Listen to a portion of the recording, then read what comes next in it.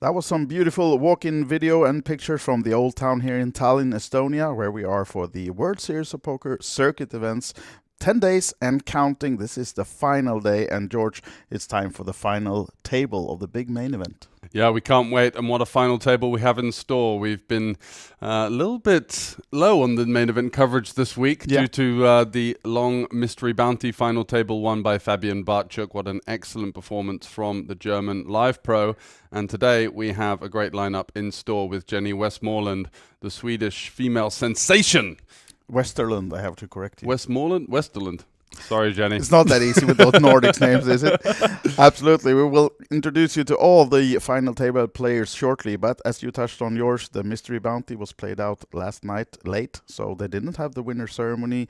We did it this morning, and we're going to bring Fabian's winner victory ceremony to you now first. Ladies and gentlemen, we have yet another ring event winner. This is World Series of Poker Circuit Tallinn 2025, and we have the winner for the €1,100 mystery bounty ring event number 10.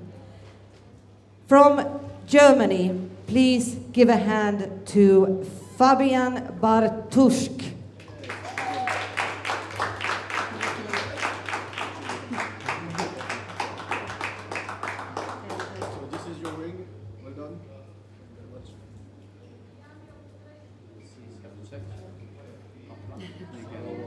Just a small one.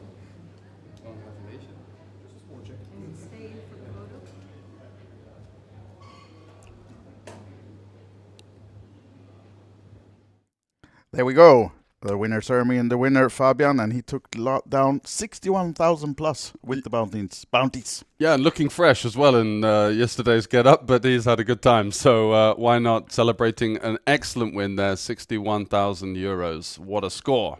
Definitely. And with that, I think it's time for us to go to the big main event final table. Let's do it.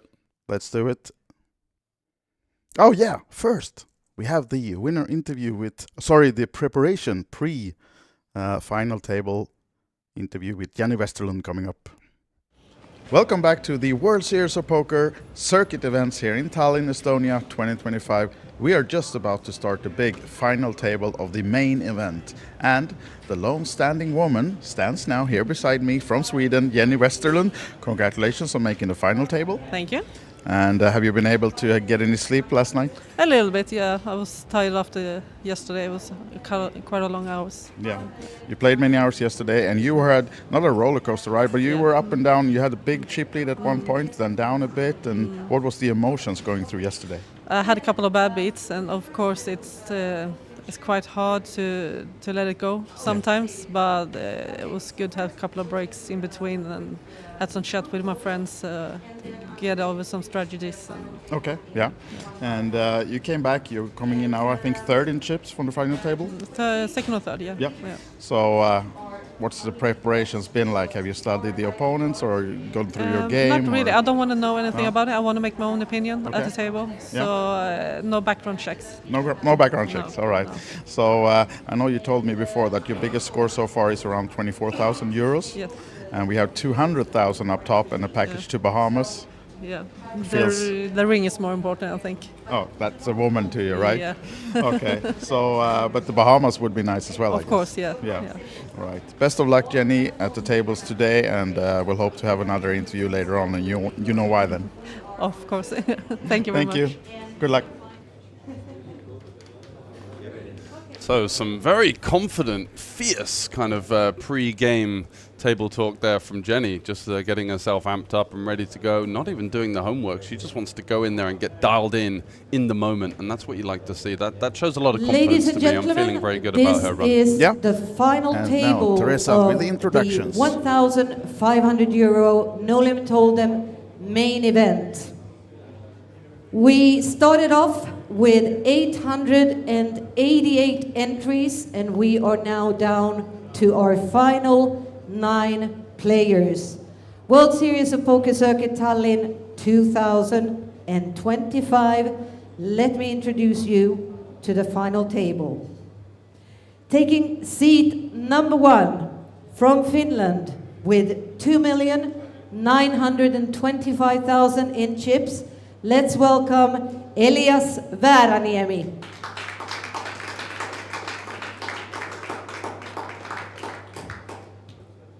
Seat 2 with 6,790,000 in chips. He's already been here at the final table once during this series, and he won that specific ring event. Now on for the next one. 6,790,000 in chips from Norway. Let's welcome David Vinaya.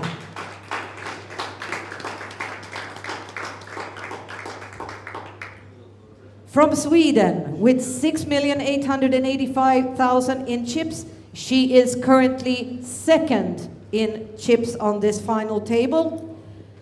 Please give a hand to Jenny Westerland.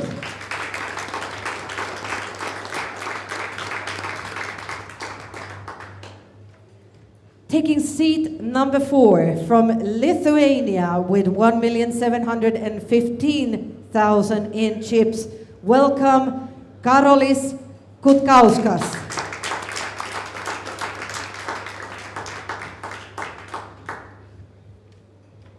Seat 5 from Poland with 4,025,000 in chips.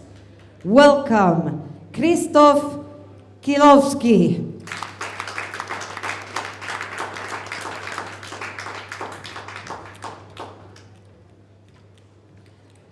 $5,855,000 in chips. From England, welcome Stephen Groom.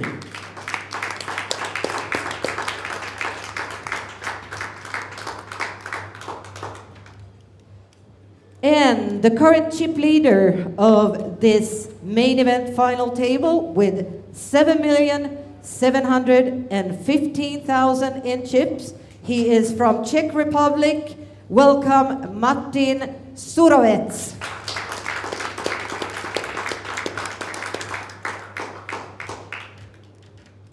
From Finland, with 2,495,000 in chips, welcome, J.P. Juhola.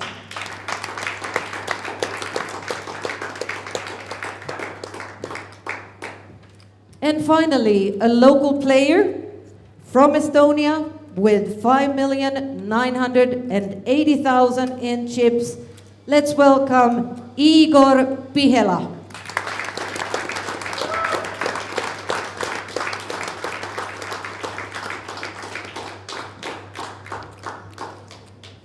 We're going to make a draw for the button, so our dealer is going to shuffle up and draw the button. Meanwhile, this is a World Series of Poker event, and I have to remind our players that no deals are allowed on the ring events. So no deals allowed on the ring events. The winner will take down over 200,000 euro, but also an added package, $5,000 US package to World Series of Poker Bahamas. And the button has been drawn on seat number 5. That's going to be Krzysztof starting off on the button. We got 13 minutes remaining on this level. 50,000, 100,000, 100,000. Players, enjoy your day, have fun, and we're going to deal out the cards. How about that entrance from Igor Behelia? Yeah. The Swagmeister General there just kind of swooning in. He just everything about that walk-on was breeding confidence. Love to see it. It was a senior walk-on And as well. then we have 3 tables remaining on the 3,000 euro no limit hold'em. We need to open up the bags. Players for the 3K, please make your way to your seats. We're going to open up the bags. Here we have another event ongoing just beside this one as well on the outer tables. The 3K coming back for day 2 and final day in that one as well. So a lot of action and high stakes poker tournament wise in these ballrooms today. No open from Jenny there with the ace-4 off, first hand with the chip lead. Yeah. Certainly a candidate, although Stephen looks like he's going to be opening blind versus blind with the 9-8 into Martin, who's got a fair few chips to his name here, 9-7 offsuit. Certainly playable versus the 3x, is dominated on this occasion. And Stephen flying your flag, George. Do you know him from before? Yeah, I've met Stephen playing live in Bratislava, Malta, yeah, a couple of the hot spots. Yeah. And both players flopping a guttable here, with Martin having the additional backdoor diamond draw. So certainly could be seeing a turn card here in some way, shape or form. Let's see what Stephen goes for here. It feels like quite a natural bet when we raise blind versus blind and flop equity, looking to fold out some king highs, some queen highs. And he does go for the big size, and I quite like the big size in this spot. His opponent is probably, he's going to have some two pairs that Stephen may or may not have. But I think Stephen still, in this situation, is going to have the much more at the top end of the range. And that's sometimes justify a large sizing. So coming out firing, and already quite awkward for Martin there with the gut shot and the backdoor flush draw. Stephen doing a nice job with the size up there. A little subtle intricacy in his style. And here we have the chip counts then coming into the final table, or corrected after that first hand. As you can see, Martin, our chip leader, Jenny and David just behind. And shortest coming into day 2, or the final table day, Karolis, 17 big blinds. Yeah, but by no means out of it. 17 bigs is still plenty of playability, especially 9-handed. The blinds, the antes, they go around so slowly, so he's going to have lots of time to find his feet on this bumper final table here. 200,000 euros up top, a prize pool of well over 1 million euros, and 888 runners for, once again, another successful week here in Tallinn in terms of numbers. We saw 14,000 up top in the Sviten, for example. That's, I believe, the first ever ring in Sviten. Yeah, it was absolutely, and the biggest ever prize pool, of course, for Sweden as well, being a 555 tournament. So, yep, huge field and a long heads up last night with Sweden before the Finnish winner was crowned. I believe his name was Jarkko. Yeah. And we have now opened the chat as well on YouTube. The Olibit Poker YouTube is our main channel, and then that chat we will keep an eye on here in the studio as well, so we can see some Groomas in the chat. Stephen Groom has some cheers already, as he now is 3-betting against the Kings of David Vinaya. So this is, for you Stephen fans, might be trouble. Of course, the 4-bet is coming already, that this early at the final table, and then Stephen will most likely, of course, understand that the quite light 3-bet with King 6 suited wasn't the best idea. Yeah, certainly as far as candidates go, some of these suited kings do find their way into aggressive nodes, especially on a final table. He doesn't cover his opponent, which is somewhat less relevant because he's just looking to fold out hands like King Queen off, King Jack off, some King 10 suiteds. And David with really only one option here. You could elect to play a conservative peel with hands like jacks, maybe queens as well, not looking to get it in for over 60 bigs. But kings is going to be one of those hands that you just have to die on the hill for, and does get the 4-bet through, which, to be honest, I don't think he's too displeased about. You know, it's a nice pickup. There would have been some alarm bells there, which would be very natural human response to think, oh dear, am I running into aces straight off the bat here? Yeah. And yeah, it sounds tight, but it is nice to get that 4-bet through.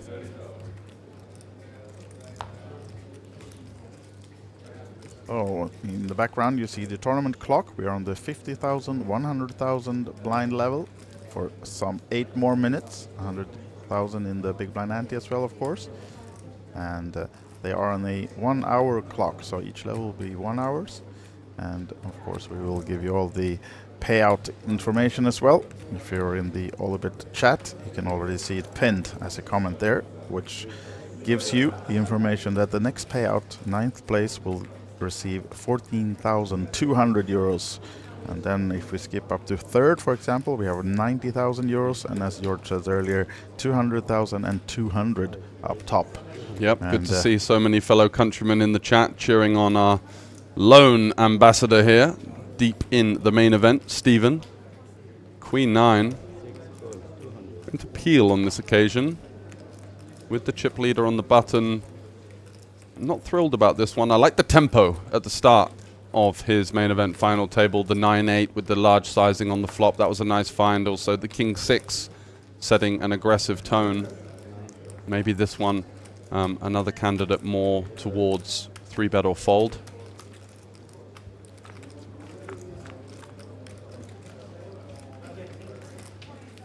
Flops 2 overs with a backdoor flush draw. Christoph out of position, but 8 deuce deuce is going to somewhat favor the opener. It's going to have all of the over pairs, of course. Stephen probably looking to play for stacks with hands like jacks plus, maybe tens, cutoff versus hijack. So Christoph going to have the advantage in that sense. And also Christoph can open a hand like ace deuce suited, 2 combos of that as well, that Stephen is not going to peel here. And So meanwhile, we getting on have through. the final table, the main event going behind me, and the 3K final 3 tables over here. And I would like to introduce you to yet another ring event winner. This is the 8-game ring event. And he's here to get his ring. 8-game ring event winner. Please give a hand to Krzysztof Budka from Poland.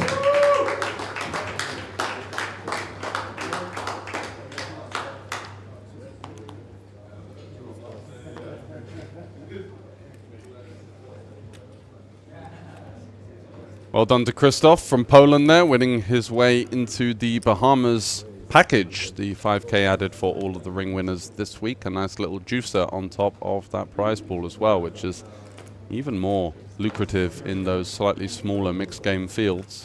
Plenty of added value for each player, which is a nice bit of rake back in live poker. You don't see that too often, so get yourself down here for the next one. This event is going from strength to strength, as you can see, with many more records being broken throughout the week. Jenny Definitely. opening up with the King 10, finding her first bit of mini momentum on this final table. Yep, she said in the interview just before, if you missed it, that she was not been studying any of the opponents really before coming into today, and that she would just play it by ear, get a feeling of the opponents and the table during the day, and yeah, felt confident, looking to have the biggest score of her career so far. Currently was 24,000 for what I think was a 4th place in the Nordic Masters some 10 years ago actually, and Okay. she's a previous dealer. Yeah, she's been on the live circuit for quite some time, right? She has, yeah. But this will still be one of her, of course, biggest spots and biggest equity sweats at this stage. Her stack is well worth into the many 5-figure range. Absolutely so. Martin folding the King Jack. Yeah, and What this could be about the first look we Igor? get Oh. at Igor Pihalia. And he has reason for it. Yeah. The fun player from Estonia. A bit of a wild card. He's really fun. He's really aggressive. He's very unpredictable. So you expect to see some fireworks from him. And as you can see already, playing it slow with the kings and getting the absolutely unideal board of ace high.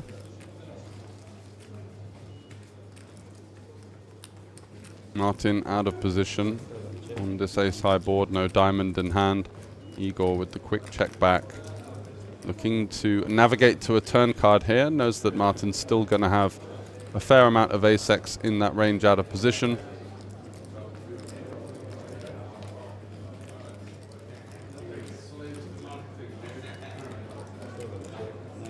And another quick check. Igor looking to navigate to the river to try and seek one street of value, which I think is a wise play in this situation. Both players relatively deep stacked. And oh, no bet on the river there. I think we definitely could have tried to at least extract some value from some potential 10x hands that arrive at the river. Hands like King 10, 10-9, Jack 10, Queens, Jacks. So Igor playing it slow on the ace-high board and not finding the 3-bet. Keep an eye on him. He's certainly a player that has a lot of moves in his arsenal. Yeah. 62 big blinds for him. And things are fairly incremental in terms of the chip counts. No real clear kind of streak for either player as of yet, as we are in the early stages.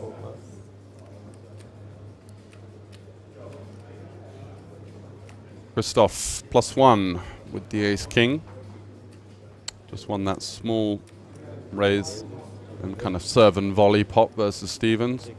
Taking it down with the c-bet, coming back into the thick of it with the big slick.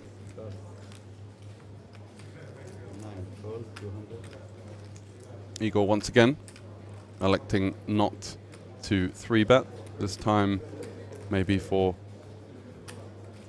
a bit of a better theoretical reason, not looking to get 43, 45 bigs in, I should say, with pocket 10s versus under the gun +1 in very heavy ICM. So this candidate's certainly more weighted towards a call. Let's see what Elias has to say about it on the button with what is likely to be a 3-bet fold.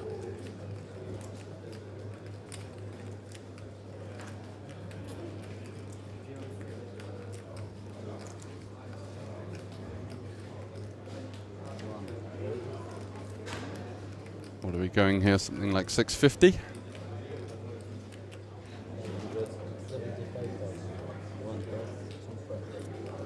$575.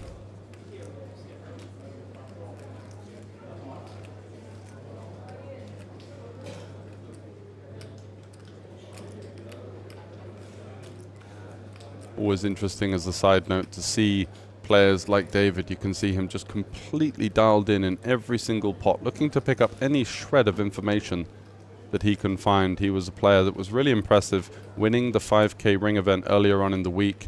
And as we did get into the later hours of that stream, the finishing time of that event was around about 5:30 a.m. local time, never showing any sign of tiredness. No, he was in that totally run. He was focused so all in the time. zone. And its opponent heads up was almost asleep. Exactly. And that gave him a huge edge. Yeah, we even unfortunately saw the opponent Ritvars folding a winning hand at one point. So oh yeah, mucking a straight on the river. Yeah, just due to fatigue, unfortunately. But yeah, David was really locked in. And as you can see, this is just the type of player you want to see that's really, he's not even involved in the pot, but still is studying every move of every player and just trying to use that in the future then when he's up against any of these players. Exactly. So many things to pick up here. The body language, the subtle deviations in the movements of the hands, the lips, the eyes. There are so many things to focus on in live poker, and David now turning his gaze over to the 3-better Elias, who is going to get out the way with the ace-queen. A little bit of a kind of, I've got ace-king, I'm just going to bomb it as a 4-bet quite sizing there. I think it kind of gives the game up a little bit. Might have preferred to see a slightly smaller sizing. I think the efficiency of the smaller sizings in that particular situation is going to be very similar if he were to have gone to, you know, even 1.2 million. But instead, you can empathize with it because he's in a big spot and he just, you know, really is kind of mostly hoping to just take it down without any battle from his opponent, and that's exactly what he achieves with the larger size.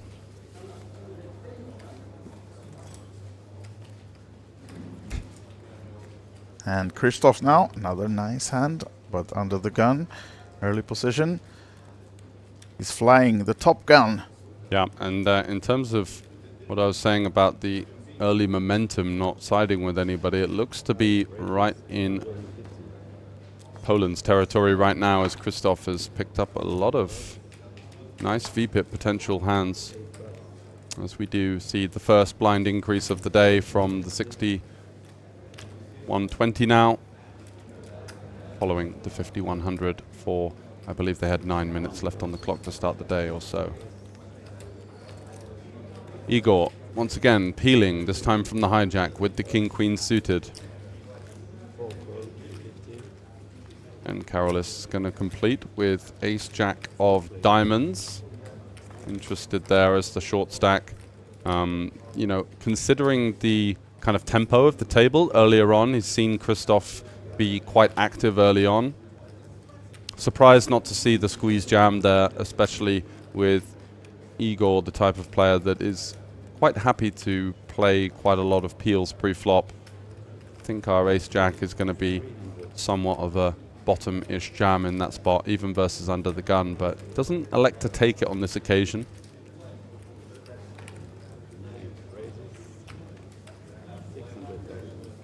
And Igor with one of these crafty little moves. Upstairs.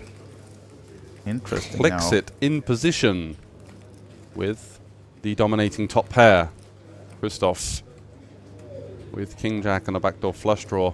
Already looking somewhat uncomfortable, and the reason why is that Igor can certainly have hands like king 10, sixes, tens in this spot. Where do the bluffs come from? Min raising with the player behind. You'd likely think it's going to be some sort of queen-jack, maybe an ace-queen offsuit. For the call. Let's see if the board gets even more spicy then. One jack only, but there's some hard. Oh, that was the only jack in the deck. Comes on the turn and gives Igor the open-ended as well, of course, but goes check, check, and look at this. Wow, straight for Igor Pihila. He gets it back on the river.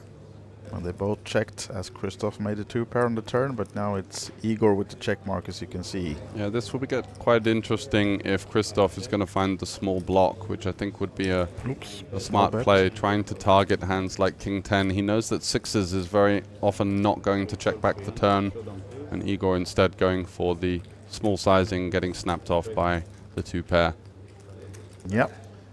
Maybe we didn't mention it, but the pink chips are 100s, the green 25k, and the blue 5k chips, just so you know. Dominations as well. And we have some information in the chat. We see our VIP, Just Fun X, asked about if there's any information about the players. Yes, he didn't recognize too many. And we have Samji saying that Groom is a professional pilot and a part-time poker player that regularly flies between the stops around the world.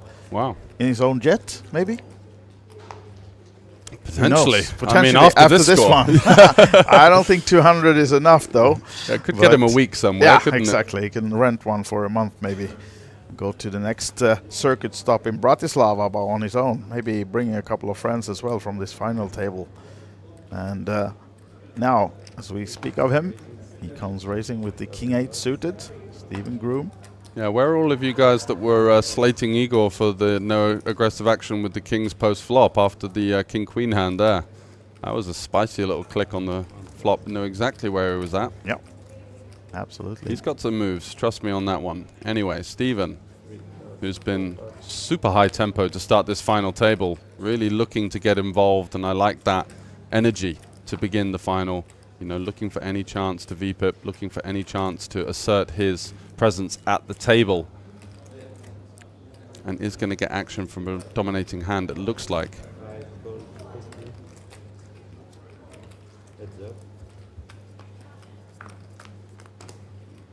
So Stephen in a great spot here, going to the flop, and a great board for him as well.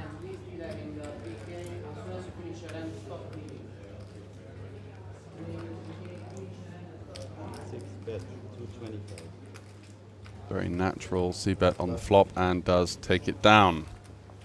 Great start for the Englishman. Yes.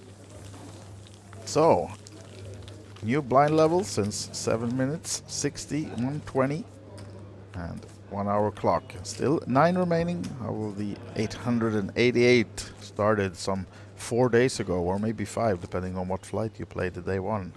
And now they're here at the final table. For most of these players, the biggest score they ever had, if they were to come away with the win today and the ring and the package to Bahamas.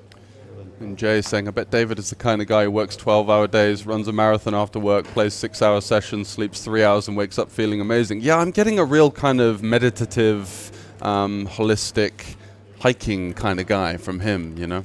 Yeah, would be funny if it was a total other way around. He hasn't been sleeping for 4 days, been to every bar in Tallinn, and he's been up in the presidential suite. Jenny not interested, of course, in the 6-4 off. Down to the blinds, then Christoph in the small.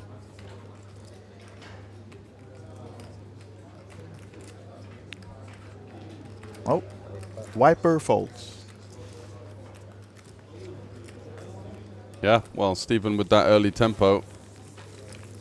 And the benefit of that sometimes is that you feel like, as the cameraman takes takes an early trip, that sometimes if you do look to play that kind of style from the beginning and you know, push the envelope a little bit, you will get a lot of respect. And obviously Queen 3, not much of a candidate, but could be the sort of hand that does find a raise first in from time to time.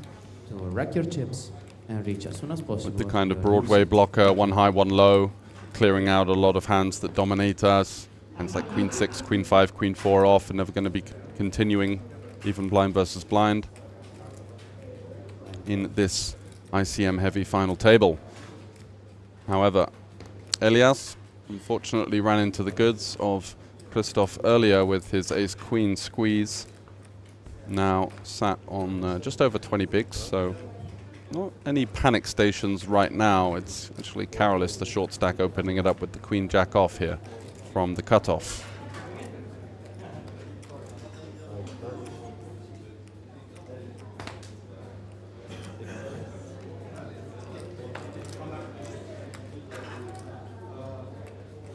And a much needed pickup for the Lithuanian short stack.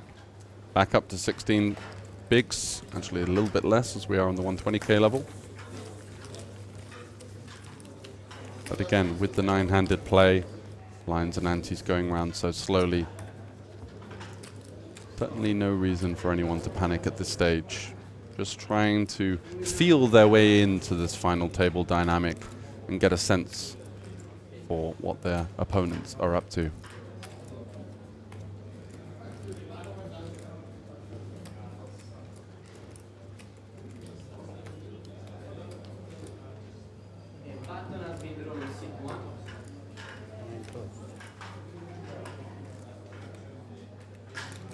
Ooh, Elias here with the pocket kings from the +1. 7 uncapped rangers remain behind, praying to see an underpair commit the 21 big blinds.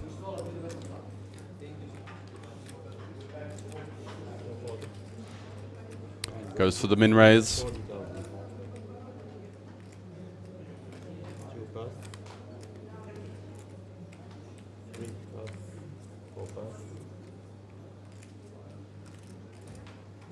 And Christoph with one of those hands that feels quite tempting to take upstairs. And if you do want to be constructing a 3-bet bluffing range, with it being 9-handed and facing +1, you're not going to see too many offsuit hands compared to suited, just in order to keep those frequencies in line. Of course, 12 combinations of offsuit hands, 4 of the suited, so he is looking to... Wow. Oh, the 1 by 1 by 1. That's a race to 500, right?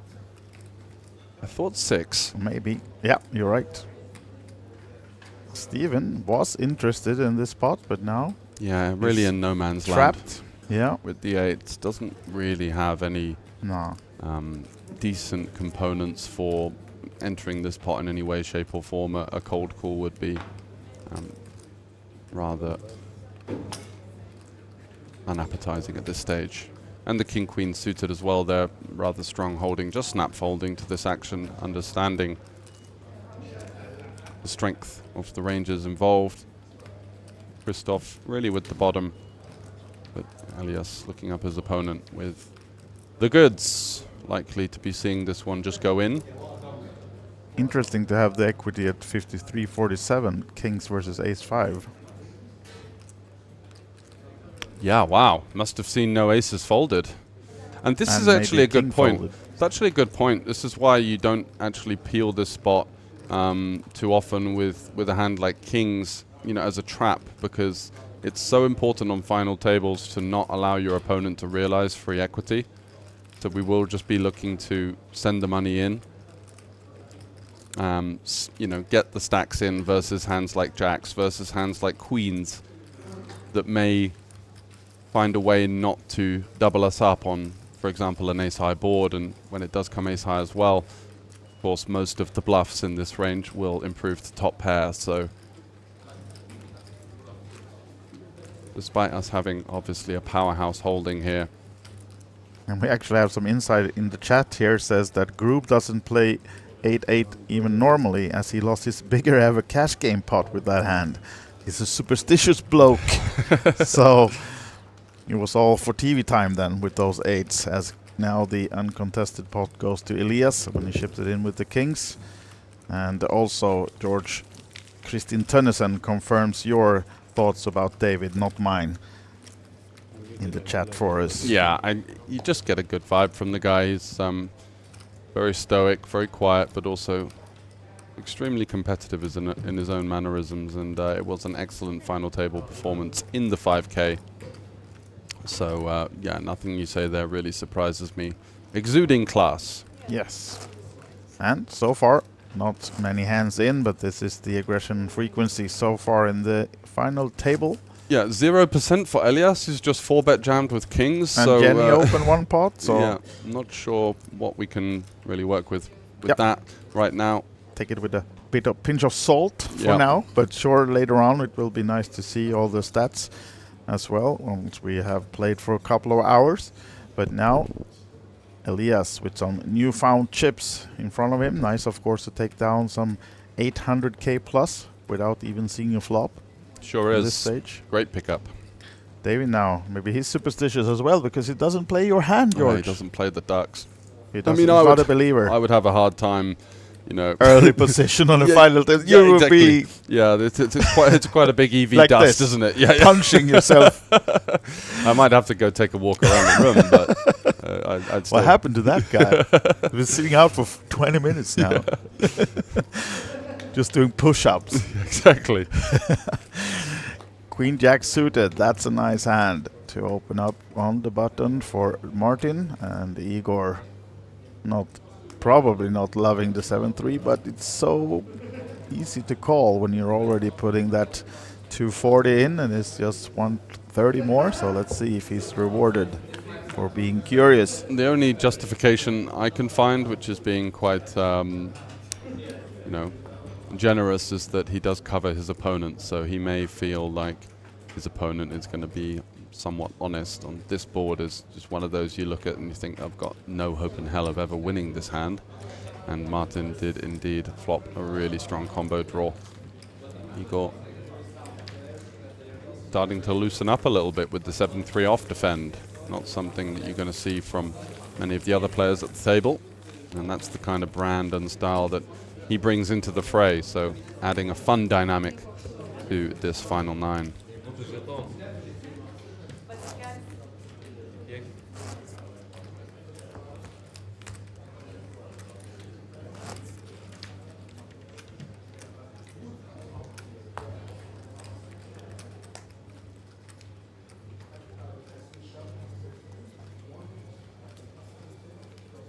Now then, on to the next one. Starting to get any feeling of the table yet, George? No, just going to say again, I like the way that Stephen has approached the early game. Yeah. It's been a nice, refreshing bit of aggression from him for the most part, looking to find reasons to enter the pot aggressively. That's never going to be something that is going to harm you, especially in this kind of cagey final 9. Lots of the other players are going to be happy to sit on the sidelines and simply observe the action. So if you're the one that's out there swinging to the hills, that can be something that does you a lot of favors.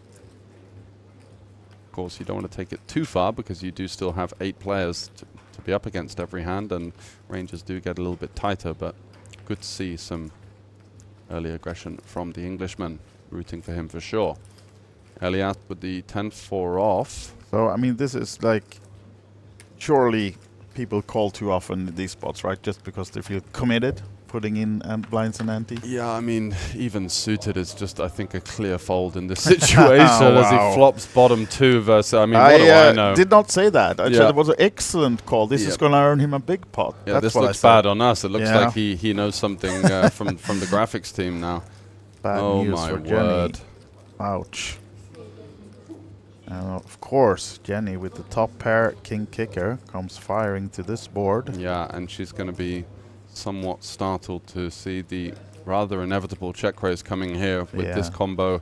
Bottom 2, looking to seek the value from hands like king, queen, ace, queen over pairs. There's also lots of hands like flush draws, gut shots, king, jack to seek value from. So really no reason to play this one slow with his particular stack size.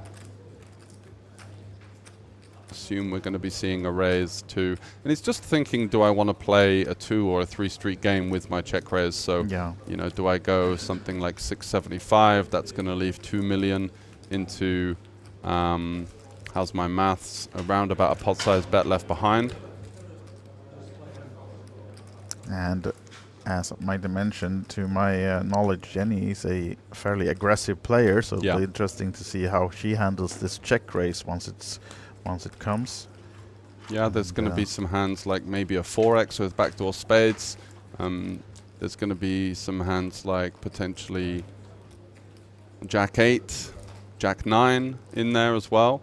So I don't think Jenny's going to be overly concerned, as they are playing about just over 20 big blinds effective, but it is still going to be somewhat startling for her. Let's see what sizing he goes for here. 625, is it?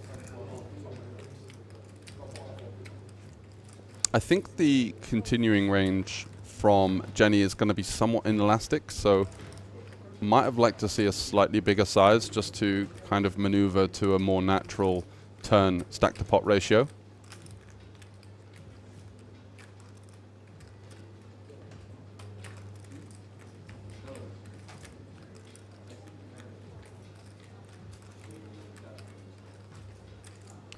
And maybe some alarm bells ringing from Jenny, thinking about hands like potentially pocket 4s. She blocks a hand like queen 4 suited. Still 2 combinations of that. Queen 10 off is going to be in there.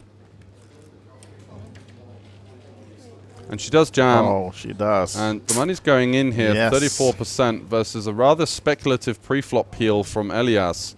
And flopping bottom 2 versus top pair. Jenny, seeing the bad news. Oh, he's got queen 10, so the graphics were wrong. Okay. Oh, that makes way more sense. Wow, all right.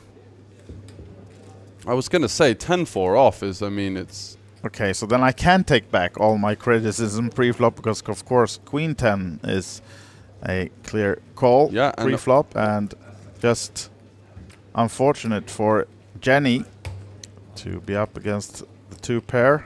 With the king queen, and it's a double up for Elias with the queen 10, not the 10-4.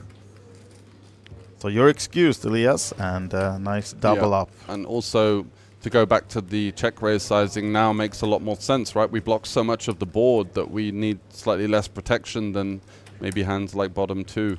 So if you were to choose multiple sizings there, queen 10 would be the one that favors the smaller size.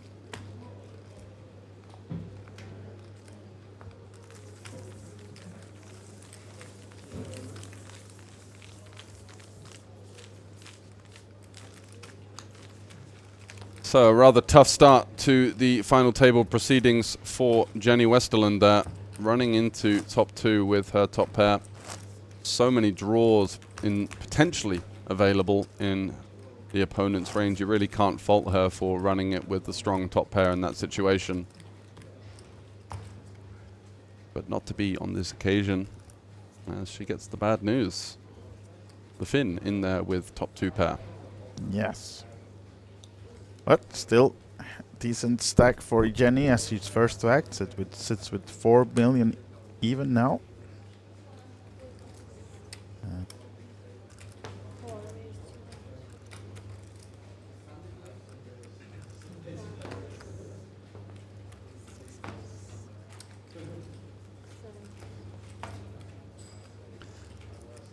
So, jacks now for Karolis and aces for Jari-Pekka. Wow, and you can see this is two of the smaller stacks on the table. So this is troublesome for Karolis once the 3-bet comes, of course, from Jari-Pekka now. Seems like a rather small one, right?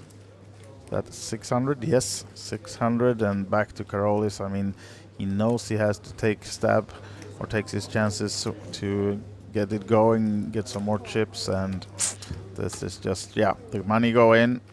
There's nothing you can do in this spot for them with the stack sizes that they both have, and we have a risk of the first elimination on the final table. We are down to the final 9 in the main event, and we have jacks at risk. And no jack by, oh, even an ace comes as the last card, so just runner outs now for Karolis, and he's dead on the turn. Unfortunately, Karolis will be our 9th place finisher then, as the aces hold up. And we are down to 8 players in the main event. We have our first elimination, and Karolis will take down 14,000 euro plus for his efforts. Still a nice score, of course, in this 1,500 euro buy-in, but we lose our first player at the final table.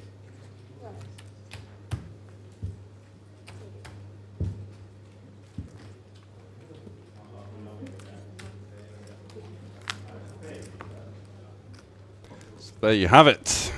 The Lithuanian does come in short and was hoping to maybe make a few pay jumps and at least proceed somewhat in the tournament, but it's the bad news that running into the Rockets. Yes.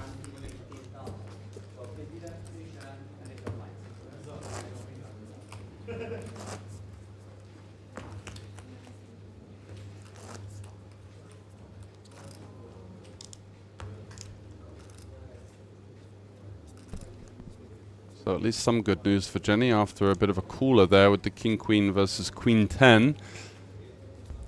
Does get her first pay jump and inching ever closer to her career biggest score, which I believe you said was 25,000 in the yeah, 24,000 euros-ish. Yeah, in the pre-FT interview. That was some 10 years ago, but she's played a lot since and has many minor scores, but no bigger than that one. She goes around playing those, you know, all these 300, 200 euros. There are all over Europe now, and travels a lot playing poker, and I think also her partner comes along, mostly playing cash games though. And I was told off mic with Jenny that he sits downstairs, but he's too shaky to play cash games today, so he's just going to watch the stream downstairs in the casino, because he's not allowed to be by the table to make her nervous. Okay, fair enough. So, yeah. Oh, I so thought you meant not allowed as in some WSOP ruling I didn't know of. Yeah, no, more just like get out of my face. No, yeah, it's more like that kind of. Yeah. Fair enough. Yeah. So now then, David comes to 325. Yeah. Hefty raise. Very interested. From the small against Jenny in the big blind, and this is an interesting spot, just losing a big pot, Jenny. Yeah, very interested to see how she navigates this one. She knows, of course, that David is one of the better player at the table. I think she's aware he was a 5K winner, and he knows he's capable of doing this blind versus blind with pretty much anything. Yeah, and I like to see the 3-bet non-all-in here, going for the 3-bet call, giving the opportunity for hands like ace-5, ace-4 suited, also some potentially lower pairs to jam that may, would of course fold versus the 30 big blind all-in, so.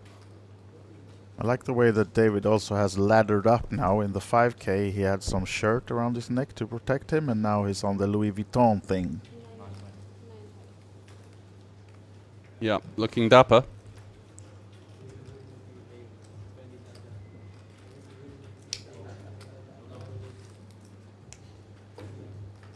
Are we going to see a continue from David here?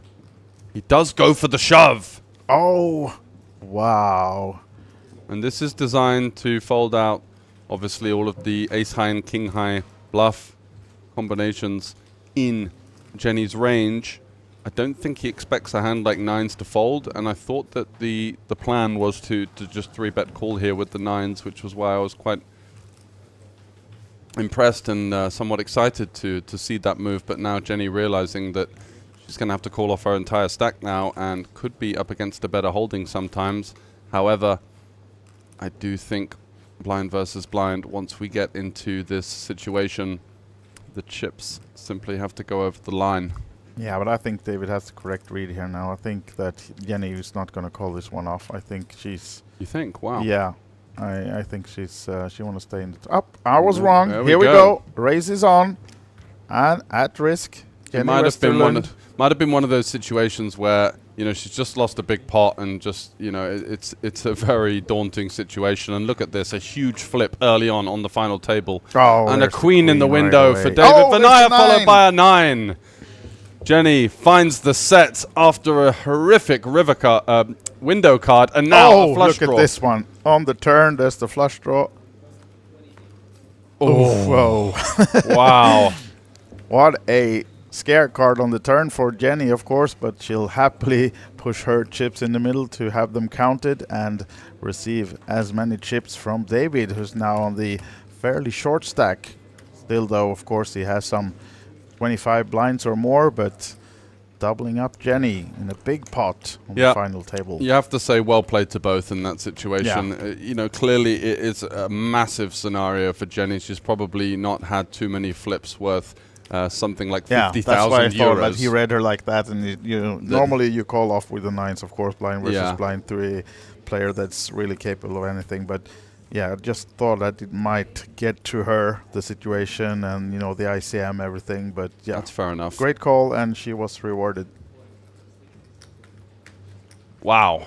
What a roller coaster of a hand. Queen in the window, followed by the 9, followed by the turned flush draw for Vanaya, the winner of the 5K ring. And I'm sure that was making Jenny rather sick to her stomach there, having to sweat the fade of the heart, although... You know, seeing the 9 following the queen, just a roller coaster of emotions over the space of what was 20 seconds. And she also gets rewarded with the current chip lead, 7.9 millions now for Jenny, and David actually in the bottom, but still 27 bigs, so no stress for him. And being one of the better players at the table, I think, at least most experienced, I don't think he will get too stressed about that one. Just keep working. Yeah, and I think it is a well-played hand. I think Jenny's going to be the sort of player that's very much capable of finding some of these offsuit ace and king X type hands there.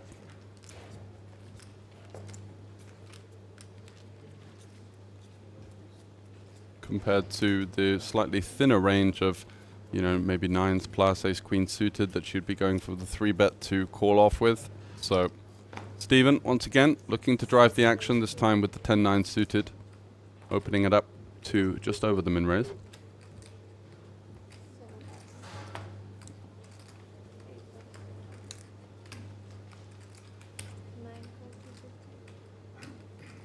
Igor continuing his peel happy style with the ace queen.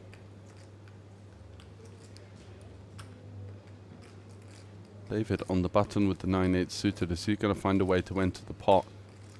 This hand is going to be somewhat dominated multi-way, flopping sometimes some of the slightly worse ends of straight draws, but he feels compelled to come along on the button. Jenny happily folds, just sits back, take a breather after that one. I think she wouldn't quite... she didn't want to see a hand there, I think. Yeah, just basking in the glory of that, that 9 following the queen there. What a roller coaster. And now Christoph in the big blind with King Jack suited for 25 big blinds.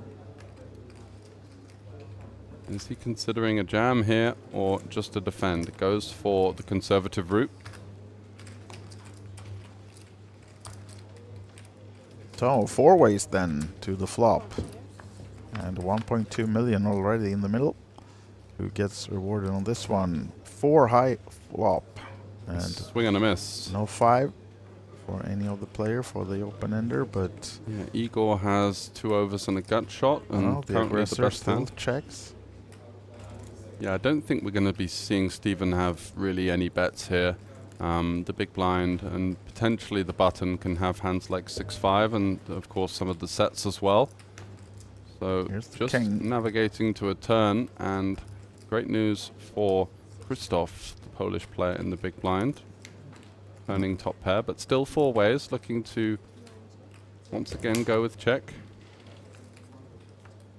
And a 4 on the river seems a safe card,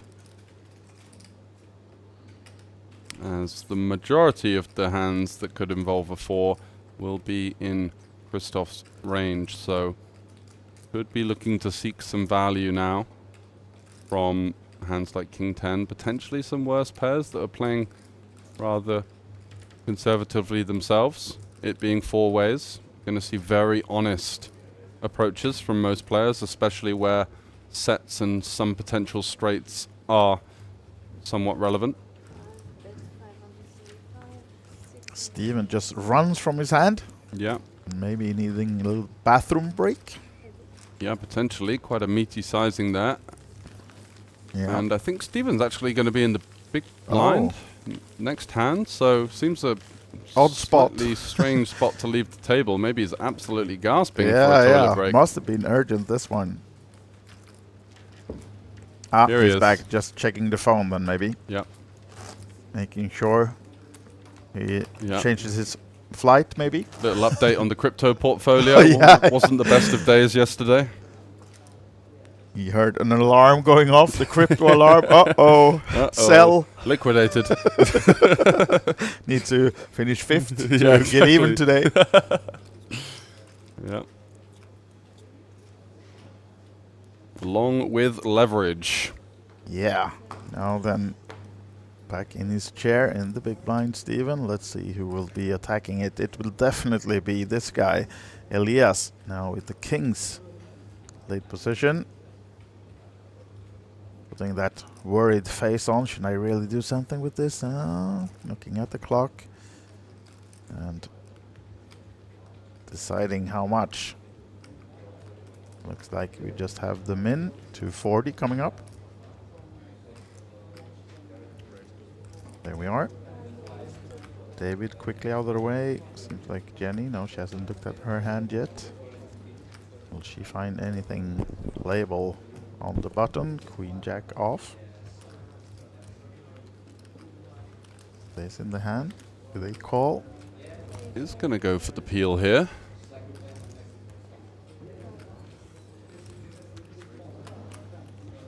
Wow. Kings versus kings. Look at this. As Sam wrote in the chat, Steven was checking the price of jet fuel for his trip home. And now there's some jet fuel on the table as well, as these two, of course, will get tangling. And Jenny will get out of the way, because this is fireworks now when Steven first comes with the 3-bet to some 600-700, was it? Yeah, is there any way that Oh, this doesn't go in big one, pre-flop? 1.2. Let's go for the 5x 3-bet here. Yeah, I Yes, mean, just there's no double way. checking. I've got number 2. Yeah. Interesting to see how he navigates versus this meaty squeeze from the big blind.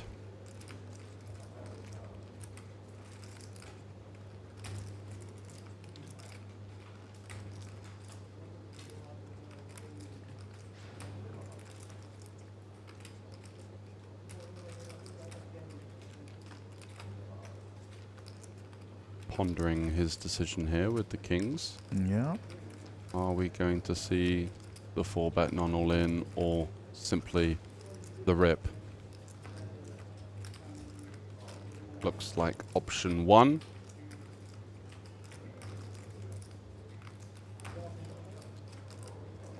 I think number 2. I think it's just Option going to 2. jam. I think, yeah. Try and get the money in versus the queens versus the jacks. Not look to play potentially a post-flop situation where he might not be able to get the money. And Here he we does go. go for the shove. Jenny folds quickly, of course, and the call is there. And he sees one king and the other one. Oh, we have the same hand. Turn over one each. So, okay, there's the ace coming with that. No, you had another one you as well. And now, are we going to see any The sweat. fireworks here? Is there going to be any flush draws flush available? draws? It should be. Spade in the window, Oh, and two another of them. spade. So the Are we free getting roll another one for Steven? for the Englishman. Could there be a spade on the turn No. here? Not to be on this occasion. You sadists in the chat, unfortunately, you're going to have to wait for another one for some cruel bad beat fireworks. Not to be on this occasion. They're just going to chop it up. Yes. Some extra from Jenny in there, so a little bit to gain from both of them, but split pot. You can think it's sweet and special being played here now. David in the bottom still with 3 million, and Jenny 7.6. And we are about an hour into day 4, the final table in the main event, and World Series of Poker circuit events in Tallinn. Final day as well. We have some other tournaments ongoing. There's a day 2 in the 3K. Yep, just having a look at the chip counts now. I Yep. don't think we've got updated chip counts because I know my boy Max Sanders is absolutely cooking. But we do have 10 left. An early double up for Munir Taiju, who's recently been running deep in the main event. He told us about some of his rather generous charitable efforts he did, in that he gave 5% to a fellow table mate of his entire score for his daughter's unfortunate passing away via cancer. So that was straight to her foundation, and was telling us about that one yesterday, and some of the humanitarian efforts. So just going to show that he is a rather well-rounded human. Absolutely. And 6s quickly folded. And Jari-Pekka open under the gun. And another pair of 6s. I think we saw a pair already folded. Not 100% sure, but Christoph at least looks interested to play him from the button. Yeah, versus under the gun, there is a likelihood that you're not going to see too many squeezes from the blinds. It does become somewhat tempting to peel the 6s here. Maybe we'd get rid of the deuces, the 3s, the 4s. Gonna have to draw the line somewhere. And I think a queen and a king folded as well, so let's see if Jari-Pekka still can find a way to take over the lead in the hand. Does There not, is a but it's oh no. diamond board. Thought that was a 6. It's the upside down one, but he does Yeah. have an open-ended straight flush draw at the very least.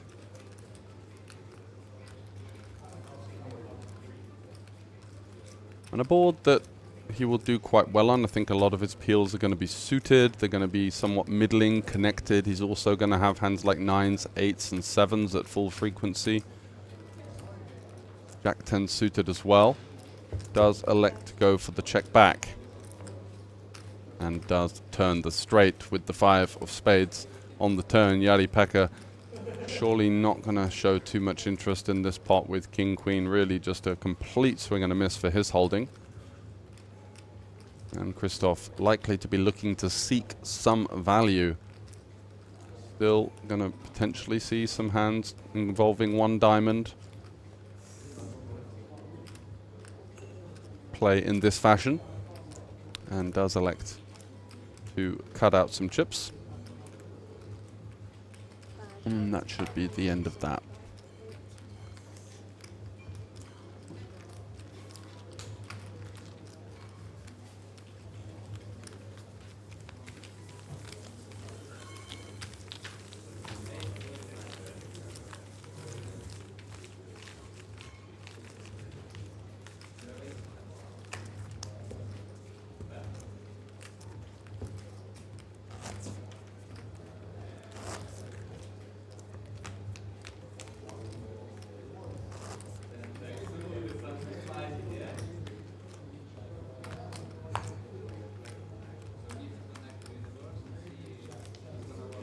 On to the next hand then. With seat number 9 under the gun. Igor Pihila Sr. Both him and his son with the same name then, of course. Junior have been playing a lot of the events here during the week, and now then Senior proves that he's still the best of them, making the final table of the big main event. Yeah, nothing like a bit of family rivalry. Yeah, exactly right. And Christoph with a nice hand, of course, in the cutoff position. The ace-jack of diamonds. I would know all about that. My brother's been on quite the tear on the UK scene. Just starting his first year of transitioning into full-time poker. So shout out to Harry. Good job. Had some nice scores on the UK scene. One to watch over the next couple of years. So you're not even the best in the family, that's what No, you're I saying. got second place at the dinner table now. Do you even have a seat? Yeah, exactly. I know. Seat open? No, not for you, not sir. for you. What's your biggest score? Show us your mob. No, son, you're in the kitchen with the cats. Yeah. You're not the only one that's been giving me a lot of jib about it, so I'm well equipped for the job. Okay. I get it. Nothing like a bit of family. Exactly. Brotherly love. Yeah.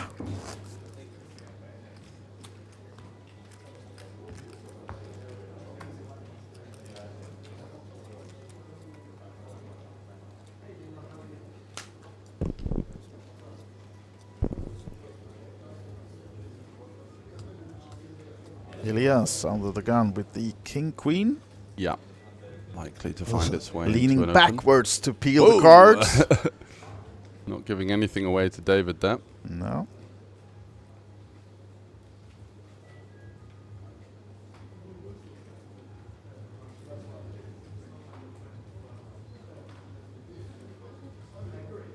And the eagle-eyed players at the table, you know, just picking up maybe something there. Looking over to see the stack of the big blind. Would we necessarily do that with a super strong holding? That remains to be seen. However, David finding the jacks. Yeah, let's see if he picked up on that little tell you just told. Yeah, I do think regardless it will be a hand that is quite likely to go for a 3-bet call. Yeah.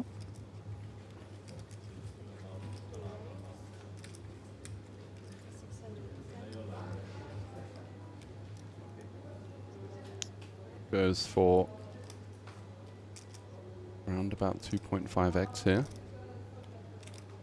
Jenny with the 3s not really going to be able to justify any kind of continue. Does wisely get out the way. Over to Stephen.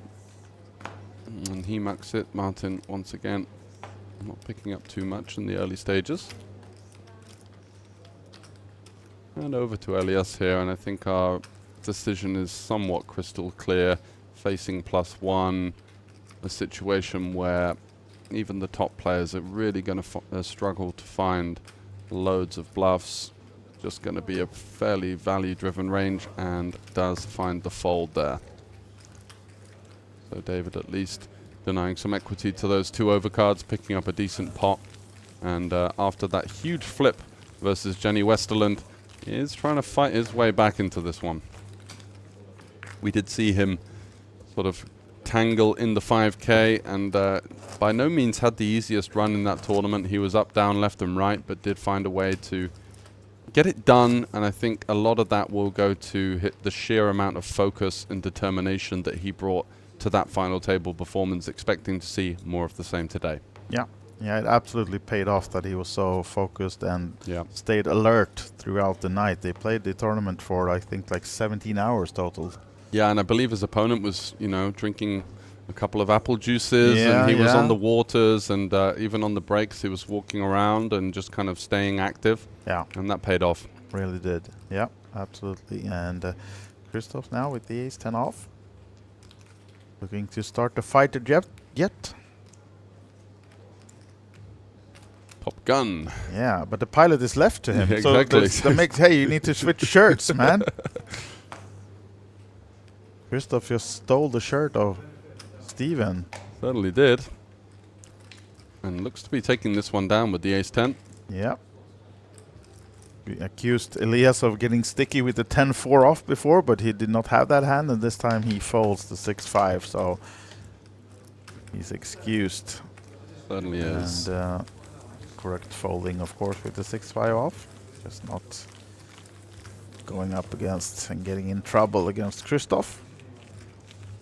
So we are down to a final table in the 3K, and I can give you the lineup right now. It's Tommy Lankinen from Finland, Anton Markachev, Diego Aquilo from Italy, Max Sanders from England, Juho Suttari from Finland, Enrique Martinez from Spain, Alexander Shilko, the well-known Belarusian pro, Munir Taju, the very loud and eccentric Swedish player, and Totti Aruso from Finland is going to be the final 9. Those guys have locked up a score of 7,500 euros, playing for 80.5k plus. I was about to say, how many names are going to get in that final table? But are you doing 9 max then? Fairly sure, right? Okay. Because I still have them on 2 tables here. Oh. Surprised to see a okay, 3K maybe I'm jumping the gun. I've got a little sweat, maybe. and I was getting overexcited. Yes. We'll have to check that out in the break that comes up in this main event in 12 minutes or so. And we'll have to go outside of this little box and see what's happening. See in the 3K. lie of the land out of our media dungeon. Give your boy Max a little shout, maybe. Absolutely. Even roommates, are you? Yes. Yes. Yeah, and did he get a good night's sleep? Did you wake him up with breakfast in the bed? He's chatting the whole time. Yeah, he's that guy. Yeah, you told me before. The chatter. Yeah, he is a real chatter. Even at night, I know he's daytime, but no. But we went to the gym this morning, had a bit of sauna and stuff, and you know, I just let him kind of flow, you know, because I know that he had a lot of excited, nervous energy, and I was very much the listener and not the instigator in that conversation. Did he blog the walk-in today as well from the hotel? I think so. He's getting into his Twitch escapades. Yeah, nice. As we go to the river now. Ooh, 2 pair for Igor, peeling a rather speculative ace-6 offsuit pre-flop. And a piece for both the other opponents, so this might be interesting. Yeah, might Stephen be some more. With second pair. David now should feel fairly comfortable about his top pair, likely to find a small sizing here, looking to target exactly hands like Stevens, the king queens, the king jacks, the king tens, the king nines, the king 8 suiteds. Well, and this is interesting now. Just a quick. Oh, it comes upstairs. Yeah, very quick raise as well. Yeah, to a million even. Just clicking. David's 460 and the call from Steven. Nice pot for Igor now. Now troublesome for David, of course. Yeah, let's see what he arrives at here. I mean, Igor is really representing a very narrow range. Hands like you don't really expect him to have ace-6 off, which really lessens the combinations, but maybe 8-7 suited could be in there, and both players snap folding, not falling for Igor's tricks. Who is now our new chip leader, Igor Pihila. Certainly is. Confirmation here. 68 big blinds. And yeah, just the only Estonian left in the field. Just a question of the timing there. I mean, it was such a quick raise where it's gone bet call on a check down line. It's very, very underbluffed. Both players identifying that and not paying any extra big blinds in that one. And in what way do you think he could have gotten more? Maybe taking his time a little bit, maybe a slightly larger sizing where he could at least have the illusion of having some bluffs in that spot. Maybe he could find a hand like 9-8 that blocks the 8-7, for example. So yeah, it was almost like he screamed 8-7. Yeah, it seemed like 8-7 suited, didn't it? And I think that, you know, when both players have no interaction with that hand and for combinations of it that could arrive in the river in that fashion, it was somewhat of a trivial fold for both in the end.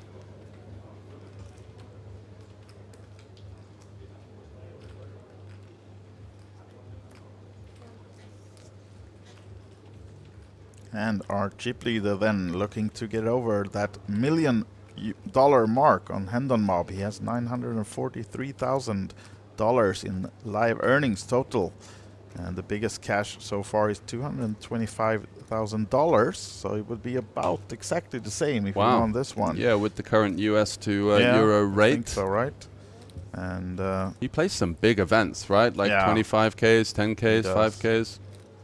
and I think he's an entrepreneur, businessman from Estonia that's been around for a long time in the poker scene. Yeah, they're not short of a few quid in that family by the looks of it. Maybe not.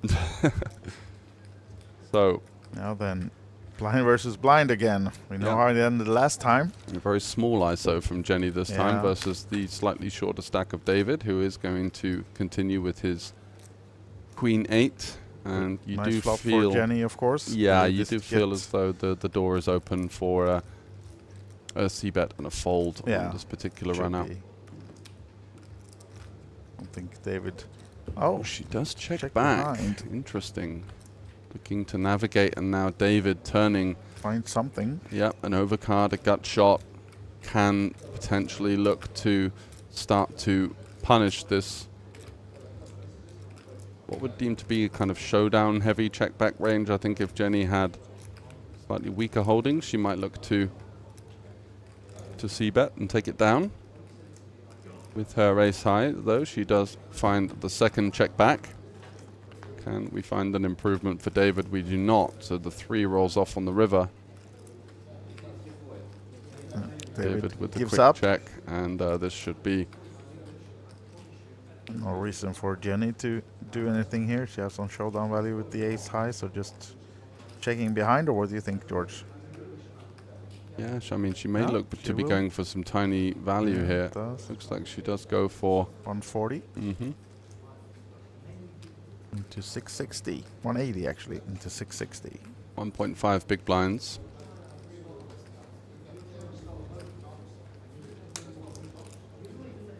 David with the look over, trying to figure out exactly what she's representing here. Likely strong ace highs.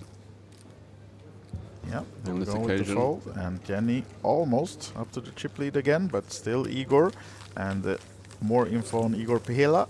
We can see him having cashes back from 2010 something, and the biggest win he has is from the 2,000 euro summer showdown here in Tallinn 2018, when he took down the event for 18,000 euros, but the biggest score then was the second place in the 2024 second chance on EPT Tour in Barcelona, where he won 200,000 euros.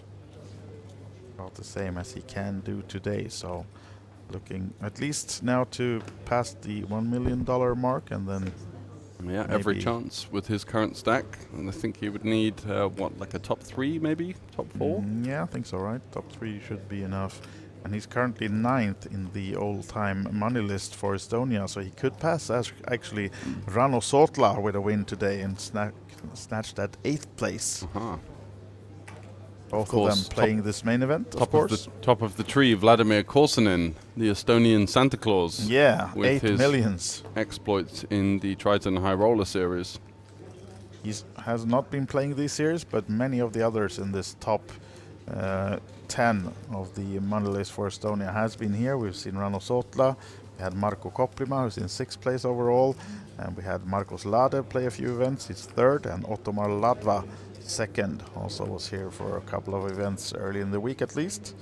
And talking about the family affair, Igor Pihila Jr. is 13th in this money list, so trailing his father with a couple of $100,000.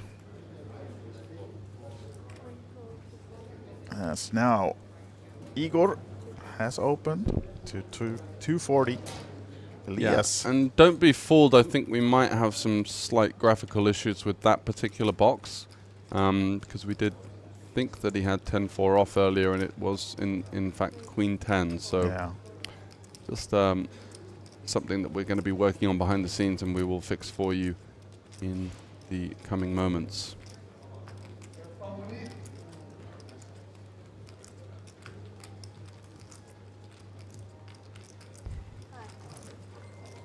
And Christos comes along, so 4 ways to the flop. As we then probably does not have Jack 3, most likely for Elias, would You'd be hope so. surprising. Yeah, because then he needs some water, I think. Yeah, and look at this. Sun- Christoph top 2 and Igor top and bottom here. So 2 pair versus 2 pair. This could be a huge pot Igor finds a check. Wow, both of them checked. Wow. So, Elias does not have anything with the board. I was maybe thinking he had Queen Jack instead, and he would get this party going. And Jenny, lucky for her, she gets out of her way because now there will be fireworks on the turn at least. They will not check both of these guys with the 2 pairs. And then we'll see what hand Elias actually has if he gets involved. But this might go bet and raise, I assume. As Christoph gets the party started with some 600, that's 750 maybe. Yeah, rather meaty sizing here. And are we going to see the 1.1? patented snap min raise from Yeah, Behalia? it's already there maybe. Yeah. No, this time he takes a bit of time at least.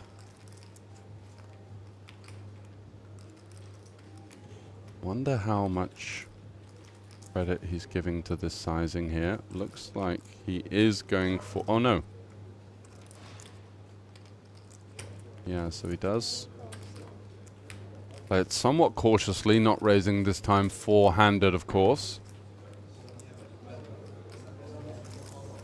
And Elias is out of her way. Igor just calling yes. And Jenny, of course, snap folds as we go to the river with 2.6 million in the middle. Yeah. Christoph with the check mark, so no 5s available by the looks of it for Behalia. And the 6 counterfeiting the 2 pair of Igor, just Might playing save him a bit. King. Yeah, it might save him. I'm interested if he's still considering paying off a river bet here. There are so many missed draws available to Christoph. All kinds of different straight draws, hands like Queen 9, Jack 9, 7-8, 9-8, 9-7 on the more ambitious side. Of course, missed flush draws that Igor unblocks, having clubs in his holding.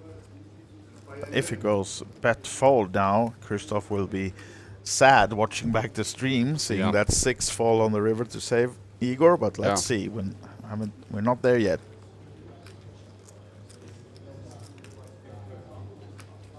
And that's 2 million. Shaving off something. That's 1.5, 1.3, 1.4, 1.4 seems to be the bet. Into 2.6. So just north of half pot. Let's see whether the Estonian legend can sniff this one out and figure out that potentially he could somehow be behind in this pot, although he is just playing kings with the 10 kicker right now, so he does even lose to a hand like King Queen that may take this line and does fold. Igor Behalia losing the absolute minimum there. As we do go to the 20-minute break. So thanks to you guys for tuning in. Only 1 elimination so far. 8 left from the 888 field in the main event. All right, so let's go to a break then. Yep, and we'll see you We'll be back soon. with all the action all day long for the main event final table. See you soon.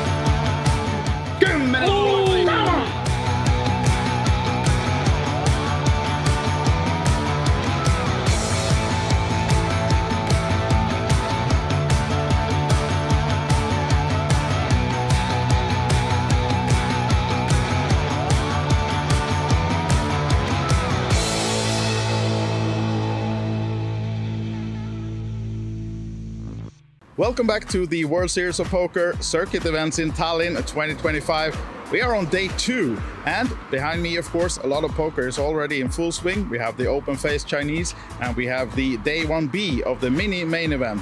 But I thought I would show you a little bit what else you can do besides play poker. Let's see what's offered in the Hilton Hotel. Right to the left of the entrance, when you come out, you have the Olibet food truck with burgers, tacos, and fries, whatnot. And you know, hardest part of this work, sometimes you just have to try things as well. So, okay guys, let's see. Could we have some tacos, please? Yeah. Oh, it's really quick too. Can't promise you that they will be this quick all the time, but surely you can get a nice food, a meal out here in your breaks. So make sure to check out the Olibet food wagon outside. Now then, once eaten, when you enter the Hilton, to your left you find the merchandise stand. Here you can find some nice t-shirts, caps, hats, sunglasses even, might be needed in this weather. We have one of the nice caps here, and we'll show you a bit more about what could be found here. And as you're heading upstairs to go to the big tournament ballroom, of course, you'll be using the stairs, not the elevators. And in these stairs, you'll find the ring winners from 2023 and 2024. All their names are on these steps. And once you've done those steps, you'll be upstairs in the lobby outside the ballrooms where the tournaments are played. And the first thing you will see is the cashier. Here you can register for all of the tournaments for the week. Now then, in the big ballroom, this is the main tournament area, and this room can fit over 300 players. This is where you'll be playing most of your tournaments before you might end up at the final table, might even be at the live TV table. So here we are now with that TV table in the background. This is where you want to end up, of course, and there will be live streams coming to you from Tuesday. So stay tuned to our socials, do not miss out on that, and of course watch all our streams, all our updates. Thank you for watching this walk around video, and I hope to see you soon. Joined now by Jason Glatzer, as you all know by now, the CEO of Poker.pro. And Jason, tell us, what is Poker.pro doing during these events? Well, we're here to cover the event. We had a lot of pre-event coverage, but we're going to have a live blog starting tomorrow on Poker.pro. There'll be daily articles that will also be imported over to alibetevents.com, so check them out as well because they have the schedule and everything else. We have our hosts coming later in the week, so expect a lot of social media fun as well throughout the week. And maybe you'll see me at the table. I mean, it is the first ever Sweet and Special Ring event later in the week. That is my main event. I have to be free, I have to try to play, and I have to try to win my first gold ring as well. But you have some scores recently, haven't you? Some results. The rumor has it I've won a trophy or two, maybe 3, 4, 5, but you know, it's not about me, it's about all these amazing players. I'll take the microphone away from him and we just stop it there. Poker.pro, there's where you find all the action. Christopher will be writing, Jason will be in the background, and I'm sure you can trust Glenn Brown when he arrives in a few days to give you some real nice content too. Jason? Yes. And we have 810 and Maureen coming as well, playing the ladies ring event, so that should be quite interesting as well. But yeah, we have a group of 5 coming in total. Perfect. Stay tuned. Hi guys, coming back to the WSOP Circuit Events in Tallinn, now joined by Norwegian, always happy superstar Dria Karlsson. Welcome to Tallinn, first of all. Thank you so much.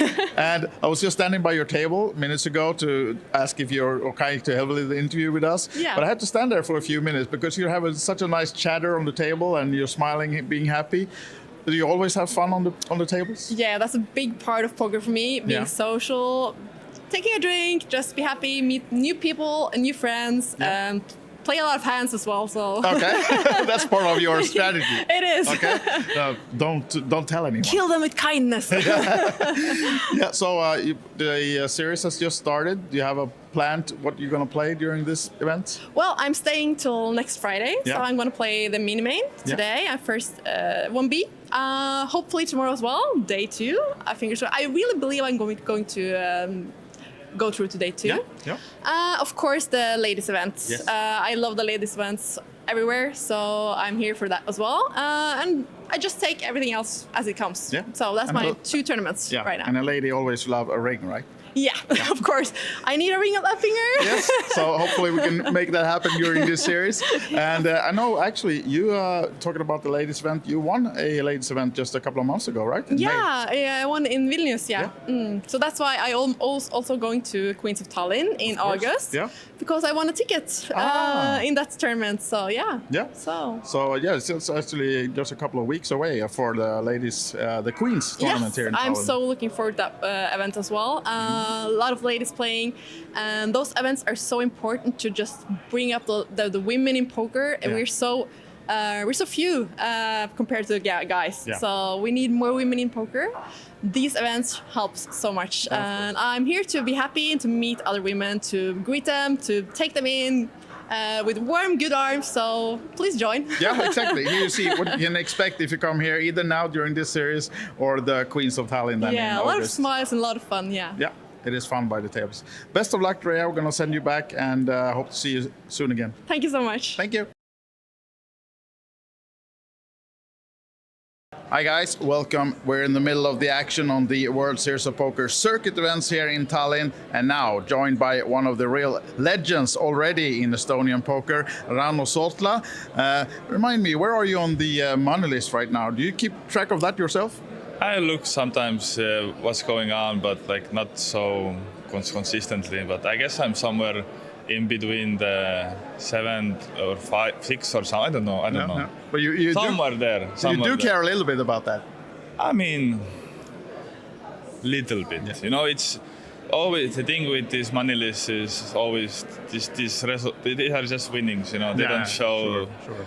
So it's the one who's played more, the one who's played higher, bigger buy-ins. You know, the one who's been longer in the game will always be up there. You know, so. It's a fun thing to like be in tune with, but I'm not like obsessing about it. No, okay. Yeah. But now you're just coming back from, was it a full month in Vegas? Yeah, I was 1 month in Vegas. Next time I will do max 2 weeks. Okay. It's a little bit too long to be in Vegas for me. I just don't like the weather and the place too much, but the games are good, you know. Yeah. Did you most do tournaments or cash games? I mostly mainly play cash.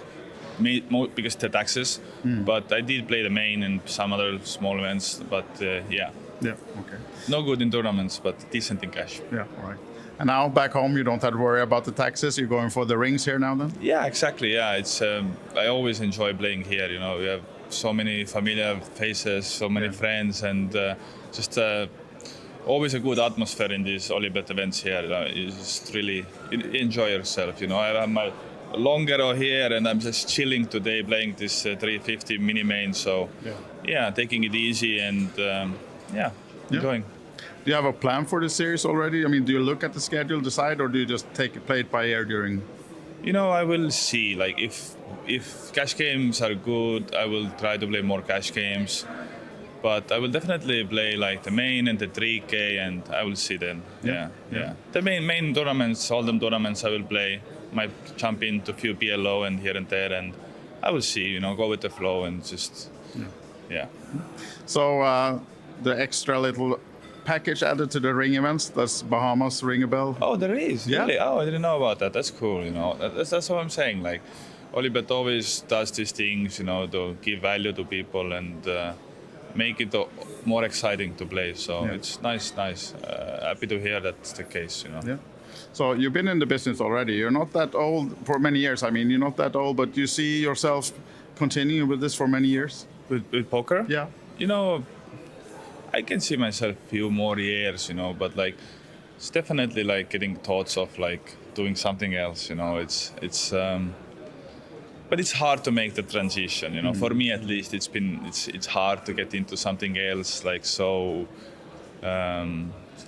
with such passion that I've done poker with, you know. So it's we'll see, you know. We'll see what life brings, you know. But you have many poker players doing things within the business, start doing their own startups that has to do with poker. Do you have anything in mind that part as well? I played with many ideas of starting to create maybe content, maybe doing Twitch, you know. Yeah. And I still haven't gotten into doing it because it's, you know, poker itself takes so much time and mental capacity. And I have a lot of hobbies. I have amazing girlfriend I want to spend time with. I have a dog, you know, and just like to to manage content creation, I've seen people do it, and it takes so much time. But it's something that I might get into in the future. Let's see. I might, I just might. Let us know and we will promote your channels, right? Yeah, thank you. Okay, so best of luck in the mini-main now and the further events coming up. Is there a special ring though, special event that you would like to win to say that I'm the champion of this one? Your favorite game? Do you have that? You know, I always come very close with these 3K high rollers. Yeah. You know, I really like the format. I like that there are like all the good players playing it. The fact that it's a 6 max format. And I just been second, I've been third, I've been 9th and 8th. Yeah. So there is this Ropetami guy, right? Rope, yeah. I have to ask him what's his secret. Yeah, we'll do that. Yeah, it's. I will at least get a swap with him there, so at least I'm guaranteed some money. You know? Exactly. Sounds like a good plan. All right, thank you, Rano, for always being a good sport. Sure. We love talking to you, and best of luck during the series. Thank you. Appreciate it. Yeah. So it's time to step into the action as well. Talk a bit with one of the players, Scott Kenyon, and you're not playing Texas Hold'em today. No, I mean I'm actually the leader of the Boo Hold'em movement, the fastest growing movement. We don't like Hold'em, so I come to festivals like this to basically avoid Hold'em at all costs. If there's nothing else to play, then okay, we play it. But for the most part, not playing Hold'em. Yeah. So today we're playing Open Face Chinese. Had a very good start. First few levels were nice. The last couple of levels not so great, so my stack has dwindled a little bit. Still workable, still playable, but always fun. But it's a really deep stack structure, so the nice thing is, should I bust, I will happily re-enter because you still come in with a lot of points. It's 50k starting stack as opposed to like 20 or 30 that you normally get, so allows for a lot of playability, a lot of rebuy potential. And I know there's a lot of people back home watching, like Open Face, Chinese Pineapple, that's a lot of words. But if they want to try it themselves, what's the easiest way to get into all these mixed games? So it sounds like a really complicated game, but it's actually really simple. The hand rankings are the same as you have in Hold'em, but it's just you're making 3 different poker hands. You're going to have 3 poker hands just for yourself, and the strongest hand has to be at the back. You have 5 cards, 5 cards, 3 cards, and it goes strongest hand, next strongest hand, weakest hand. But the hand rankings are exactly the same as Hold'em, so you're making literal normal boards that you would make just with personal cards. Yeah. And also, now we have a cameraman in front of us, but you have your own camera on the side here. You're live streaming the table. Streaming at the moment. I'm trying to convince the lovely Teresa to maybe let me stream more days. I get that it's one of those very touchy issues these days with electronics, game integrity and such. For Chinese, that's why it's so great as well, because like all the information is open face anyway, so there is no game integrity issue. But yeah, it's tricky. There've been things happening obviously in the poker world, non-good things. Yeah. So it makes it more tricky for people like me trying to just spread the game and spread the word of the mixed games. Yeah. But if they want to jump into your live streams, you know, you always do this from back home as well. You stream poker, so where do they find you? So I stream full-time on twitch.tv/pokerbras. If you're looking for the spelling of pokerbras, it is on my cap right there. Now this guy's a professional, right? All right. I mean, that's my full-time job. People ask me, am I a pro player? I'm honest, absolutely not. That is not my full-time living. My living is from streaming. I get sponsored by a site, so I get like some steady money from them as well. But yeah, that's my full-time job. I play poker online and stream it on Twitch. You enjoy life? Yeah, basically. I mean, I live in Gibraltar. The weather's beautiful there all the way through the year. Play some five-a-side football there as well. Have some fun. There you go. Could be this could be you as well, maybe. Yeah. Just start. But the Open Face, is that your favorite mixed game, or? It's one of my favorite for sure. It's fast becoming more my favorite because I had a couple of festivals recently where I won a high roller, 1K buy-in, won some nice money there. So it's fast becoming a fan favorite, to be honest. People love to come watch it. I've had people who've come into the chat at the start and they have no idea what the game is. I give them a little command which shows sort of the rules and everything, and everyone's like, oh wow, this game's so much fun. It looks, really good. Yeah. And then you ask them to come play heads up and yeah, why not? Yeah. All right, Scott, thanks for talking to us, and I'll let you get back to the Open Face tournament then. Thank you so much. Thank you.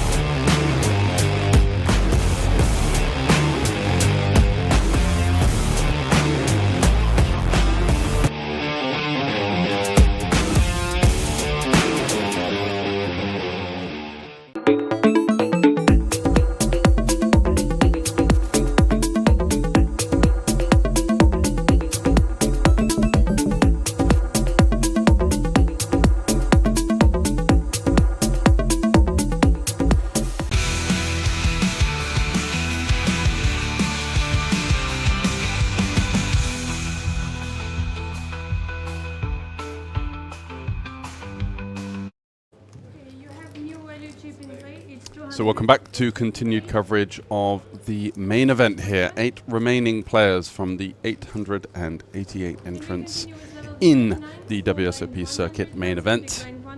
Just seen the one elimination from the short stack Lithuanian, falling by the wayside versus the Pocket Rockets. And there's been a lot of strong pre-flop holdings been flying around. Kings versus Kings already with no drama, as well as the slight cooler there for Jenny Westerland with her King Queen versus the top 2 of Elias. And also another big pot between David and Jenny. Queen 10 going for the 4-bet jam from David, blind versus blind, running into the 9s. Queen in the window, 9 following it. And apart from that, a couple of interesting pots involving Igor Behalia with his patented snap min raise strategy. And he has sailed up the chip counts with a pretty favorable start so far. Also folding the 2-pair versus Christoph in one of the hands before the breaks. So Stephen, blind versus blind with the Queen 4 suited, continuing that high tempo style, opening it up versus the limp, blind versus blind. Looking to clear out some of these types of holdings, I guess, the ones that dominate him. Slightly better Queen X, and also hands like King 4, King 5, just kind of trying to lean on what I'm assuming he thinks to be a slightly weaker limping range. Christoph did have maybe some ideas of going for a limp 3-bet there. Would have been, I think, a good opponent to do it against, based on what we've seen from Stephen. I don't think so many of the players have seen the showdowns, but he's been right in the thick of it and willing to drive the action. That should have him in good stead for this final table. Current payout is just under 20,000 euros, and thanks very much to all of you joining us after that short break. And now even I joined. Aha! Better late than never, as they say. Well, you've got to get some refreshments on the break, and Yes, sir. it's a long old stint this week, so you are... Yeah, 19.5k to the next player out, 8th position. And of course, up top, 200,000 euros and the package to Bahamas. And if you missed that so far this week, it's an added package in all the ring events that includes the buy-in for the $2,500 mystery bounty in the Bahamas on December 4th, and some accommodation as well included in the package. So one of these gentlemen or lady is going to the Bahamas, as it is the lady opening the action with the ace-4 off, Jenny from the cutoff. Hold it down to Martin in the big blind, and Martin hasn't been active at all at this table today, just hasn't got any cards and just been sitting fairly quiet in the corner. Yeah, but he's not lost too many chips. I believe he came in with just over 7 million, so he's just been kind of quietly going about business. Nothing spectacular, but keeping his head above water, and that's a rather important type of style on a final table, just making sure that, you know, you're not getting eaten up by the blinds. Sticking in the game.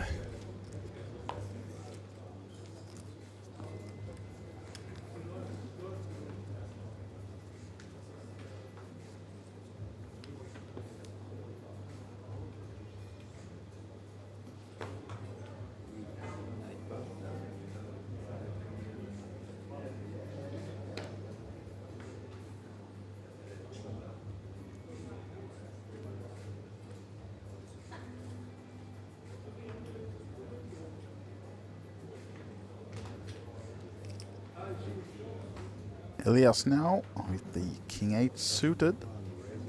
Quite early position, but opening to the min 300, as we now are on the 150,000 blind level, which of course means that there are some 400k already in the middle of the start of each hand. So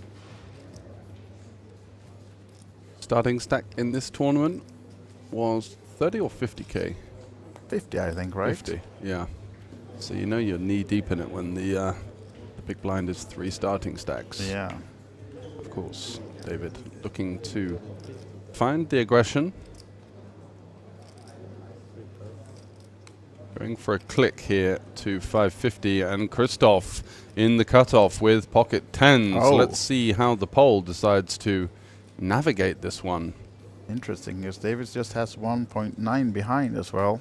He's got those glasses that I'd be slightly worried to Yeah, wear. those Kim Kardashian memes ones. Yeah, exactly.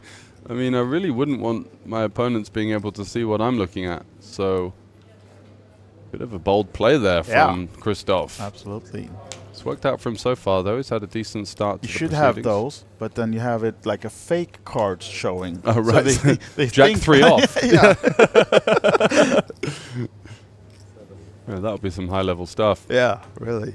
So 10s get out of the way, and now Jari-Pekka with a candidate of his own, but maybe looking to follow suit because he's definitely going to be interested in allowing a collision between the short stack in David versus Elias opening from +1. So 2 honest folds there. David looking to get the 3-bet through and pick down uncontested pot. There's him some valuable chips as he was on the shorter stack coming back from the break. With just some 20 bigs, but now increasing the stack to 3.2. He had less than 20 bigs, but now we at least have 22 ones. And Elias giving him a little look up and down as if to say, what is going on with this guy? He's on my case. Yeah. It's a couple of early position opens now that have been 3-bet by David, and good thing not to take it too personally. David just trying to play the best he can. Rather unlikely in those situations that you're being targeted, especially with such early position opens, so got to brush it off. And Jenny still with the slight chip lead. Igor Pihila in second place right now, but it is still a deep stacked final table as we don't have anyone under 20 bigs, and a lot of play left on this day and for these players, as Jenny will be first in with the Jack 10 suited from +2. Did she make it the min 3? No, she added some spice to 325, and Steven folding the ace 9. Now then, Martin with the ace king suited. Not seen much from the man hailing from Czech Republic, but ace king suited is surely going to be enough to wet the whistle here. Definitely so. An interesting spot though. It's going to be 2 of the bigger stacks at the table. Still think that we need to be finding 3 bets and ace king suited, surely. Going to be one of those. He does go for the peel. Takes the conservative route. No. Maybe hoping to find a squeeze from behind. Can see 2 10s folded also for Jenny, unfortunately. Or not folded yet, but I expect this one. No, it comes along with the 10-5 suited. At least some of Jenny's cards are in the muck or in the hands of Igor. As we go to the flop, let's see if we can find some other help or if it will be the ace king. No, there's a 10, the last one. Top pair then for both players, Igor and Jenny. Yeah, and Igor is a bit of a defender. We know that he likes to enter pots. And Jenny, of course, being the aggressor pre, will continue on this one. And there we have the new chips in play, the 250 ones, white and green. Martin will continue 2 overcards and the backdoor royal flush draw. And Igor, of course, with the top pair as well, comes along. So building the pot now as we go to the pairing 7 on the turn. That's a card that could slow things down. It's going to hit Igor more than anyone else. Exactly so. And no help for Martin, not adding any flush draw or straight draws to that ace king. No. Jenny, I think it would be wise to find a check now 3 ways with the prevalence of some 7x. And a player like Igor, maybe not necessarily the type of person that's going to be leading on this type of card all too often. Exactly. You expect him to check a 7 as well, right? Yeah, but exactly. Jenny goes for the bet. Does go for the second barrel here. Interesting. And Martin, of course, has to give this one up. One more player involved, and Igor sticking around. Wow, so she does know her customer at the very least. So, interesting river coming up now. It's the 9, so the Jack-10 still plays. Great card No. for Jenny, of course. No Yeah. overcard. Ooh. But it's Igor who gets active with a small bet here. No, stop betting Yep, into the 3.3. designed to slow down the action. 450. Maybe looking to target a hand like a rivered 9, some kind of 9-8 suited that she might have opened, or 8, but I mean it's pretty thin. It's mostly a bet designed to not have to call a larger sizing on the river.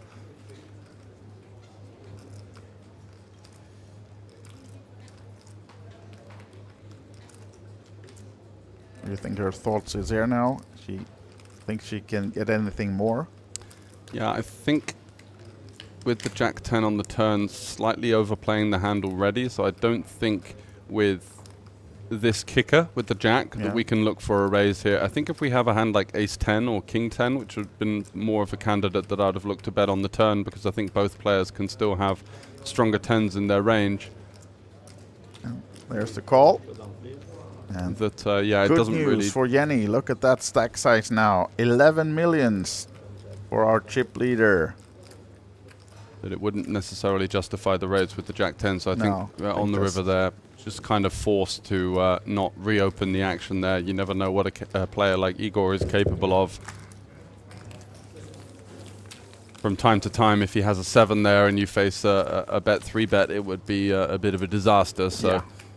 I think... I'm a bit surprised she took her time to call, actually, because, I mean, it's not more like a snap call situation. No, I think wholeheartedly she was considering the raise, but Yeah. just realizing potentially value cutting against King 10 and Queen 10 type holdings is not going to be the best way to go about it, having already got 2 significant streets of value. So nicely played from Jenny in the end. And well up in front now, because Igor was in second place in chips before that hand. So Jenny now with 11 millions and about 6.5, I think, for Martin in the third place, or is how much he has. Yeah, she's got a pretty significant chip lead, I believe, at this stage, and looking to continue to drive the action with the Queen Jack. 5.9 Keeping up for Martin. Yeah. The same tempo we saw from her on the final table of the ladies event earlier on in the week. She was one of those players that's always looking to enter pots, always looking to find aggression pre-flop. Unfortunately, that didn't work out for her, but she won't be complaining, as she is having a rather scintillating stack here deep in the main event. So, Queen Jack on 7-3 deuce. And it's Igor versus Jenny again, and if she keeps the aggression this time as well, now she checks behind this time. Probably earned her the pot if she would have continued, but now we're on the turn 9. And maybe Igor will find something. No, check this one too. Can she find the delayed C-bet here? She can certainly represent some 9x. Maybe from time to time a hand like pocket 7s checking back the flop. It's going to go for the small sizing. I'm interested to see if the river bricks out. And Igor does find the continue with the ace high, and he does not. So Jenny just prodding at her opponent there and taking it down, not finding any response from the Estonian.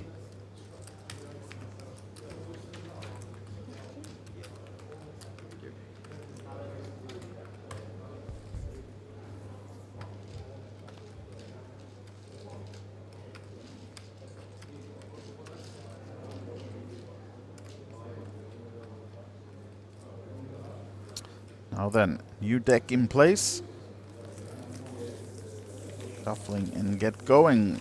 8 left. Looks great, that up in the right corner. 8 out of the 888 remaining. And we will stream, of course, the final table all day long. And also on the outer tables we have the 3K.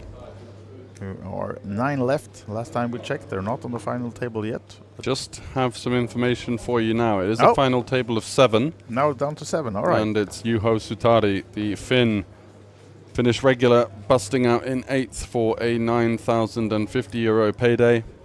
And the final table is now Tommy Lankinen, Anton Markachev, Diego Aquilo, Max Sanders, Enrique Martinez, Alexander Shilko, and last but not least, Munir Tajou. Who's the current chip leader? Is that right? No. Oh, Who is? I'm not too sure, as the Okay. chip counts have not been updated on I from see, what I'm I see. seeing. But there was chips flying. I had a little brief rail on the break. And Max and Shilko were getting involved in a big pot, and then Shilko lost a pot shortly after that to, I believe, Enrique Martin. No, it was Diego Aquilo. So chips were flying around, and a couple of confrontations over there. The stack Look at size. this one now, George. 12 million, almost double. Second place, Christoph and Martin. And David still in the bottom of this count, 2.9. Now good for 19 bigs, as we have laddered up in terms of blinds.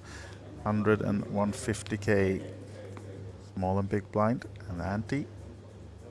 And Jenny continues to push the pedal to the metal. Absolutely. And let's see if she can keep up the tempo and keep going about business. It's been a strong start to her, not without stress. No, The queen in the that window. queen, and Yeah. then the turn, flush draw against, but Exactly. yeah. We're referencing the hand versus David Vinaya there, blind Exactly. versus blind. The 4-bet jam with the queen 10 called eventually by Jenny with the 9s. The queen in the window followed by the 9. And she was thinking that she was a real dog to be continuing in the tournament at that stage, but finding the set and holding up versus the turn flush draw. Once again, another blind versus blind confrontation between these two. David has just under 20 big blinds, limping in, and Jenny happy to see a free flop with her 3 deuce of hearts flopping a flush draw. And David has top pair, so could be some fireworks Yeah, here. absolutely. Another blind versus blind. Yeah, those of you action hunters in the chat cheering on for the Jack of Hearts at home.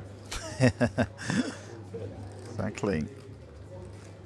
And it's checked from David, and now Jenny comes with a 150 into 450. Yeah, very interesting Or to 600 see actually. how David continues here. Does he go for the check raise or just the check call? Does elect to go for the secondary route, and the 5 on the turn can still conceivably improve Jenny sometimes. She may stab some bottom pair for value / protection on the flop. You see a quick check back on the turn, and the 9 of clubs rolling off on the river. David may now be looking to seek value from all of the worst 10x in the range, maybe more weighted towards a 7 or some kind of hand like this. So 6-8 getting there, not insignificant as well. David going to be pondering over his decision. Does he want Jack-8 as well, completing on the river? Is he going to look for the street to target the worst 10x, the 7x that could potentially be in there? Looks like that is what he's going to do. And of course, Jenny quickly folds. No help with the flush draw. At least she got to see the river for free, and on to the next hand.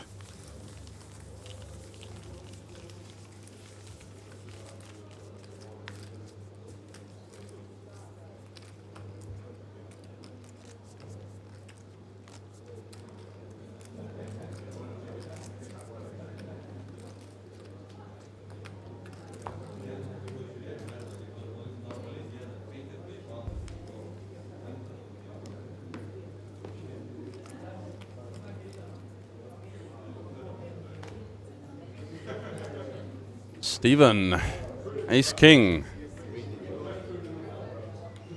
Certainly been a player that I've been impressed with his final table performance so far.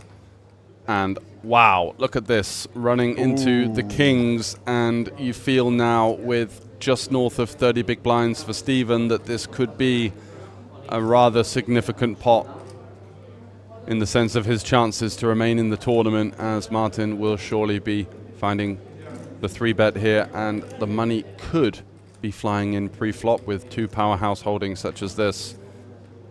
That's the unfortunate downside of the variance of No Limit Hold'em tournament poker.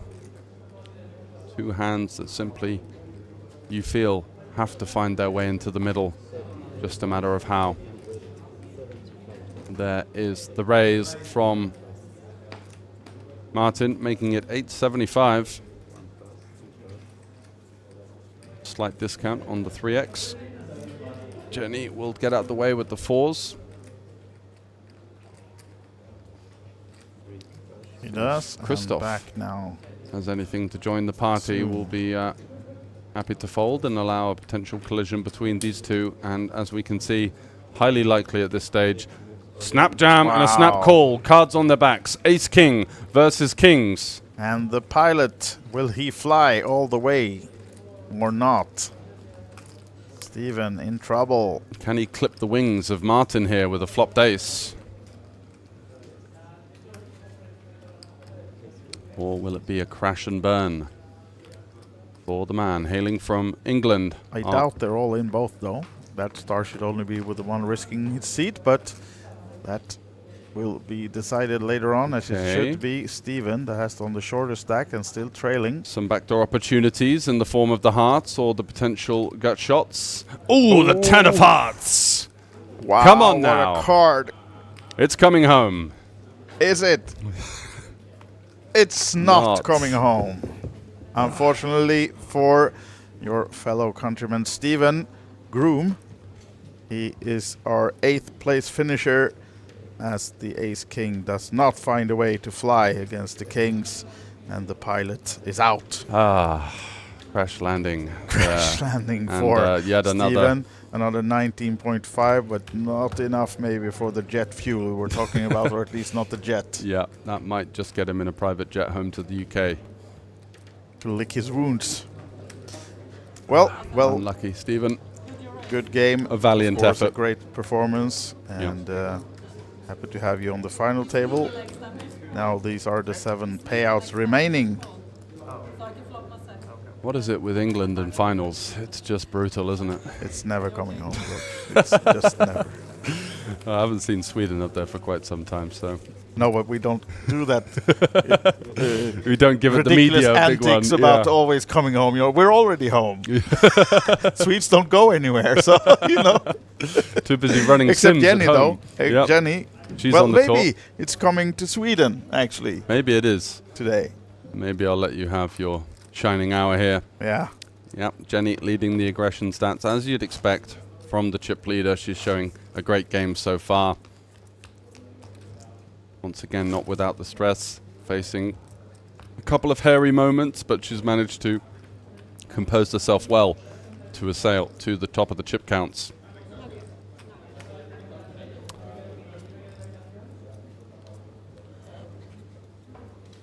Yeah, it's really nice to see Jenny in the top of the aggression frequency, putting on a show and not being scared about. Yeah, not shying away from the big stage with a largest career score of about 25,000. You wouldn't be. Yeah, as I said previously, I know she's an aggressive player, but I'm not sure that she was gonna keep that going in this on the big stage. Yeah, but and she's doing her thing, playing her game, and absolutely, she's certainly finding that 9, and finding the 9 is important as well. But of course, she was ahead in that hand, and it was David who was trying to push her off with the Queen 10 exactly. Yeah, Christoph in the small blind with the exact hand again. Queen 10, David now. Yep, Queen 10 of hearts. His favorite hand after today. Or maybe not. Well, after losing to Jenny, we'll see. Let's see what happens here. Yeah. Flop Queen 10 of diamonds and then choo-choo. Oof. Looking for blood on the final day, are we already? Well. They say there's an after party. They are. Can't be here all night. I've heard rumors. At least there will be some winner partying going on, of course, somewhere in Tallinn tonight, because someone is looking to get the biggest score of their life in this tournament. And Christoph now, and joking aside, all welcome at the Olibet Sports Bar later on. It's going to be a great closeout to the week, but instead here we do have, of course, the final day of action, which is going to be our main focus. And Christoph, and David is just like, do they see I have Queen 10 of hearts? Do they know that I'm capable of the 4-bet jam? How dare you? Are they sees through these two cards? He does elect to fold this one. Yeah. Maybe tail between the legs after the last hand, but still remains fighting fit and still has a good chance with his solid game and excellent final table performance in the 5K. Of course, those of you tuning in, he was the winner of the €5,000 high roller earlier in the week. Okay, so we've got some information on the 3K final table with some chip counts. It's Anton Markachev with the current chip lead, 1.7 million at an average stack of 750. Second in chips is Enrique Martinez from Spain with 930. Third in chips is going to be Tommy Lankinen, 705. Then you've got Max Sanders with 675. Munir Taiju, 545. Alexander Shilko, 410. And Diego Aquilo, the Italian, rounding up the numbers in 7th with 325,000. Those players have locked up, I believe, 11,000 euros, playing for a top prize of 80,000. Yeah, and Munir Taju, some more GPI points, is on the hunt for Victor Blom in the Swedish is that the top Player two? of the Year. Yeah, it is. So that's why Munir went to Vegas in the first place. He wasn't planning to go, but then Victor Blom started making some deep runs in the WSOP Vegas. And he thought, hang on a second. Yeah, so Blom passed him on the Player of the Year, and then he went for the hunt. Yep. And it turned out 58, I think, right, in the big main event in Vegas. So now still trailing Blom, though. So he has Isildur. Victor Blom is currently leading the GPI for Sweden, and Munir is on the hunt here in Tallinn. Looking for some extra points in the 3K. Yeah. And a ring as well. Of course. And current chip count in this one has 2 chip leaders. Martin is slightly ahead, though, of Jenny, both around 11 millions. And Christoph, 3rd. Igor Pihila, 4th in chips. Elias, 4.6 million. David now not the smallest stack anymore, as Jari-Pekka has that one with 17 big blinds to his name. But still not in real stress either with 17 bigs, and the final table of the big main event continues. Jenny Westerland looking at the King 5 off. Throw it into the muck. What about Christoph? Yeah, with the stacks relatively close knit, not the sort of spot, especially opening into the chip leaders button, where she can get too wide in this scenario.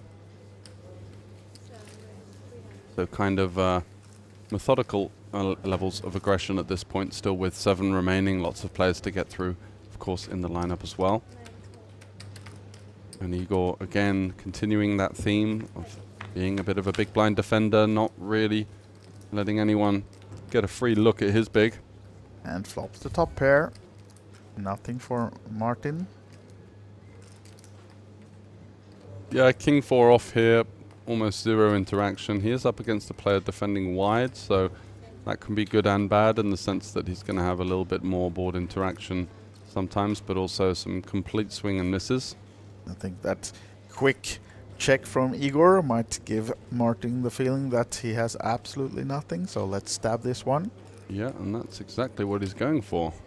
It worked for Igor. Yeah, Igor with his wily tricks, finding a bet out of his opponent just with 3 outs. Gasping, looking at the watch. He has somewhere to be. Need to clear this out now. Yeah. Table. And again, the small little value bet. Yeah, the rather unpredictable style. So Martin now goes from saying you have nothing until aha, you had a 7. Yeah, representing some kind of queen some kind of 7. Hard to say, but he does get the job done with his rather unique style, and that's going to be a fun dynamic to commentate on for the final table. Absolutely. Adding to his chip stack, taking a couple of chips off our current chip leader, who now is neck and neck with Jenny Westerland at the top of the tree. Absolutely so.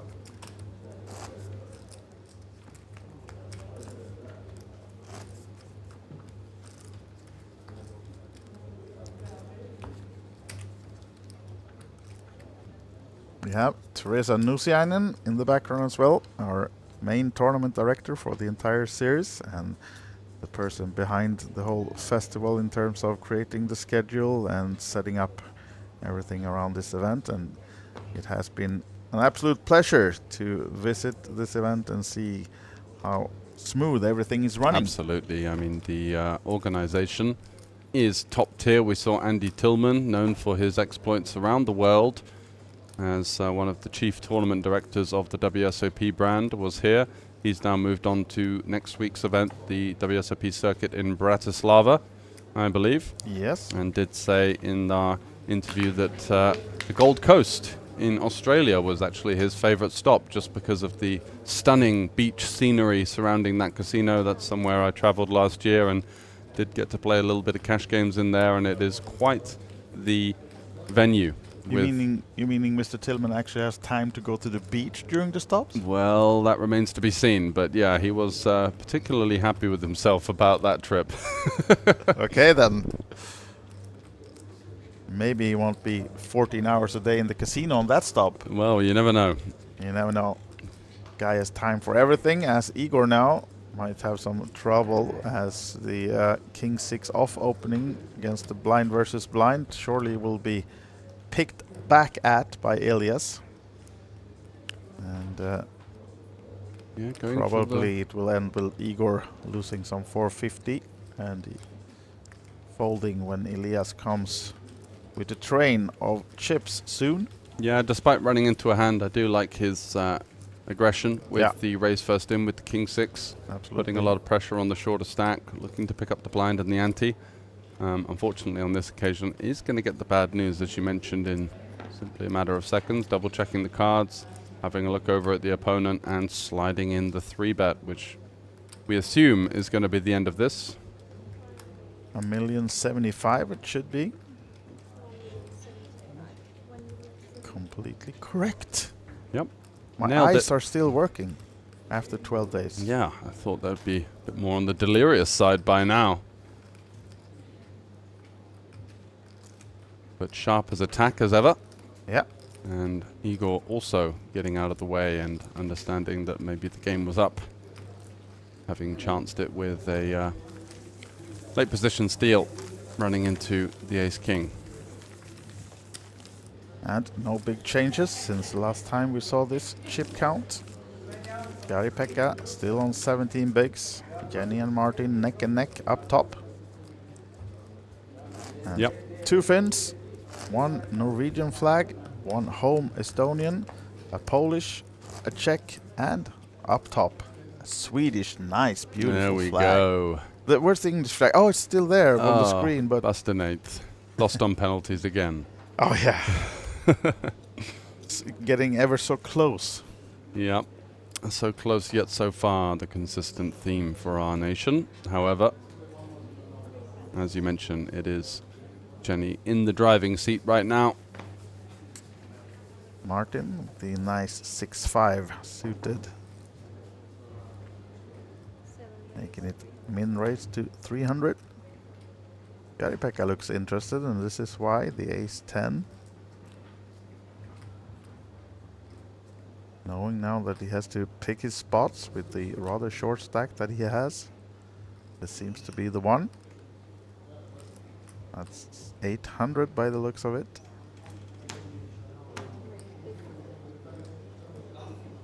And Igor looks interested as well. Small pair. Sticky, sticky. Might flop a set, he thinks. Yeah, it's a... You do that every 283rd time. You never know. Oh, there's a there's 4. a 4 for Bad David. news. That is bad news. Igor with his ambitious peel here, and it will be going heads up between him and Jari-Pekka. The Finn looking to flop a piece, and does. Oh. What a board for. With the 10 of hearts as well, yeah. Yeah, exactly. Does he? On to the next one. Well, Or? let's see if he can find a super small sizing here. Yeah. At least nice for Jari-Pekka to most likely be gaining some chips out of this pot. It's already 2.3 in the middle. He has 1.7 behind, so already there he's up to 4 million. If he's able to get something more, not likely as he shoves the 1.7. Yeah, Oops. Or? little bit of a panic jam. What's Igor up to here with his pocket fours? Is he getting frisky? Hasn't snap folded. No. You really don't know what to expect. Looking at a sub stack to pot ratio of just under 1. And this would be quite the speculative call with the fours on the ace king 8. Yeah, I think we need to stop a minute here now before Igor and just Wow. think about how much this actually would cost us if we're wrong, which we most often are in this case, but Yeah. it seems like he really wants to continue on this one. You can't see it on the face of the Finn, but he will be licking his lips on the inside with the tank. He probably knows he's got the best He's already hand. thinking, what do you have? Because I have it all. Yeah, he might be concerned about a hand like ace-jack, although I think that would have called by now. Yeah, I think it's just a queen or jack of hearts that it's really doing, but Yeah. he will be very, very happy. And if he knew what we know that it's only 1-4 left in the deck as well, so Wow. this is as good as it gets. Yeah, you really For can't ask for a Jari-Pekka. better spot. This would be one of the sickest beats I think I've ever seen. Oh! Oh my god, Oh. but still outs, of course. Still outs for Jari-Pekka with the flush draw. Oh, Oh my word, that is one of the most brutal Wow. final table eliminations, just from the way that the hand played out. What you is see the goosebumps? It is like yeah, your just- hairs are on I'm end. shocked.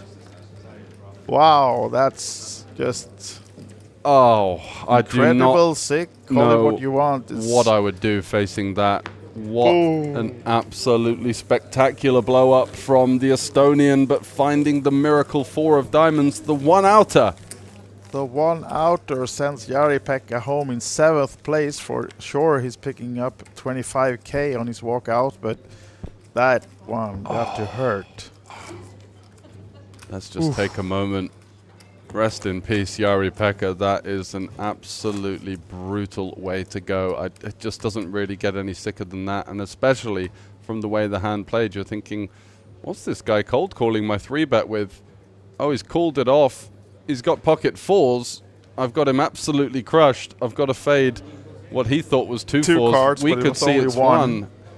And Wow. yeah, I'm lost for words, honestly. That is incredible. So, you guys in the control room, if you have any highlights planned from this stream later on, I think you already now can cut up this hand and it's going to be the one.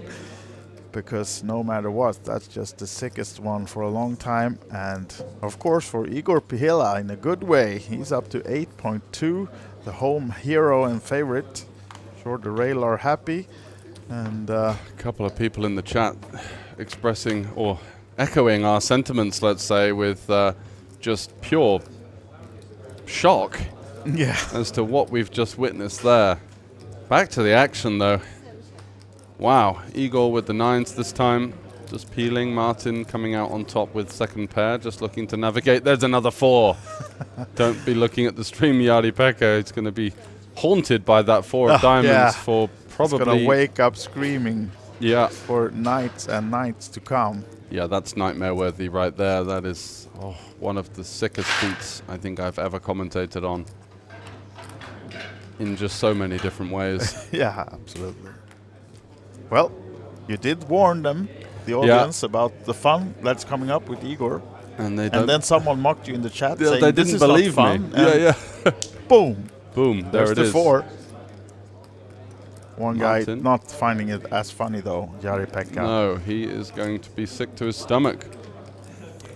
As Martin finds a savvy little small bet on the river there, trying to seek some value with the best possible jack, looking to target hands like Jack 10. Maybe the weaker pocket pairs such as Igor had, not on this occasion.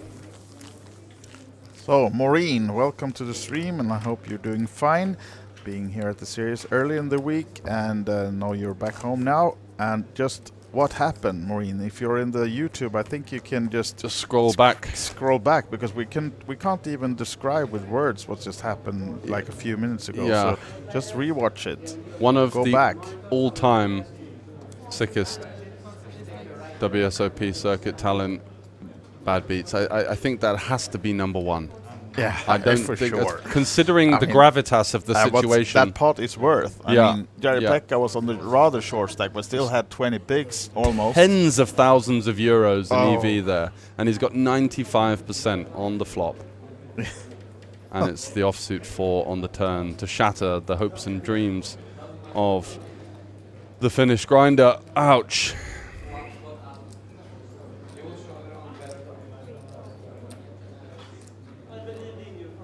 Yeah, some cheers in the chat for Jenny as well, as she calls in the small blind with the Jack 7 clubs, and Christoph is out with the Queen 8 actually, so he decided to take a breather, just let everyone watch the hand through his glasses. Yeah, she certainly brought a couple of really spicy peels pre-flop in the small blind. There was an ace-7 off earlier, and this time coming out on top, right? Pretty okay flop, you must say. Yeah, she's going to be happy with that one. Although Martin just has nothing on this board. It's tough to flop the second nuts with the Jack 7 of clubs, but she's managed to find a way. Yeah. Martin. Behind though, doesn't work with the trap. No. Can we see an ace? We do not. Jenny also holding a pair blocker now. Don't you think there's been enough blood already? You're cheering for an ace as well now? This could be over in 10 minutes if Igor's got something to say about it. Yeah. Could be. Now then, Jenny trying to seek some value of that flopped flush, but not much for Martin to call 350 here. Nothing to find. Ow. You kicking yourself? Yeah, I just need the desk. Maybe a little bit of tilt on behalf of Jari-Pekka there. That was absolutely brutal. I still can't get over it. Oh, yeah. Now, there's the fold. And now we can see from the chat that Maureen did find that hand as well. Yeah. Scrolling back. And if you watching this and you did miss it yourself, scroll back, because it's just 5 minutes or so ago. The elimination of Jari-Pekka in 7th place, and Igor was the one coming out ahead of that miraculously find on the turn, case 4, or the single 4 left in the deck, I should say. Yeah, and also wishing you good health and a recovery, Maureen. And now then, on to the next hand.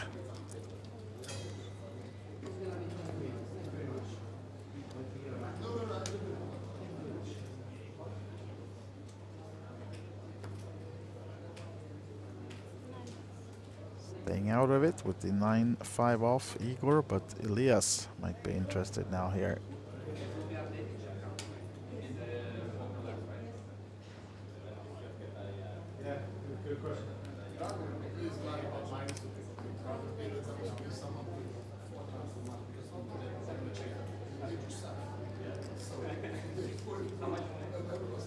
How you doing, Dan? Missed your comment there.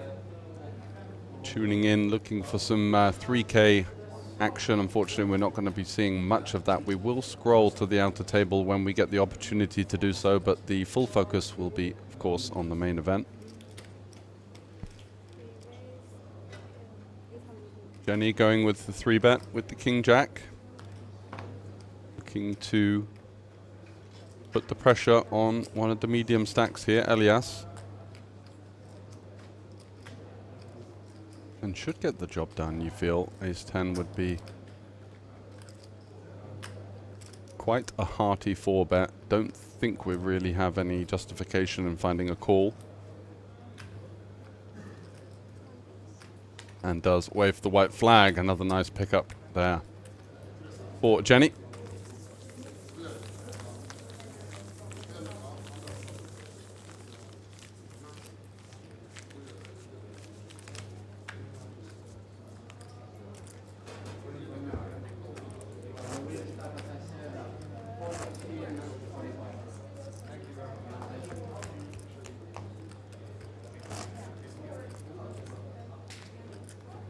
Echo Fox says Christoph is going to win this one, I'm telling you. Well, we'll see in a few hours or many hours, who knows if you're right or not, because no one knows how long this final table is going to take. It depends on if Igor keeps hitting those one-outers, then we might be out of here in 15 minutes. But right now, it's looking like we're in for a treat. A long day of poker and action. As we now had it folded over to your man, Christoph, with the King Deuce off. Does not play that one from the button. What about Martin with the 9-6 off from the small blind? At least entering the pot and calls. Quick check from Igor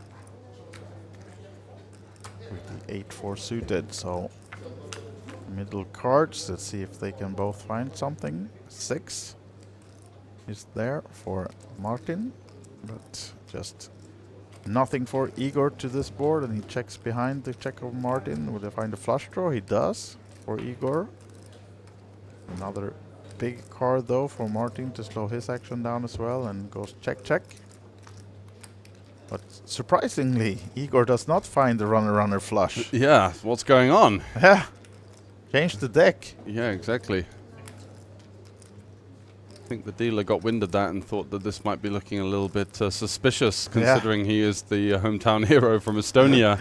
Yeah, I mean, still should change this deck, because the one with that 4 should be on the wall at home. Yeah, of I mean, Igor Pihila. It's getting signed and framed. Yeah. If you were to take this down, what a story that would be. Absolutely. Dishing out one of the cruelest beats in, well, not even just Tallinn, but Estonian poker history. And it goes to the man. A legend gets even more legendary. Exactly. Status. Looking to surpass Rano Sutla in the Hendon Mob all-time money list for Estonia. Yeah, and I guess now that your man is out, George, country-wise, we have to say if it's coming home to Estonia. Well, exactly. Maybe. Unless you've got anything to say about that with your vested interest in Jenny. Yeah, of course, keeping extra fingers crossed for the Swedes, but not being biased, of course. It's just nice to see all the action. Just a bit of fun, isn't it? Yeah. Absolutely. Igor actually folding. Must have been a bad hand. King 6 off. Yeah, and Queen 7 for Elias. One of those fringy combos that doesn't feel strong enough to defend, but could find some counter-aggression from time to time. Doesn't elect to do it on this occasion.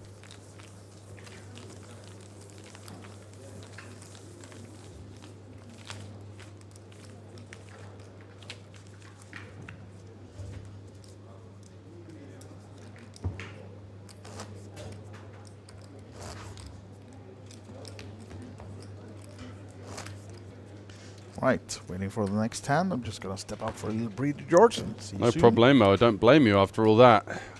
Wow. What a roller coaster so far on this final table. 3 eliminations so far.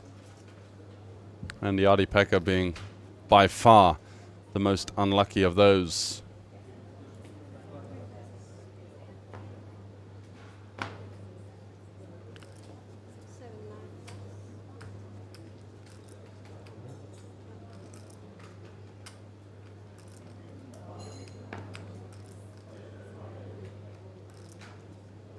Elias, Queen 7 of clubs.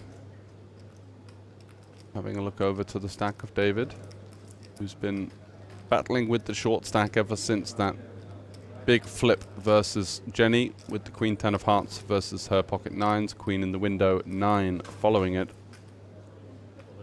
And he is going to go for the shove, BVB, for around about 15 big blinds, picking that one up. 2 big blinds added to the arsenal for the Finn, the last one remaining.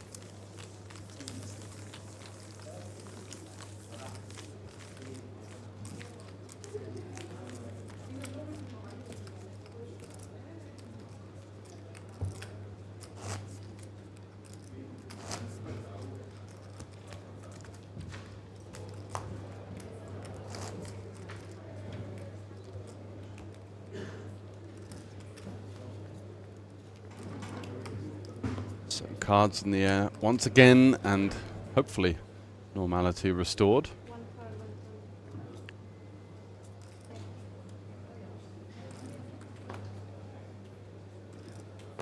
Let us know who you're cheering on in the chat.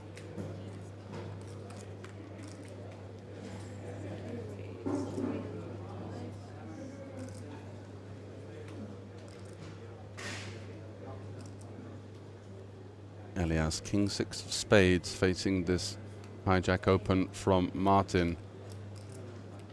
Is the Finn going to look to take this one upstairs and start to build an aggressive dynamic versus one of the chip leaders on this occasion? Elects not to. But pocket 8s for Jenny will certainly wet her whistle in the form of a continue. Unlikely to be the type of hand or the hand class that looks to 3-bet.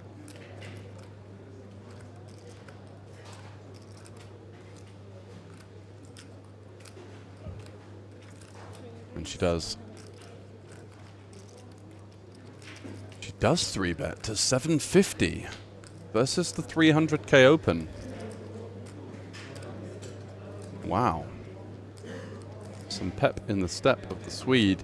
And Martin, deep stack, getting a great price in position with a hand like 7-6.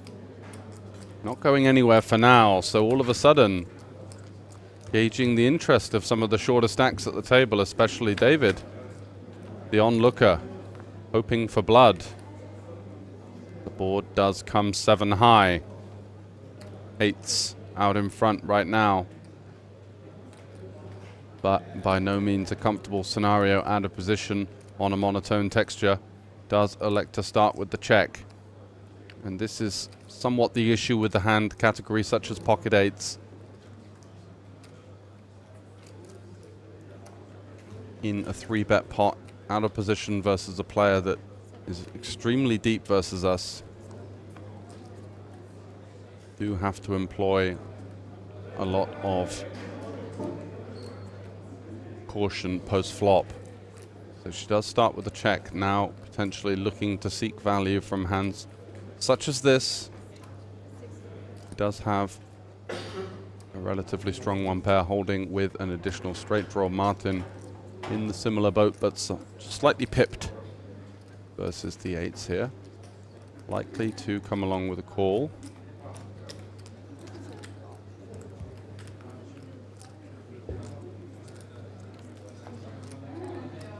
And a 10 on the river, adding another overcard to Jenny's pocket 8s.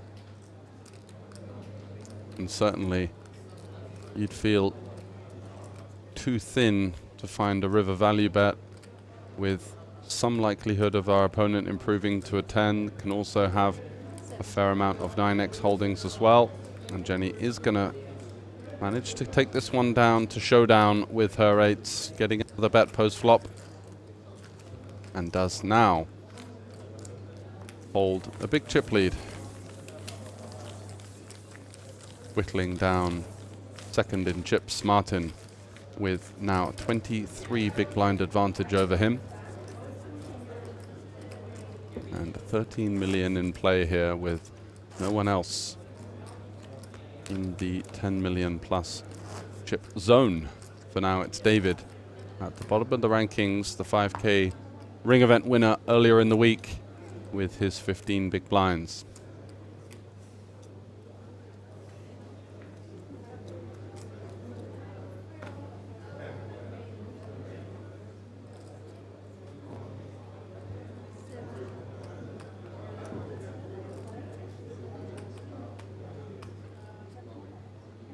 Igor from the hijack with the ace-7 of clubs. Certainly a player not afraid to enter pots. This time with a much more standard decision with his ace-7. Over to David on the button. Just electing to muck the queen-jack there. A little too short to maybe consider any other kind of move. Jenny in the small blind with the ace-7 of diamonds. Does she find a 3-bet? Looks like a just call. And Christoph getting out of the way. So once again, confrontation between two of the larger stacks, as the short stacks are simply onlookers. Another strong board for Jenny, flopping the nut flush draw. Igor checking back. We've seen quite an honest approach from him, although he does balance that quite nicely. The King 5 multi-way on King 10-5 earlier, having opened from the cutoff in position versus 2. Not betting that one and losing the minimum versus what was King 10 from Christoph earlier on. Now Jenny going for a small stab, looking to target hands like Ace-8, Ace-10, Ace-Jack, Ace-Queen, and does the job.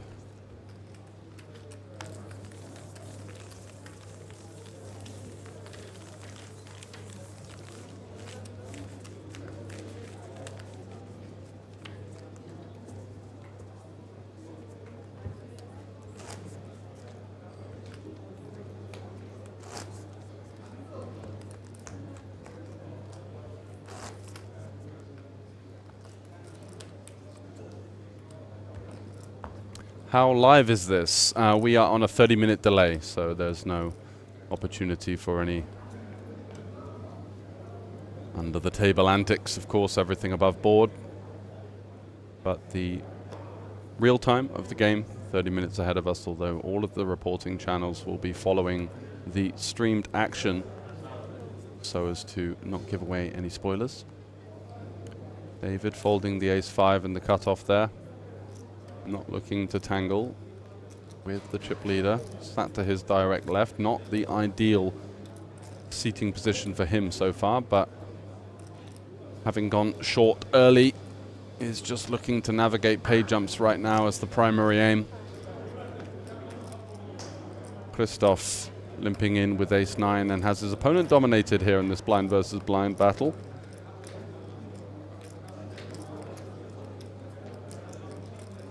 Martin with the look over, trying to firstly see the chip stack, but also maybe trying to ruffle some feathers. Is going to go for the ISO. Makes it 500k to go, just north of 3x.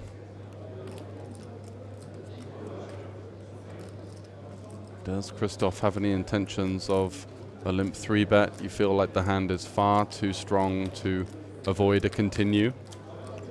Once again taking the more conservative route, which has been a slight theme of his play so far. And Queen 7 deuce. And with the ISO, you feel a rather natural follow-up from Martin incoming here. Somewhat wrapping around the Queen, also having some interaction with the 7. There are some decent turn cards for him to pick up some equity. And looking to gain folds from Ace and King high holdings at the very least right now.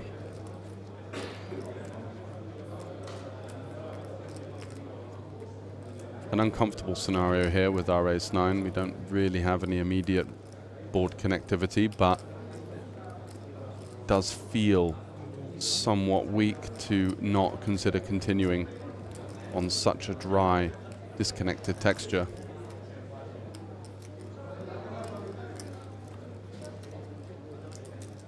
Taking his time. And there is the peel. First and foremost, hoping to turn an ace. I'm sure he'll take a 9 if it's offered to him right now. A 7 on the turn. No improvement to either player, no additional equity picked up for Martin. Just with his jack high right now.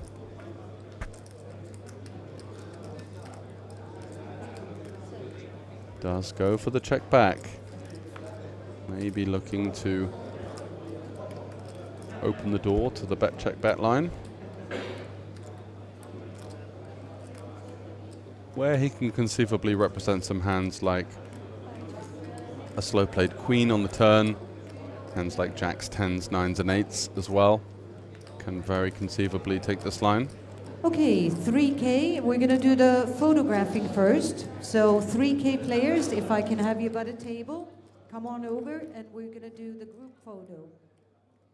So semantics in the background surrounding the final table of the 3K, where we'll get more information Final to you 7 players as and when for that the comes. 3K. But for now, Please come on Martin over to the TV. We're gonna do the group photo. Firing in a delayed bet, having checked back the turn. And let's see if Christoph can sniff this one out here. Is he going to give his opponent credit for those hands?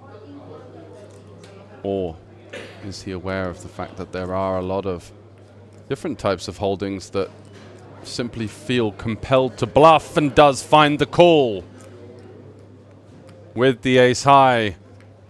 Bad news for Martin on a slight downward trend now as Christoph catapults ahead of him in the rankings. And a strong play there from Christoph. Up to 54 big blinds, followed closely by Martin and Igor. Jenny, of course, still with that chip lead, and it's Elias and David with work to do. Final 7 players of the €3,000 no limit hold'em. I need you by the TV, please. Final 7, come on over by the TV, please.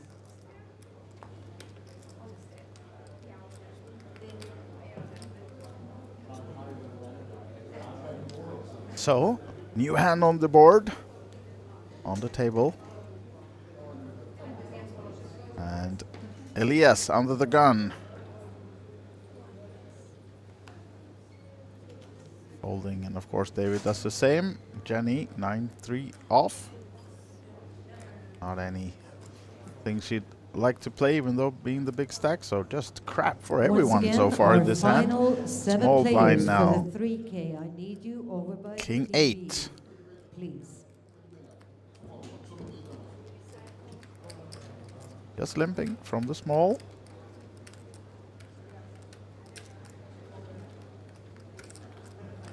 And the man, the myth, Igor Pihila.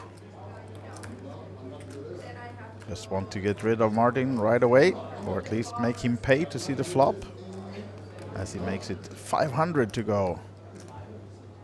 Big blind now being 200. We have a new blind level, 100 and 200K. So the limp was for filling it up to 200, but now still sticking in there, staying in there for Martin with the King 8. 1.2 million already in this pot going to the flop between Martin and Igor. And ace 9 6, 2 clubs, not favoring any of the player, but of course Igor being the aggressor, when Martin checks it over to him, it's easy to continue. Looks like he's making it 200. Small bet, but just nothing for Martin on this board, and of course so many aces in the range for Igor when he just raises the big blind pre-flop. So hard to do anything for Martin there. He just folds the hand, and another pot for our gentleman from Estonia, well-known face around the Olympic Casino and all the events that's ongoing here throughout the years, always playing and putting up a good sport. And he was happy coming into this final table today. I'm not seeing him that talky, and even making some grins to the camera before, and boxing. So he was really fired up for this final table. And of course, if you didn't see the elimination of Jari-Pekka in 8th place, you should scroll back on our YouTube feed to see how he almost doubled up by that elimination and finding the one-outer. Magic card as Christoph now 8-3 off. Back on Igor. In the We're small looking blind for now. Max Sanders. Max Sanders, Maybe. need you over by the TV, please. Even Igor can fold a hand as 5 deuce off from the small, or can he? Yeah, actually does fold. So Elias, oh, look at that. Bad beat in the big blind. No one racing at the kings for Elias. And that's just a unlucky spot, of course. He peeled the kings and hoped that it would be 3-betted once it got around to him, but it's one of the rare round folds at the table.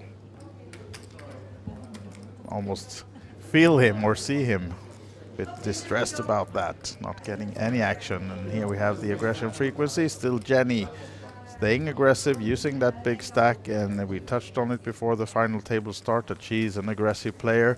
We weren't sure about how she would take this table, and she said that she wanted to feel the table, hadn't studied any of the other players, just wanted to get a feeling, get it going, but she's been on the pedal to the metal from the start, and just those nines doubling up through David early on, and 14 millions. You can see she's doubled the starting stack, and then she was second coming into this final table, so it's just massive chip lead and definitely well deserved as well. She's been playing great, and seems like that tactics works as Christoph's now is folding out of turn. Maybe those sunglasses should not be that strong for him. And Jenny takes the situation, raising the ace-7 off. Just this time it's just one king for Elias, accompanied by the king, the queen of diamonds.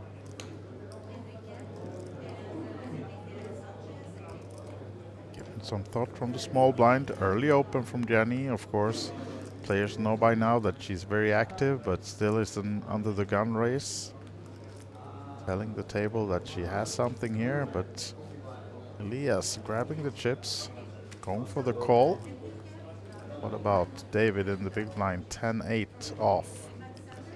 200 more to call, but he only sits with 1.8 now, so still a chunk of his stack if he's gonna call and come along for the flop.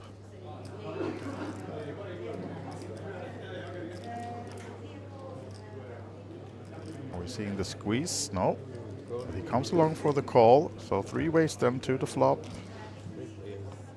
Jenny, David, and Elias. The Nordic trio goes together to this 8-Jack-6 flop then.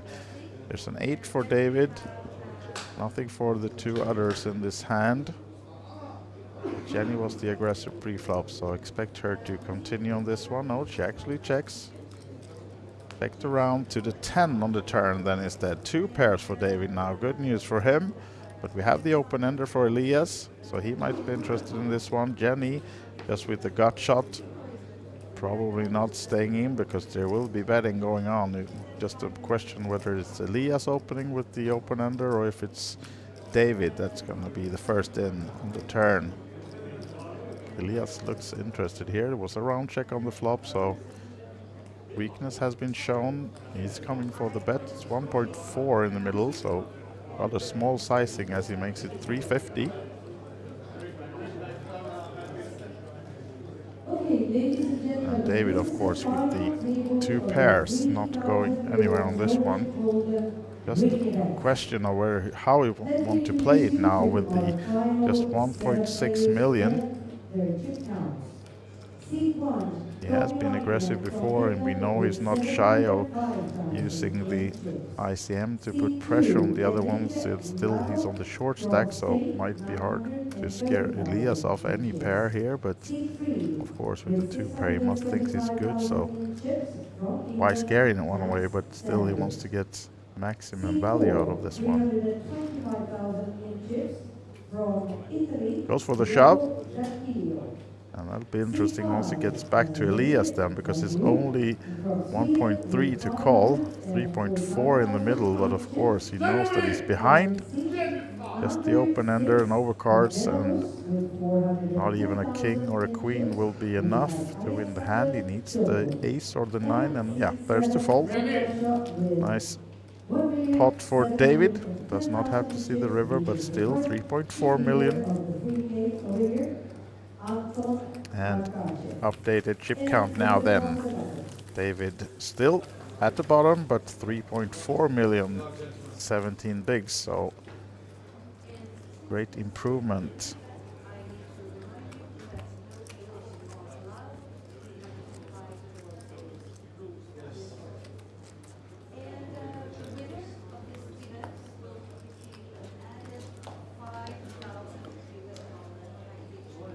So our chip leader Jenny Westerland, Sweden, now in the big blind. Let's see if that goes to get some action. Someone stabbing at her, but Krista will not be the one. Martin not playing many hands on this final table, but just hasn't got the card for it either. Elias, though, might be interested from the button. King 7. We have currently 4 minutes left on this level. It's 10,000, 25,000, 25,000. 4 minutes to go on this one. And enjoy. Exit 400, min raise. And David not folding, and Queen 10 suited.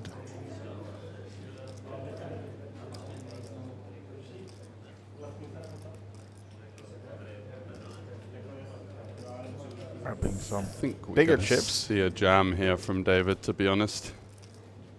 These hands play very well as 15 to 20 big blind re-jams. You get a lot of dominating hands to fold. Hands like Queen Jack offsuit, for example, are going to be out. King 10 off as well is going to raise fold. So yeah, David once again showing his class. Very well-studied player and just doesn't really miss a spot. You wouldn't say he's like the most overly aggressive player, but when he gets given these opportunities, he rarely passes them up. And a nice pickup there for David, the Norwegian. Teresa now also acting as the waitress, or at least asking the players if they need anything. And as we wait for the next hand, I'm going to introduce the next guest alongside you, George Sandford, because we have Christer Larsson coming in, the poker manager extraordinaire of Olibet Olympic Group. So I'm going to leave you to it. And as we know, Christer also hailing from Sweden. Of course. Might be biased. If he is, you have to tone him down so he doesn't shout too much for Jenny, all right? There's a slight sweat. All right. See you soon, George. Thank you, Andreas. And once again, hello and welcome, Christer. Oh, good to be here, George. Excellent. Yeah, this is exciting. It certainly is, isn't it? Yeah, I think the biggest first prize for Olibet events ever, the 200k. Yeah, 200k. Yeah, that was kind of a landmark, or let's say psychological barrier that's nice to breach, but it's been done. It's done now, yeah. And lots of action going on at the same time. We have the 3K final table running on a side table to this stream table with some seriously good players as well. So happy days. Yeah, a really strong final table underway there. I believe that they are down to 6. Yeah. So we did just lose, I think it was Munir hitting the rail in 7th.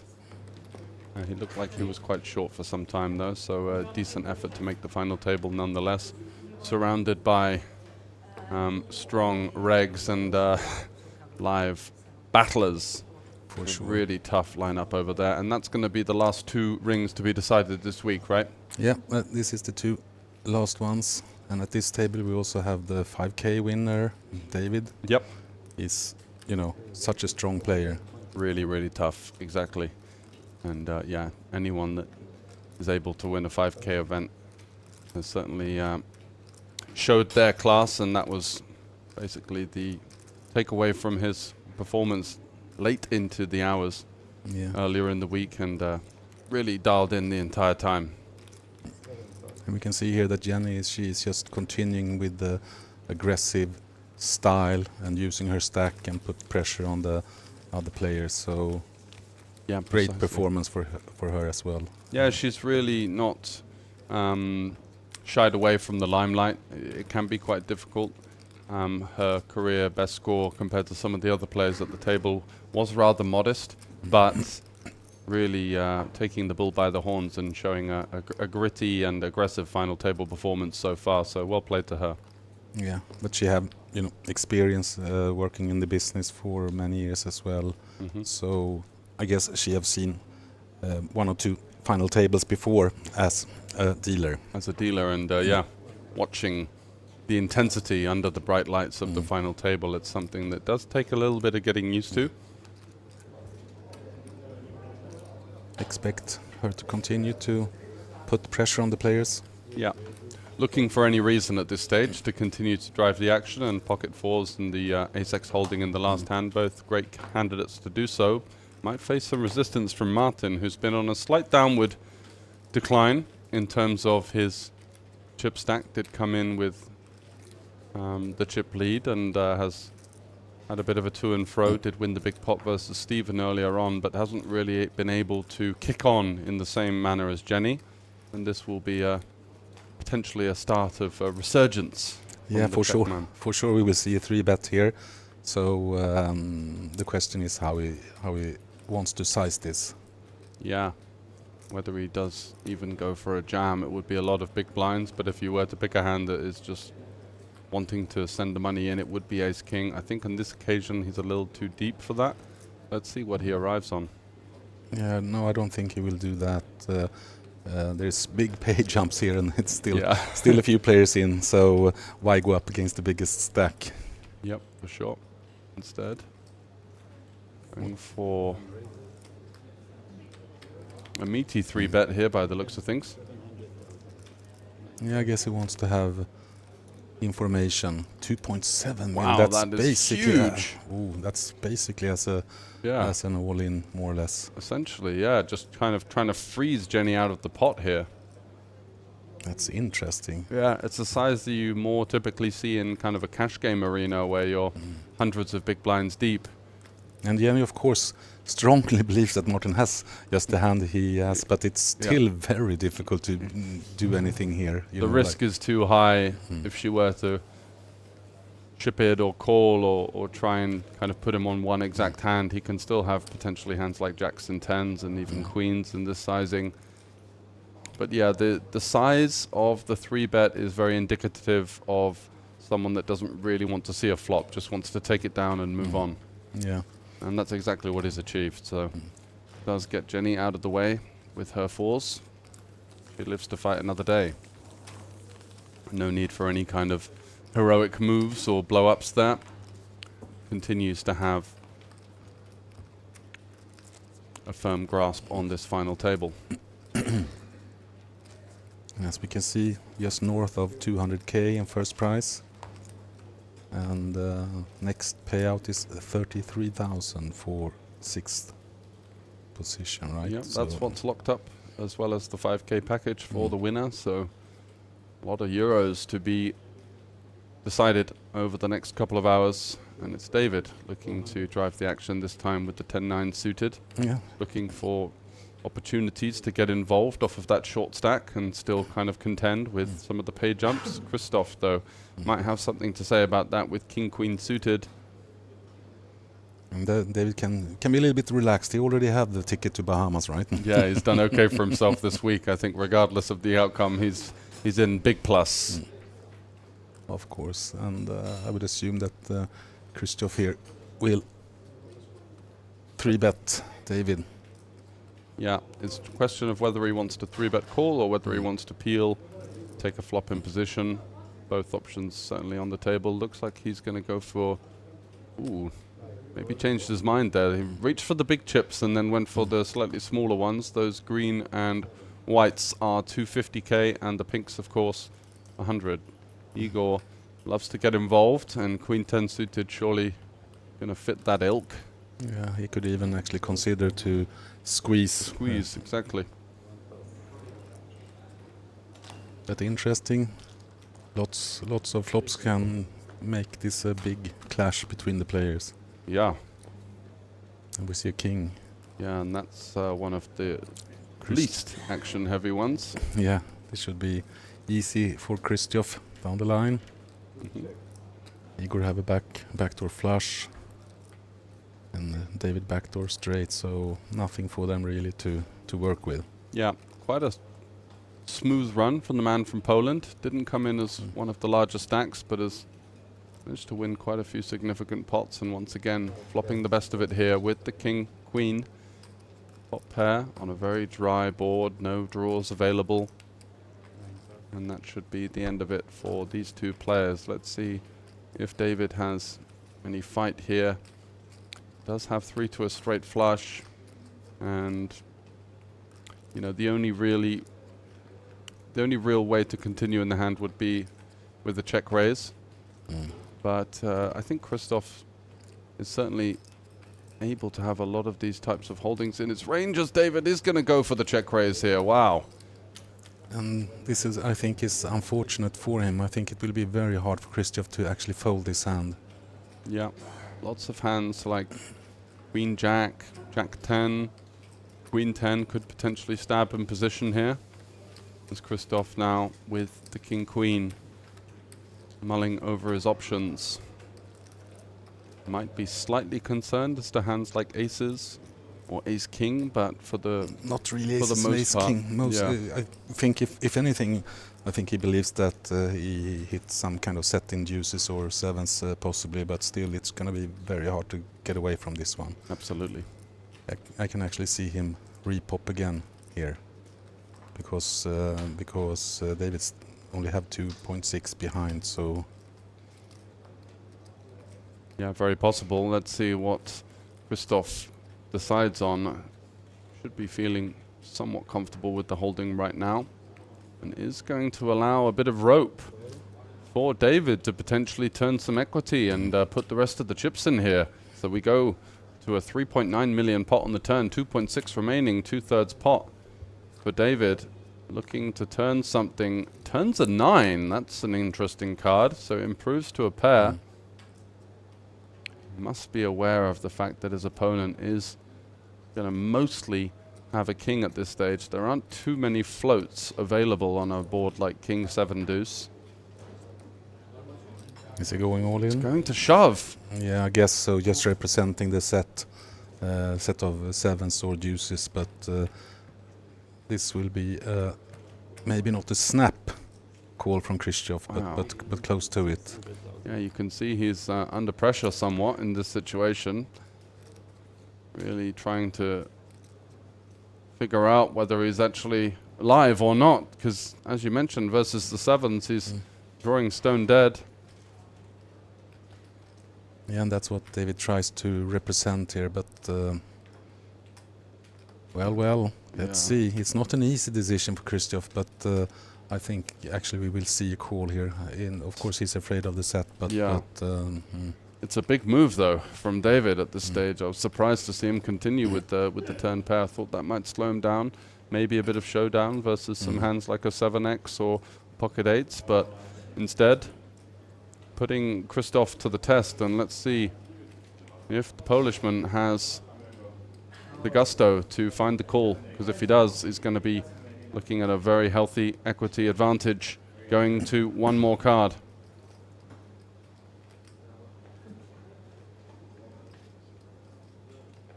Counting out the call, maybe just plucking up the courage to get those chips over the line. That's all he needs to do at this stage. And he'll have 90% with one card to come. Can he find the call? He's been put under the max pressure here from David. A very tough player, and he does find the call. And David is at risk here, of course. 5 out, 11%. Yep. So basically, Drawing thin. Yeah. Needs some real luck here. Needs some luck, and he needs it fast. A 10 or a 9 to keep the hopes and dreams of David winning 2 rings this week in check, but does not find it. An ace rolls off on the river, and that's the end of the road for the Norwegian pro. Well, he went out with some gusto there, and he gave it his best shot, but couldn't quite get the fold from his opponent. Was hoping that maybe Christoph was able to fold a hand as strong as that. On this occasion, not to be. So 5 left in the main event. Christoph now challenging Jenny at the top of the rankings. 63 big blinds to his name after finding the turn call. And Elias now the player at the bottom. And now with 5 players instead of 6 players, the dynamics of the game changes quite a lot, actually. Yes. Because the blinds are coming around much faster. I'm quite sure we'll see some more aggressive play from some of the players. So because now it's time to act. Yeah, there's every elimination we see right now means there's even less room to hide for these players. You've got to get in the mix. You've got to be opening potentially hands like this for Martin. One that maybe 9-handed he could have let slide, but important to continue the tempo and important to look to build and maintain that stack. And also everybody around this table, they also understand that, you know, the range of the opener will be wider, and also we will see wider 3-bets or steal. Counter aggression and exactly. such like. So yeah, could be some fireworks. More fun. More fun for us, that's for sure. Great board for the opener. Ace, King, Queen. Gonna hit that opening range a lot harder than the big blind defend, that's for sure. Jenny just left with not much hope here, just the 5 high. And Martin cutting out the inevitable C-bet. Next pot. Next one, yes. Jenny getting in there a bit loose with the 5-3. Not flopping anything on this occasion.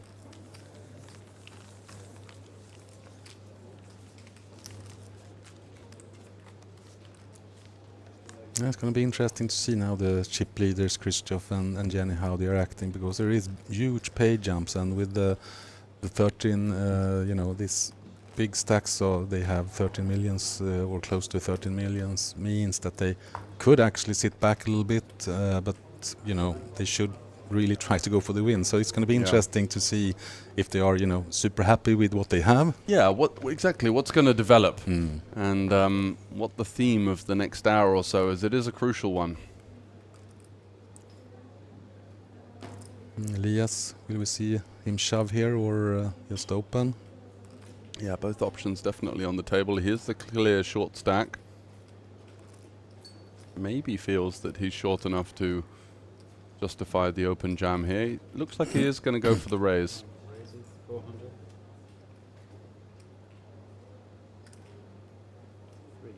Gets rid of Jenny, which he'll be happy to see with a hand such as ace-4, and Christoph unlikely to find much of a defense with his 8-3. So important pickup for Elias, back up to 18 big blinds.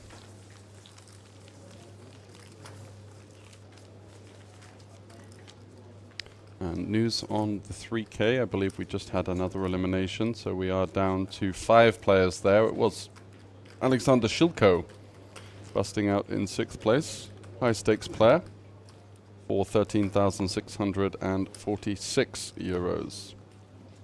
Top price in 3K?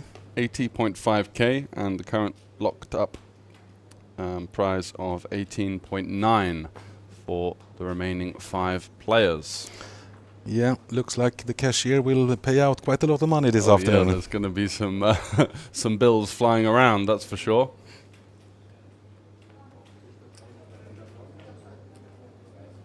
Yeah, and they can't spend it tonight either, because we have the players' party in Olibet Bar and Grill, right? And what's the benefit of that? Is that going to be a free bar for everybody? Yeah, at least some free drinks, I would assume. Yeah, possibly. But and I could some see snacks. I could see a slight sigh from you there as you realise it's going to be an expensive night for Olibet potentially.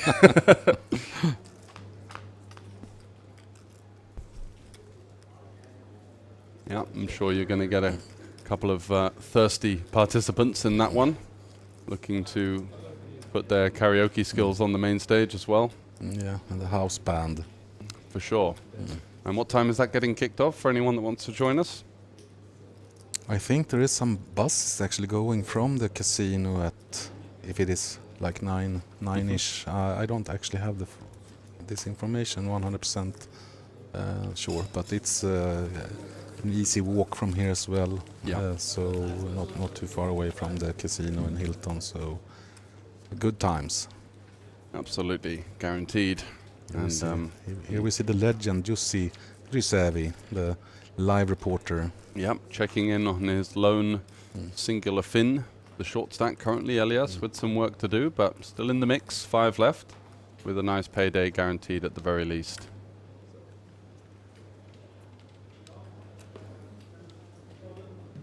Elias now under the gun with ace-9. This is also an opener for him, should be anyway. Now it's not as protected in position like before, so this could be risky, of course, but he knows that he needs to move on. Yep, and find some opportunities for a bit of tempo of his own to pick up some chips.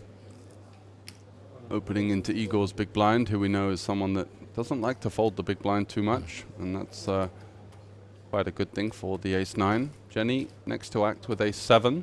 So this is a typical situation where she can 3-bet, you know, like having a really good chance that Elias folds his card more or less independently what he have, but yeah, looking to get some folds from hands like Ace 10, Ace 9, Ace 8, King 10, King Queen, King Jack, putting those hands under a lot of pressure, and has a good blocker with the ace, which means slightly less of those Ace Kings, Aces, Ace Queen type holdings that will not be surrendering. And Elias does get out the way. A nice little pick up there for Jenny. Yeah, this is exactly how you play the bigger stacks versus the ones on the ropes, so to speak. So great play by Jenny, and also Elias picking up the pot earlier. He can actually be patient in this. He doesn't need to put his money in with Ace 9. So, and Jenny is aware of this. So well played by both. Absolutely.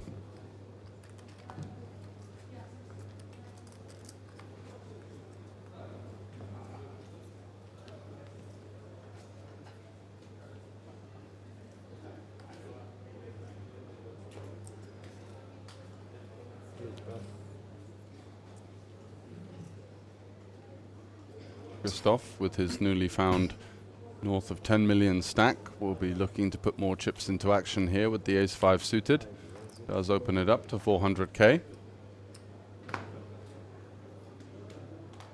Martin on the button is going to get out the way. One of the middling stacks right now, 3rd out of 5th, which is quite a tough chip stack to play, especially as he's got both of the chip leaders on his right. They're going to be opening a lot of pots, and he's going to be struggling to find much resistance. So it's a kind of a theme as well for the middle stack, because he's obviously interested in the exploits of Igor and Elias, wanting to maybe get a couple more jumps, but at the same time he's got to make sure he keeps his head above water, else he could be getting blinded out by the rather inevitable aggression he's going to see from his right hand side.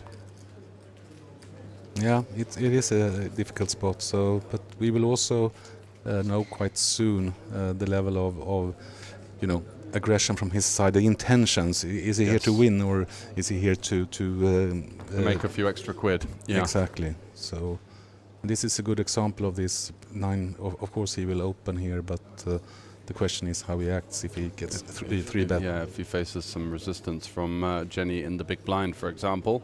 Yeah, so basically in this situation, Jenny can actually 3-bet with any hand here, because Martin is in this position. I don't know if she will do it, but she could do it and get away with it many, many times. Yeah, she will be able to lean on that at quite a large frequency. This time with the Queen 4 electing to just defend instead of taking it upstairs. And does flop an open-ender versus the now underpair to the board of Martin. It is a board that you expect to see a lot of c-bets, but this particular hand may be one he feels inclined to check back. Yeah. He might not think that Jenny have an ace, so actually...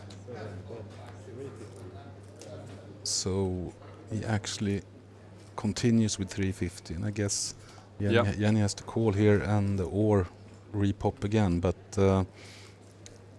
tricky situation. I would actually prefer Martin to check in this because he might be in a really bad spot, but he just wants to steal the pot. But he could potentially get a hand like 10-6 suited to fold, you know, slightly better holding. Does feel like his range hits this board quite a lot, so he does choose for the bet, and it's going to get the bad news here. Jenny finding another nifty little move with the check raise, putting the pressure back onto Martin. Yeah, she's not going to have hands like Ace Queen and Kings, Jacks and Tens, but she does have hands like Queen 9, hands like King Jack in there. Sure thing, and it will be extremely hard for Martin to continue to play this hand, so Jenny will most likely take this pot down with her aggression as well. Ooh, unless Martin's got other ideas here.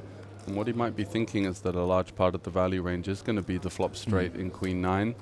And he does block that, but it's still super tough to find a continue here. And he does elect with the first option to fold. Yeah. Another great move from Jenny, just slowly amassing that stack. Yeah, she's putting a lot of pressure on the players. She really is. She's given such a spirited final table performance so far, and that is why she is top of the tree there with 75 big blinds. And also sending a message to these guys to say, hey, if you're going to go after my big blind, you're going to have to bring some heart into the post-flop game, because I'm going to be going after you at any chance I can. Pre-flop, post-flop, she's had all the moves, and it's working out for her nicely so far. Yeah, for sure. She's not freezing here, No. you know, freezing at the table in the spotlights. Looks like she likes it. Absolutely. Thriving on it, one could say. Igor, not seen much from him. We saw a spectacular play earlier with the fours that ended up working out in his favor. One of the toughest beats I think I've ever seen. One out there. Yeah. I guess Jenny will continue to play here. Yeah. Does she go for the limp or the raise? Looks like she's choosing the small raise. Yeah. Let's go for the 450 here. Does Christoph fancy continuing? He's getting a great price.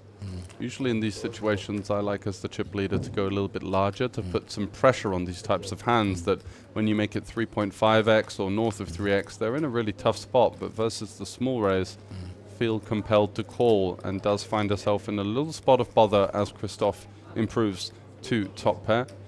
She doesn't have much equity to work with, electing just to give up for now. Christoph with a check back. Could we see a straight draw for Jenny on the turn? No. So the check mark with the Polishman for now. Question is now if Jenny is trying to steal this pot away, but she will for sure face some resistance here from Christoph, even though he's not super comfortable with the king 4, but sure thing. The question is basically if he raises this to get the information he need, or if he's just opting to call. Yes, and I think the design of the check back was to induce this kind of activity on the turn. So continuing to play it slow, underrepresenting his top pair. Let's see if there can be any spicy river, something like a queen, a 9 or an ace would have... Let's see if Jenny gives this up, or if she tries one more stab at it. Yeah, I think she understands now that she's in kind of deep trouble, so she needs to put in a big bet or just give it away. Yeah, it would have to be a massive bet, and the components of her hand don't seem to align with one that makes for a great bluff, but she does. Was it 1 point? No, it's only 550. 550. Yeah. Okay, so she makes it a kind of a value bet, and Christoph will just call this off and be super happy with the win. I think she's targeting folds from hands like 10-9, maybe a hand like Queen 10 that's checked back the flop. But instead, it's going to get the bad news here. I don't think she's trying to get a king to fold, maybe just to put a little bit of pressure on a hand like a 10 or even a sticky 5 on the turn. Yeah, I think, check, give it up, or you have to make it a pot bet to actually put maximum pressure on the pour, because Christoph could definitely fold this king for a pot bet. Agreed. So maybe a first slight misstep there from Jenny, not really committing to the to the play on the river with a hand that really didn't have amazing credentials to bluff, although she did unblock a couple of those hands I mentioned, sort of the one pair plus draws that maybe she was trying to lean on. So interesting to see how that develops.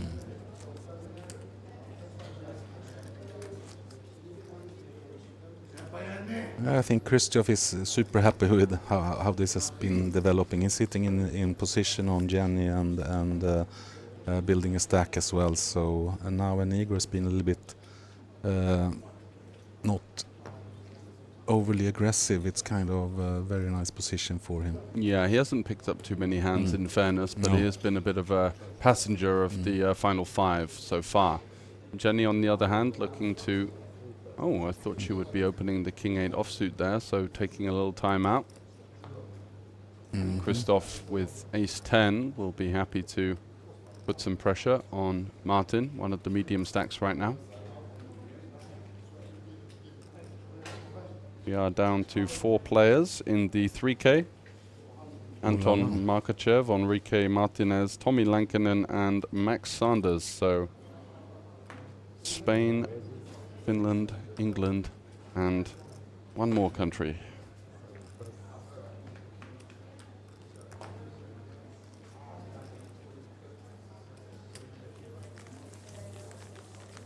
Guaranteed payout in that one is currently just over 25,000 euros. Mm-hmm.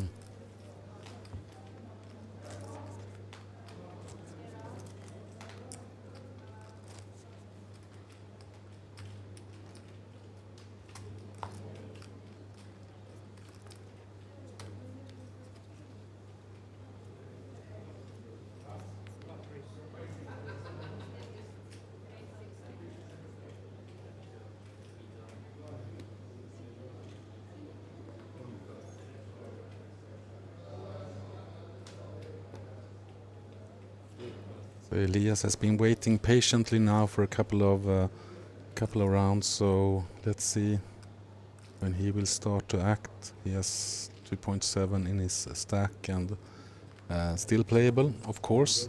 No worries about that. But yeah, going through the blinds next hand, and Christoph on the other hand, looking to drive the action himself with the 10-6, receiving a call from a dominated hand in King 10 suited from Igor, who's playing it slow, well aware of that situation. And look at this for a board. Wow. Straight and flush draw for Igor. Yeah, the gut shot to the straight flush for Igor, and Christoph with not a lot of hope here, just 10 high, maybe feeling compelled to fire in a c-bet on the flop. Trying to get hands like pocket fives, pocket fours, these kind of underpairs to the board, maybe starting to apply some pressure to the 9x in Igor's range. Goes for 450. Igor is totally happy about this. The question is if he just calls or if he tries to take down the pot immediately. It could be interesting to just call here because Christoph is in that position that he can maybe fire another bullet. But I think he's racing, right? No? Looks like he's trying to play for stacks here. I think it's a raise to about 1.3, 1.4 million. Yeah, it goes for 1.4, and Christoph left with, well, in no man's land really with his 10-6. We'll just have to politely wave the white flag on this one unless he's going to get some seriously devilish intentions, and does not.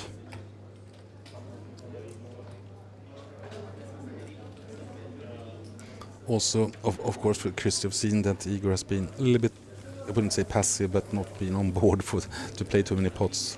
So been a bit of an open seat for a little while, but we know that that's because he's not picking up too many hands.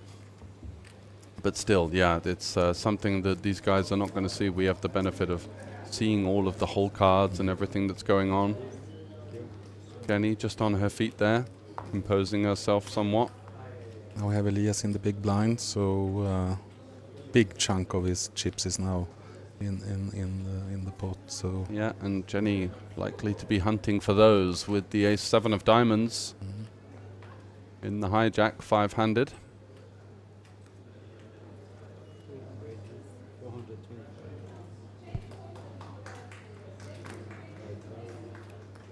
Christoph goes out of the way with ace-9.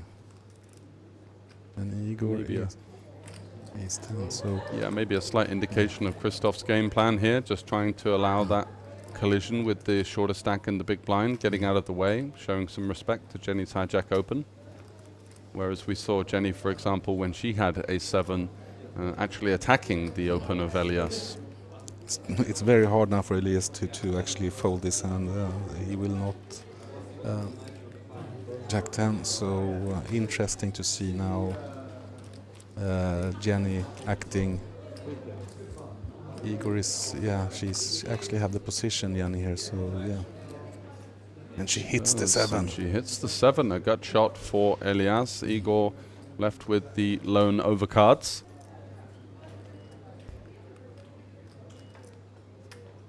Should be seeing this one go check, check, check.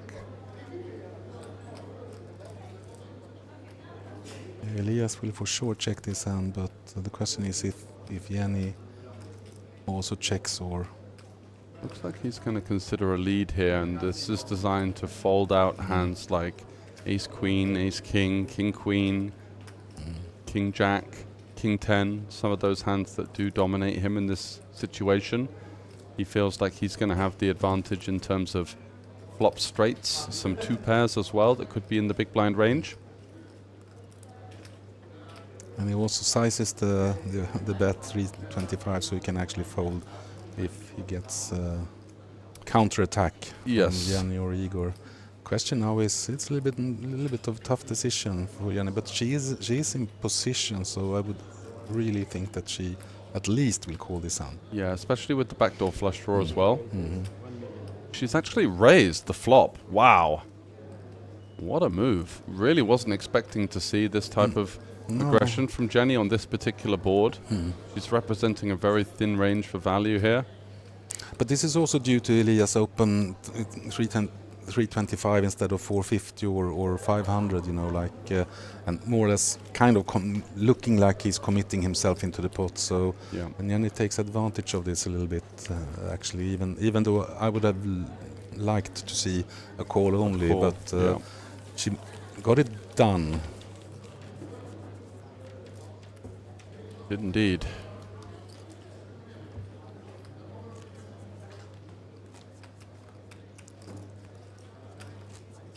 I guess Elias have this lap now to find something. Yeah, 1 or 2 more orbits at the very most. Facing a bit of a dent to the chip stack there and left with 9 big blinds. Christoph with the King-Jack from under the gun. Actually the hijack in 500 play, of course.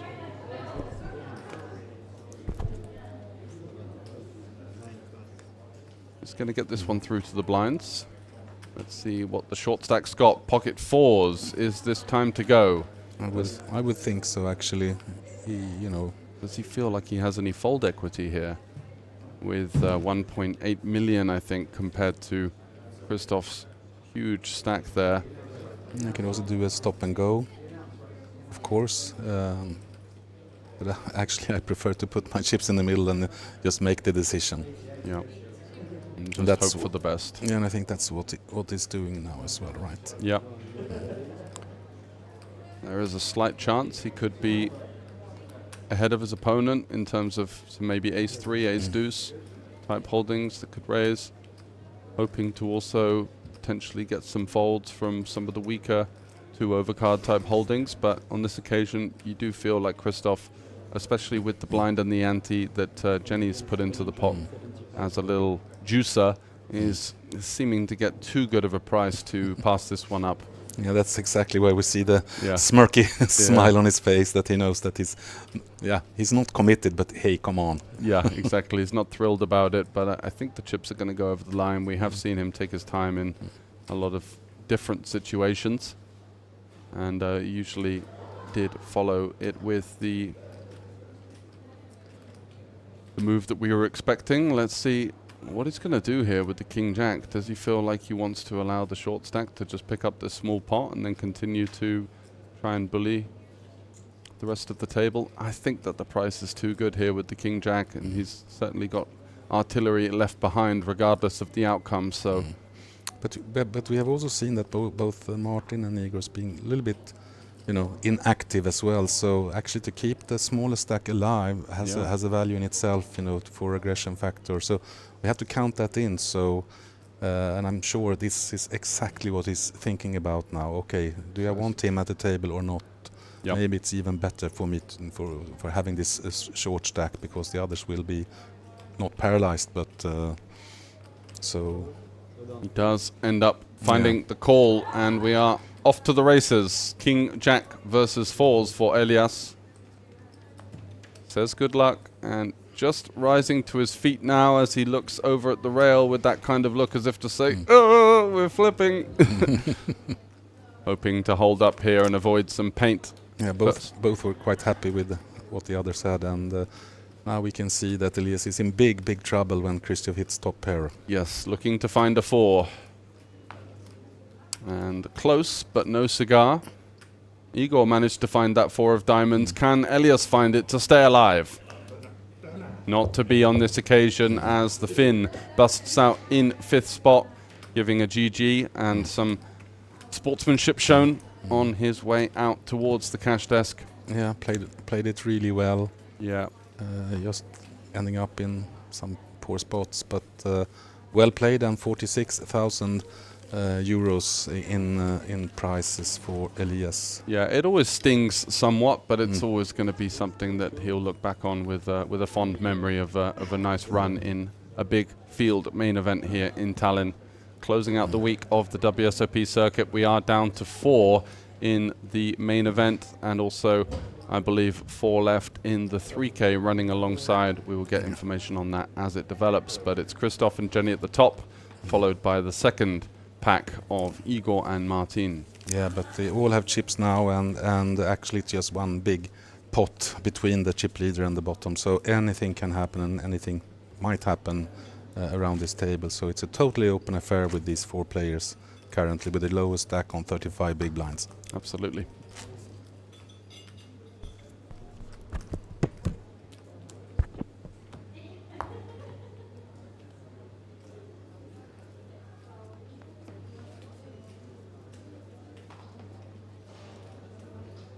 Now with Christoph in the big blind, and with 4 players playing now, the aggression level will go up, the ranges will be wider. Jenny picks up ace-jack from the small blind, and we will see her raise here. But she have Christoph on her left side, so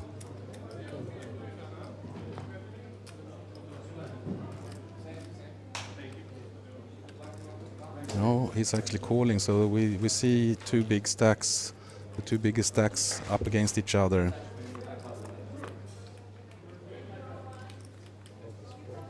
And you can see that Jenny hits the middle pair here. Christoph have been doing this quite a lot, just calling in his big blind, you know, trying to get the other players to understand that he's not giving it up easily, so don't push me around, I will be coming along for the ride. Showing some fight in that regard.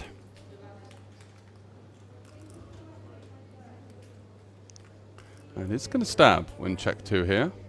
Unfortunate timing, but at least some bonus points for the courage.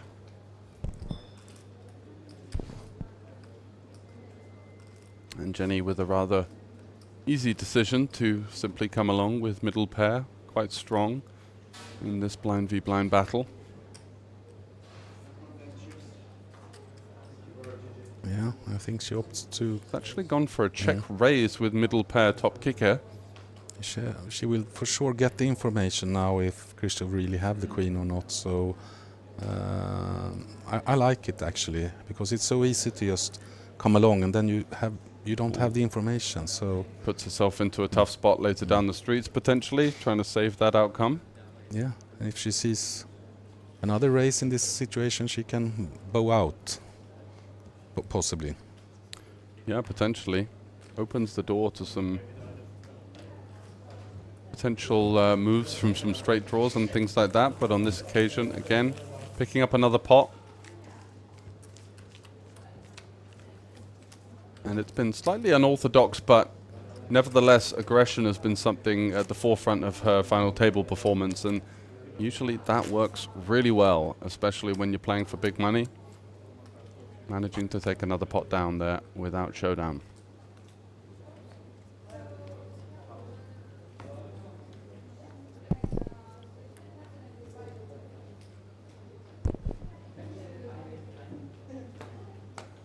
So Igor's been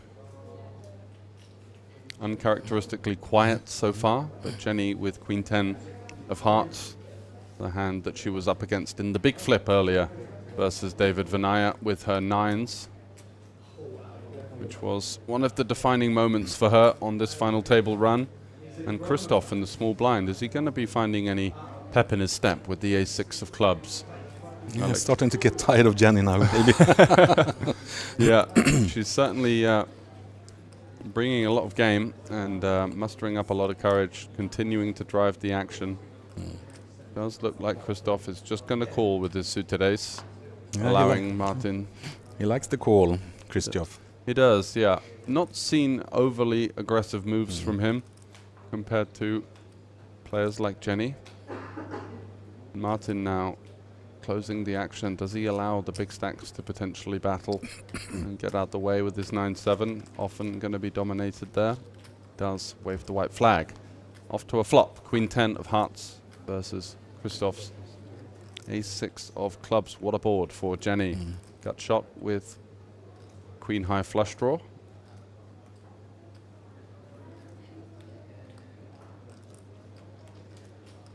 Yeah, she plays well, but she also have a little bit of good flops from time to time. Yeah, exactly, and that's what you need to win a bumper field tournament, right? 888 players.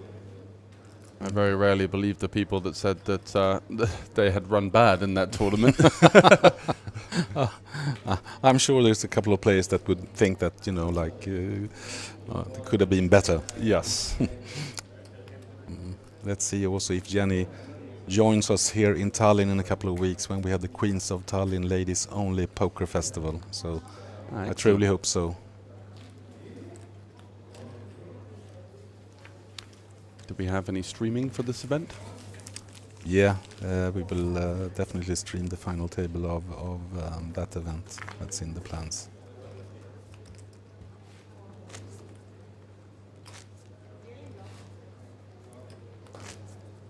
Igor now in the big blind.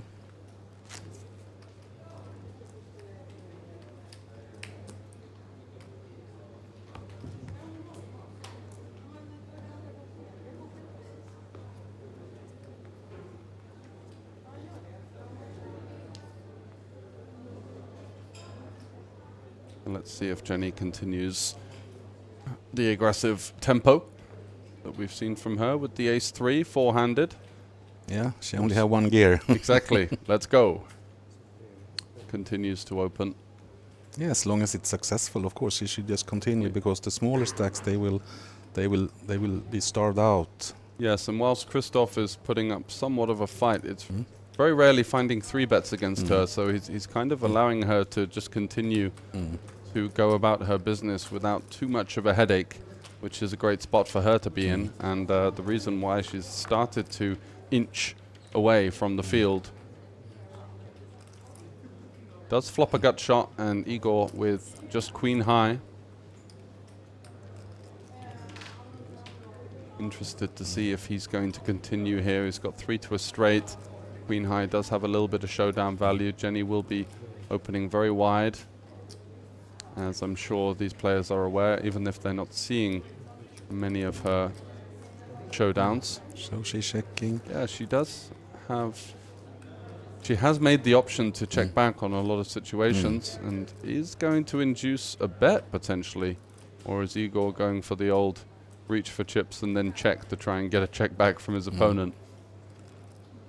Yeah, I would think so, but he have a gut shot draw here. Yeah, with the queen of hearts, could potentially barrel on a flush completing river as well, so some options available for the Estonian. Looking to try and reverse the aggression, this time leading into Jenny with his straight draw. Similar situation now with the small bet 275 that we saw from Elias earlier, 325. See if she's doing this in the exact same way now to hit back to get the information, or if she just calls. I don't think that she necessarily thinks that Igor has an ace here. She does exactly do as you mentioned. Looking to seek value from flush draws, from straight draws, from inferior holdings such as the king, and does get the job done. Jenny once again taking the aggressive route with her ace 3. Yeah, but I think she really feels that when they're putting these tiny bets in, that it's just like keeping the pot low and they have a draw or whatever. So well played by Jenny. I like this play quite a lot actually. Yeah, she's definitely been prodding at her opponents, looking for any signs of weakness, and often is coming up with the goods. And as you can see, 88 big blinds to her name. Now has some daylight between herself and second, Christoph, who after this break might be thinking about ways in which he can start to battle, as she's somewhat running away with it right now. Yeah, Christoph is actually letting Jenny totally dictate the terms on this final table for now, but we'll see what will happen down the line. Yeah, so it's going to be a blind versus blind battle with Igor and Jenny. Igor just electing to fold, showing a lot of respect to what could be a new queen of Tallinn in Jenny Westerland. As we do go to the break, thanks for all of you tuning in. Jenny is the current ship leader, and the other three will have some work to do as we come back for the break in around about 20 minutes.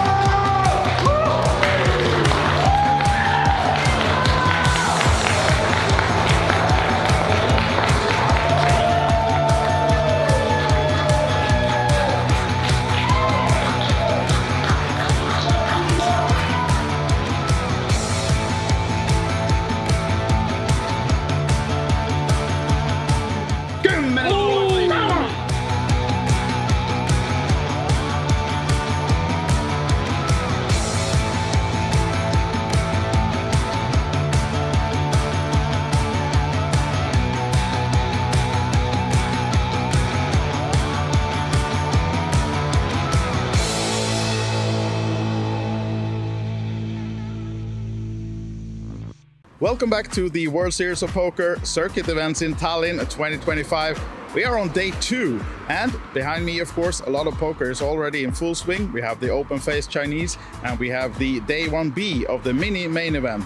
But I thought I would show you a little bit what else you can do besides play poker. Let's see what's offered in the Hilton Hotel. Right to the left of the entrance, when you come out, you have the Olibet food truck with burgers, tacos, and fries, whatnot.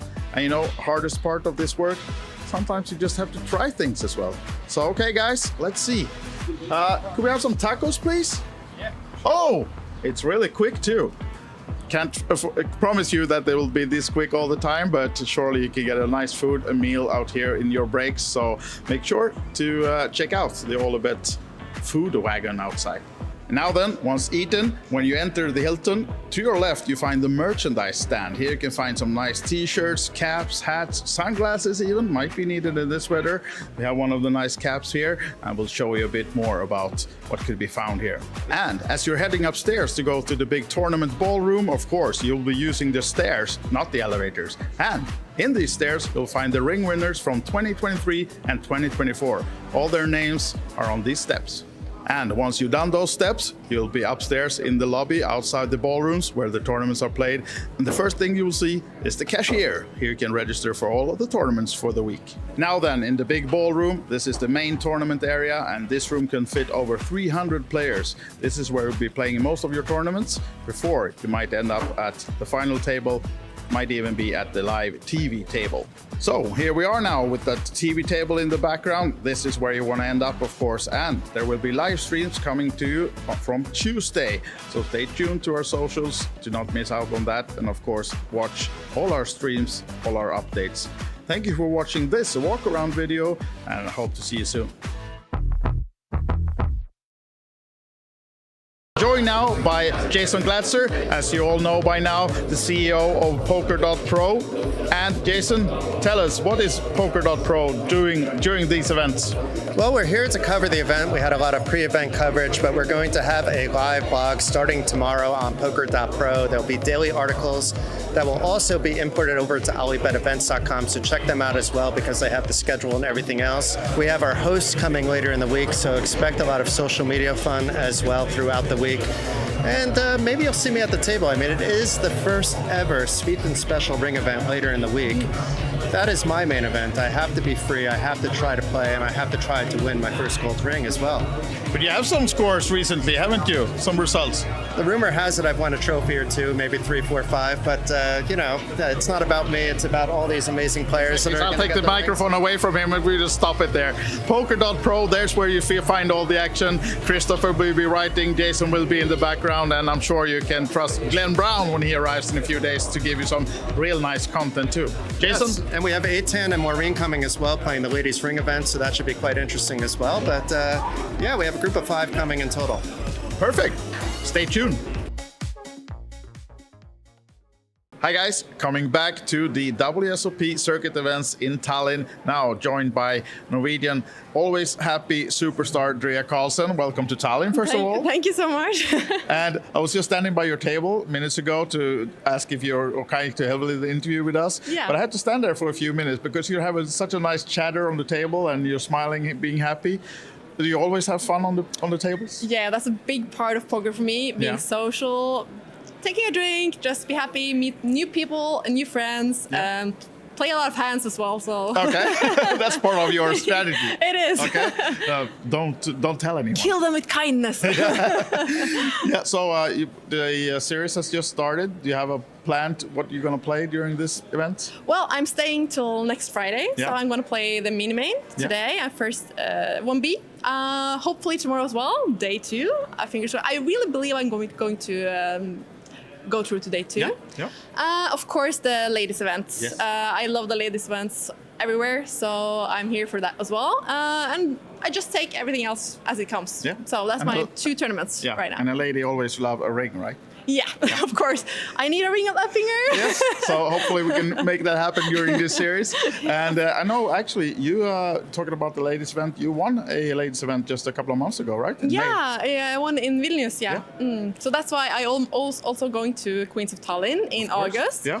Because I won a ticket in that tournament. So yeah. Yeah. So yeah, it's actually just a couple of weeks away for the ladies, the Queens tournament here in Tallinn. I'm so looking forward to that event as well.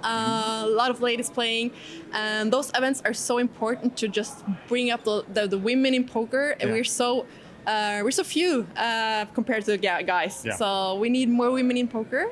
These events helps so much, and I'm here to be happy and to meet other women, to greet them, to take them in with warm, good arms. So please join. Yeah, exactly. Here you see what you can expect if you come here, either now during this series or the Queens of Tallinn. Then in a lot of August. smiles and a lot of fun. Yeah. It is fun by the tables. Best of luck, Drea. We're going to send you back and hope to see you soon again. Thank you so much. Thank you. Hi guys, welcome. We're in the middle of the action on the World Series of Poker circuit events here in Tallinn, and now joined by one of the real legends already in Estonian poker, Rano Soltla. Remind me, where are you on the money list right now? Do you keep track of that yourself?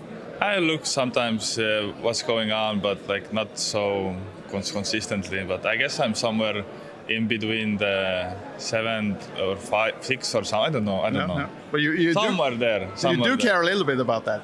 I mean, little bit. Yeah. You know, it's always the thing with this money list is always these are just winnings. You know, they don't show. Sure.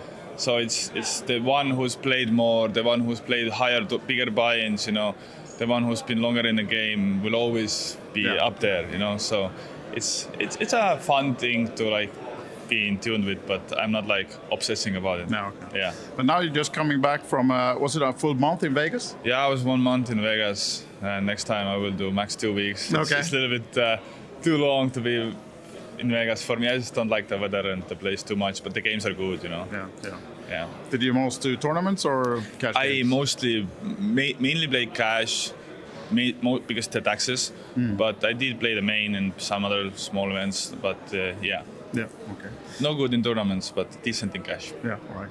And now back home, you don't have to worry about the taxes. You're going for the rings here now then? Yeah, exactly. Yeah, it's I always enjoy playing here. You know, we have so many familiar faces, so many friends, and just always a good atmosphere in these Olibet events here. You just really enjoy yourself. You know, I have my longer here, and I'm just chilling today, playing this 350 mini main. So yeah, taking it easy and enjoying. Do you have a plan for the series already? I mean, do you look at the schedule, decide, or do you just play it by ear during? You know, I will see. Like if cash games are good, I will try to play more cash games.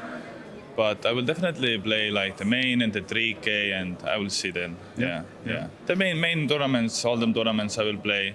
Might jump into a few PLO and here and there, and I will see. You know, go with the flow and just So the extra little package added to the ring events, does Bahamas ring a bell? Oh, there is. Yeah. Really? Oh, I didn't know about that. That's cool. You know, that's what I'm saying. Like, Olibet always does these things, you know, to give value to people and make it more exciting to play. So it's nice.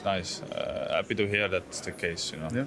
So you've been in the business already. You're not that old for many years. I mean, you're not that old, but you see yourself continuing with this for many years? With poker? Yeah. You know, I can see myself a few more years, you know, but like it's definitely like getting thoughts of like doing something else, you know. But it's hard to make the transition, you know. For me, at least, it's hard to get into something else, like so,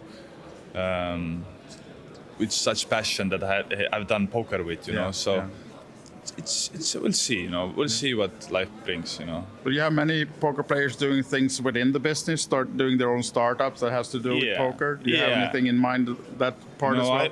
I played with many ideas of starting to create maybe content, maybe doing Twitch, you know. Yeah. And I still haven't gotten into doing it because it's, you know, poker itself takes so much time and mental capacity. And I have a lot of I have hobbies. I have amazing girlfriend I want to spend time with. I have a dog, you know, and just like to manage content creation. I've seen people do it, and it takes so much time.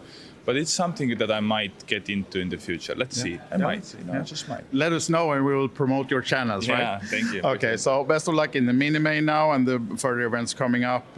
Is there a special ring though, special event that you would like to win to say that I'm the champion of this one? Your favorite game? Do you have that? You know, I always come very close with these 3K high rollers. Yeah. You know, I really like the format. I like that there are like all the good players playing it.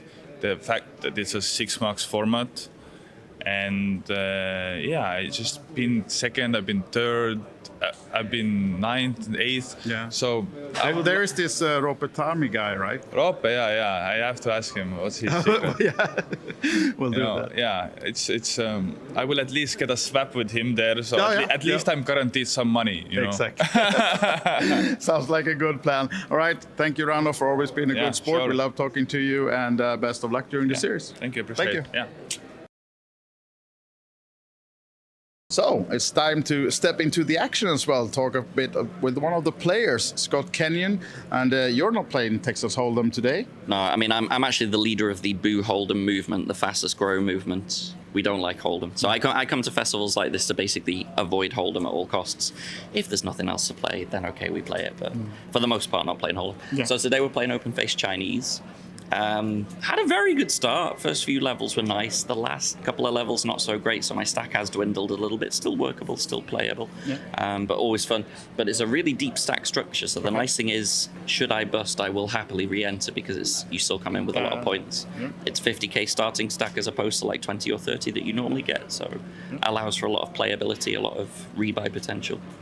And I know there's a lot of people back home watching, like open face, Chinese pineapple, that's a lot of words. But if they want to try it themselves, what's the easiest way to get into all these mixed games? So it sounds like a really complicated game, but it's actually really simple. The hand rankings are the same as you have in Hold'em, but it's just you're making 3 different poker hands. You're going to have 3 poker hands just for yourself, and the strongest hand has to be at the back. You have 5 cards, 5 cards, 3 cards, and it goes strongest hand, next strongest hand, weakest hand. But the hand rankings are exactly the same as Hold'em, so you're making literal normal boards that you would make, just with personal cards. Yeah.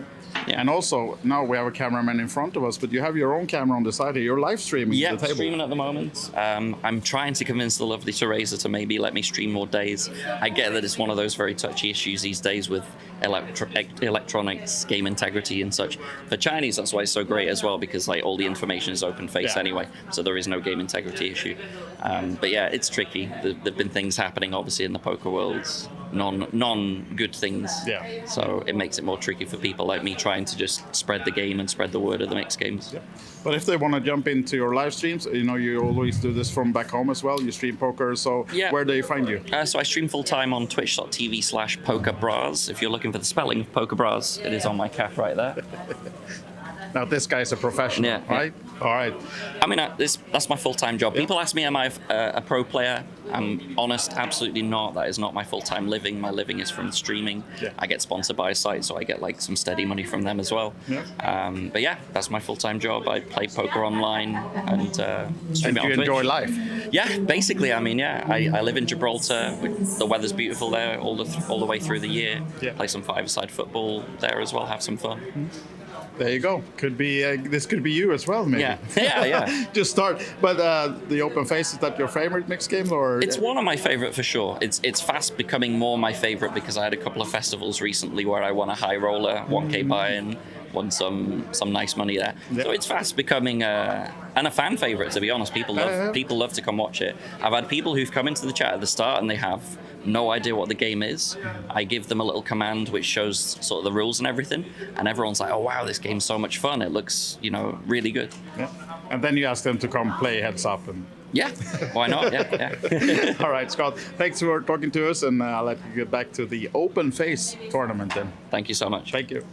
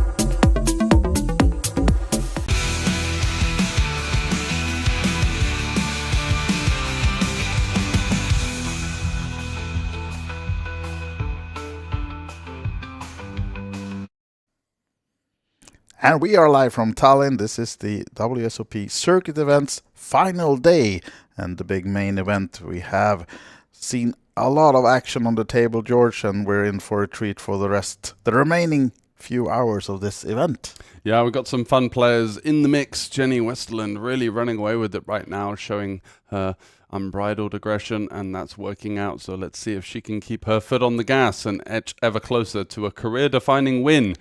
Previous biggest score of 25k would be mightily eclipsed by the 200k plus 5k Bahamas package up for grabs. Definitely so. So let's get back to the action and the final table. You can see only 4 players remaining out of the 888 entrants in the €1,500 buy-in tournament. And if you just joined us, you missed some action-packed start of the day. They got back on the final table of 9 this morning and been playing for a couple of hours or more now. And you can see they have a new blind level as well. 125 250 now. Yeah, we've seen bad beats, we've seen callers, we've seen huge pre-flop all-ins. And we are left with 4 remaining contestants. One of those, Igor Pahelia, getting a little bit short now with this slight increase of the blinds. 6.1 million, but still plenty of chips in play. Looks like he's going for... How much has he made there? It looked like quite a meaty open. Yeah, 850. Yeah. Almost a pot-size open there for Pahelia. Oh, in the big blind with the ducks. Is he going to trust it versus this unconventionally large button open from the Estonian? It was interesting to see what he's up to. You can never really... Because Yes. some parts of it in his mirrored glasses, Yeah, well, what he's up exactly. to, but does not trust the ducks. Bahalia might have had a little look at the deuces, thinking I'm in pretty good shape here. Yeah. Here we have it, the updated break ship count then. Jenny, 18 million, Christoph, 14. And then a jump down to the two shorter stacks of Igor and Martin, 26 and 27 blinds respectively. As we now have a little dealer change, one hand in after the break. Yep. And why not? Let's go. Maybe Igor wasn't happy. Said, Yeah, yeah. You go on, son. Get out of here. Yeah. Ace 3, that's not enough for me to get back in, but he does at least jump up into third place right now. So it's Martin now the current table short stack. Jenny remaining with the chip lead and all of the wind in her sails. We saw a great final table performance from her so far, really flipping the switch on a lot of the players that she's been up against, finding the aggression. It's been working out for her so far. Yeah, and of course it's important also to adjust to the now only 4-player format, and should favor an aggressive player because you need to play a lot more hands, of course. And if you see the starting hands will be worth more the less people are on the table, so important to stay active and not let the blinds eat you. Even though we are pretty deep still in this 4-handed final table now then. And Martin really being like the one just lurking in the background of this entire final table. He came in with a big stack and hasn't lost much chips, but just, you know, been the silent man in the corner, but still hanging in. And of course, just a double up will still get him in contention with the chip leaders, so he's in no way short, but we'll see how he adjusts. As Jenny now will open the action, maybe Queen 8.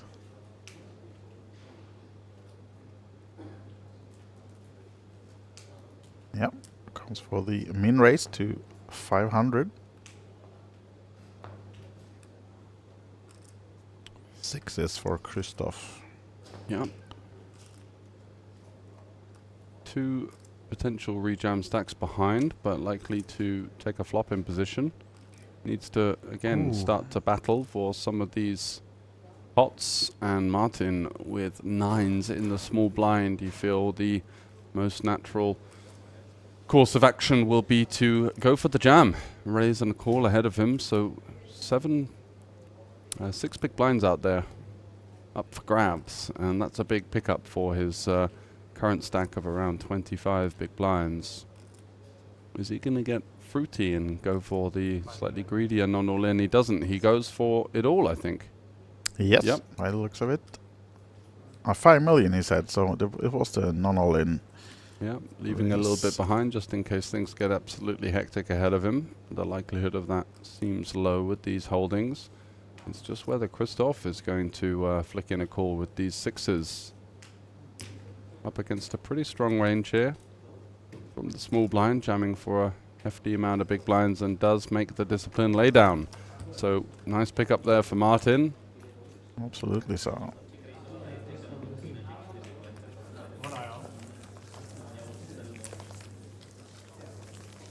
And that gets him back into third. So Igor at the bottom of the ranks with 25 bigs, but still plenty of play. Although, as Andreas mentioned, with the blinds and the antes circling, and the likes of Jenny not scared to drive the action herself.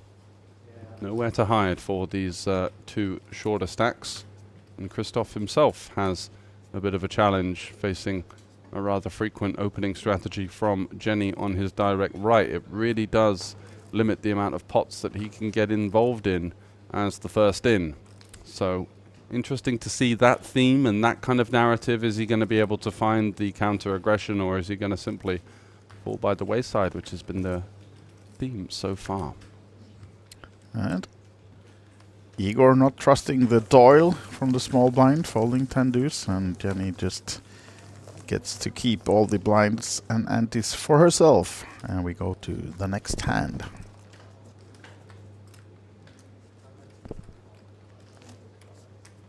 And if you're interested in more about the event as well, if you go to olibetevents.com online, you also have some live updates from other events, and you can go back and see what has happened during these 10 days of action here at the Hilton and Olympic Casino in Tallinn. Of course, the biggest poker festival in the Baltics, this one, and the Kings of Tallinn that you also seen some advertisement for in the background.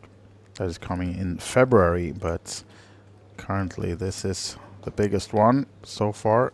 Huge fields all over in the tournaments this week. And Jenny now limping with the 8-6. Christoph likely to make a race here now and try to just keep the blinds to himself. Yeah, I should have something to say about this with the ace-10. Wants to start to initiate an aggressive dynamic, wanting to disallow Jenny from having her way with entering pots and getting cheap flops. And does elect to raise, and that's going to get the job done. Jenny relinquishing the 8-6, of course.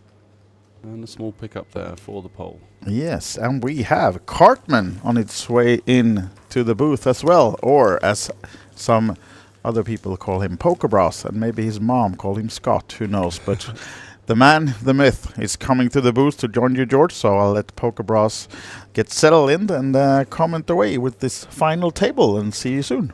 Thank you very much, sir.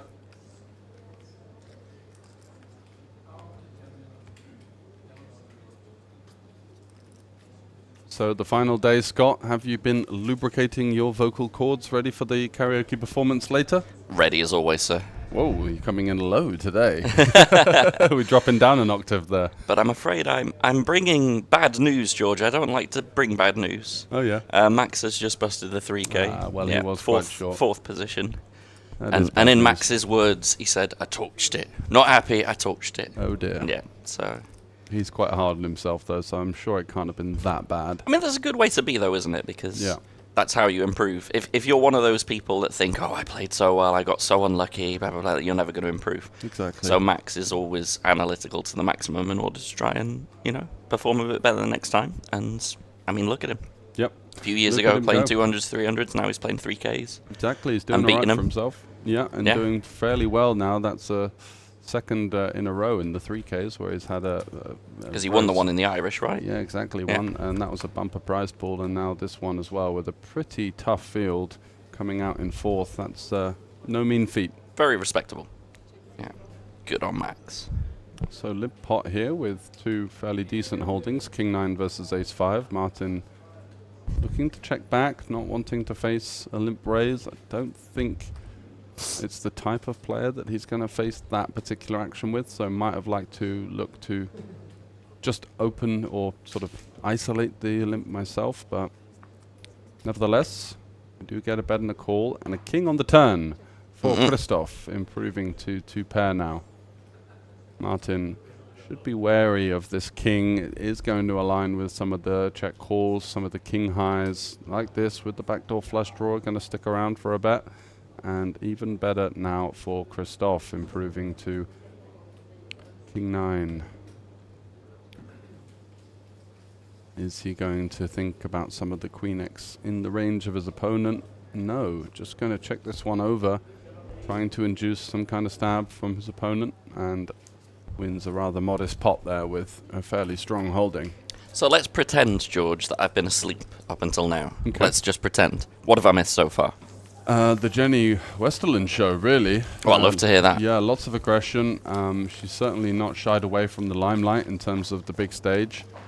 Did come in here with a very, long career on grinding the circuit, playing some slightly smaller events. But in terms of, when you see players and a theme of some of the bigger final tables, you tend to see some players freeze up. She's been the opposite of that. She's really gone for it and brought in the game that we saw from the ladies' final table. Unfortunately, that didn't go too great for her. She did face a little bit of resistance from the other ladies and bowed out in, I think it was 8th place in that one. But yeah, very happy to enter pots, very happy to apply the pressure, and she's been doing a nice job of navigating this field. So dare I say, would you say that this has been an easier final table for her so far than the ladies was, in a sense? Well, she had some hairy moments early on. She got her chips in with 9s versus Queen 10, blind versus blind, after being coolered with King Queen on Queen 10x versus the big blind's Queen 10.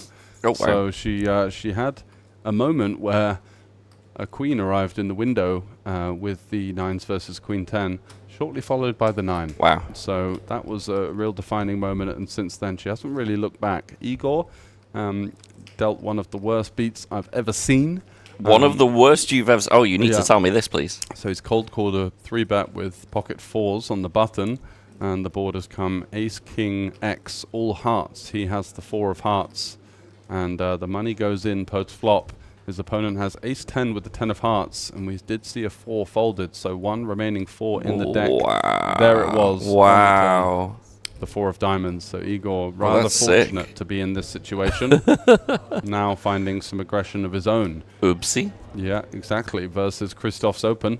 So yeah, it's been a rather fortunate final table for Igor. Christoph has been kind of running decently, navigating around, playing a bit of a more of a small ball strategy than Jenny, although now starting to see him open up when having the chance to with the 7-6. And does get out the way after a little bit of posturing. Martin secured a big elimination early in the final table with pocket kings versus Stephen Groom's ace king after a bit of a turn sweat where Stephen turned a flush draw and a gut shot. Oh, wow. But did hold up on that one, and that is the lie of the land and how we are here in the final 4. Thank you very much for that summary, Mr. George. Excellent work. No problem. So yeah, at the 250k big blind level, still plenty of big blinds in play. A very generous structure once again, which has been the theme for the week here at the WSOP Circuit. Prestigious events and certainly the structures to match. Yeah, the structures have been excellent. So good that I believe a certain 5k tournament ended at 6 in the morning. So it's rumoured. Yeah, I heard about that one myself. Yeah, that was won by David Vinaya, who bowed out, I believe, in 6th on this final table with a hearty effort.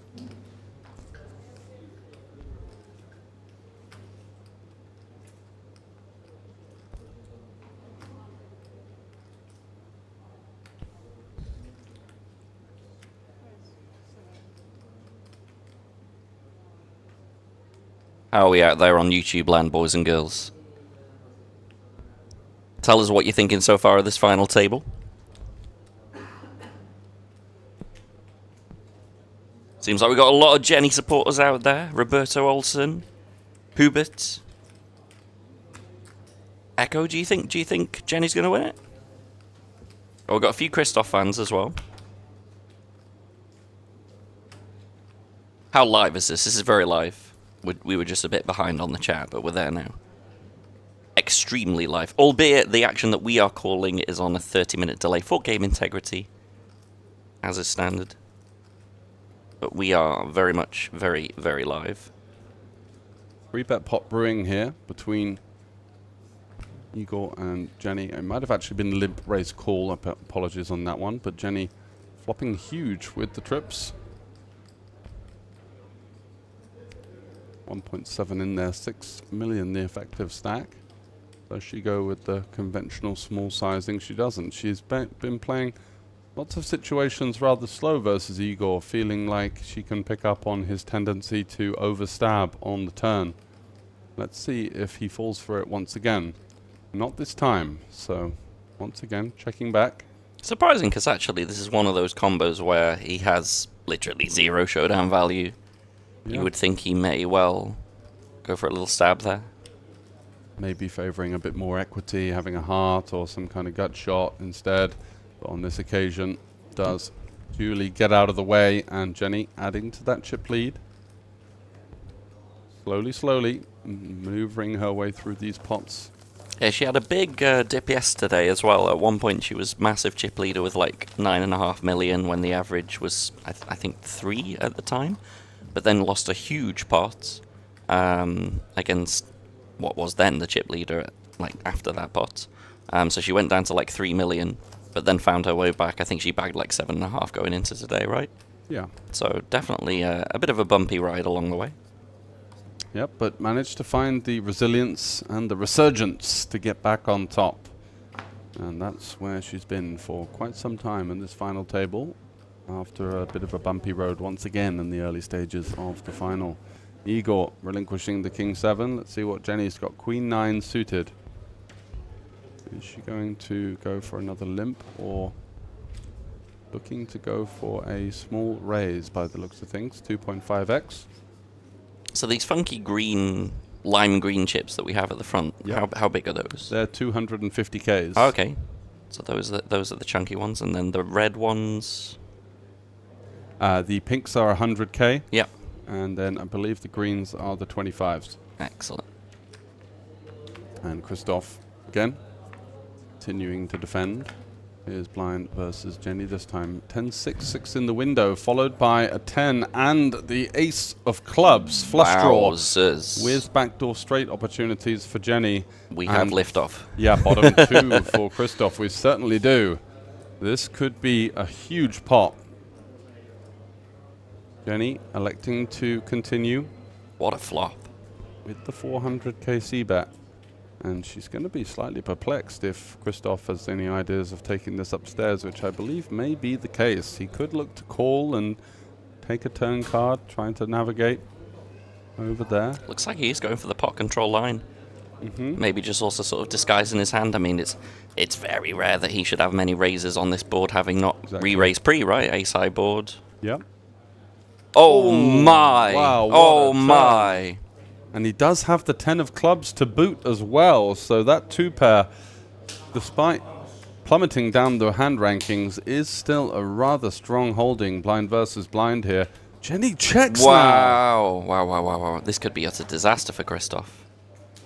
Surely he has to go for a bet, and a fairly chunky one, I would think. I mean, very coordinated board. You would, wouldn't you? Jenny's going to have a lot of hands like ace 5, ace 3, ace 8 that, you know, are far behind his 2 pair, especially with the additional equity here. What are we seeing? So much pot control being employed, and now a club completing river, so flushes for both players. Jenny with the second nuts. Wow. I'm really shocked that went check on the turn, though. Yeah, me too. Is Jenny going to go for a large sizing now, maybe making up for lost ground after the sneaky check on the turn? Reaching for chips. Looks like about half pots.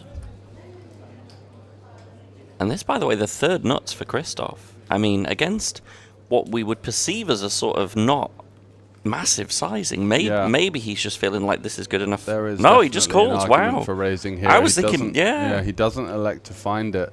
And we see once again 2 massive hands, and the money's found a way not to go in. I'm really surprised that so little went in there. Yeah, there's been a bit of a defensive style of play from a couple of the players at the table. Pots have been kept quite small, and this time it works out for Christoph. Christoph has got to feel very happy, like lost the absolute minimum there and what could have been a train crash. Absolutely right. My goodness. Had he faced a check raise on the turn, that would have been a horrible situation for him to be in. How does he find a check on the turn there? Senses. Yeah. It's incredible. Wow.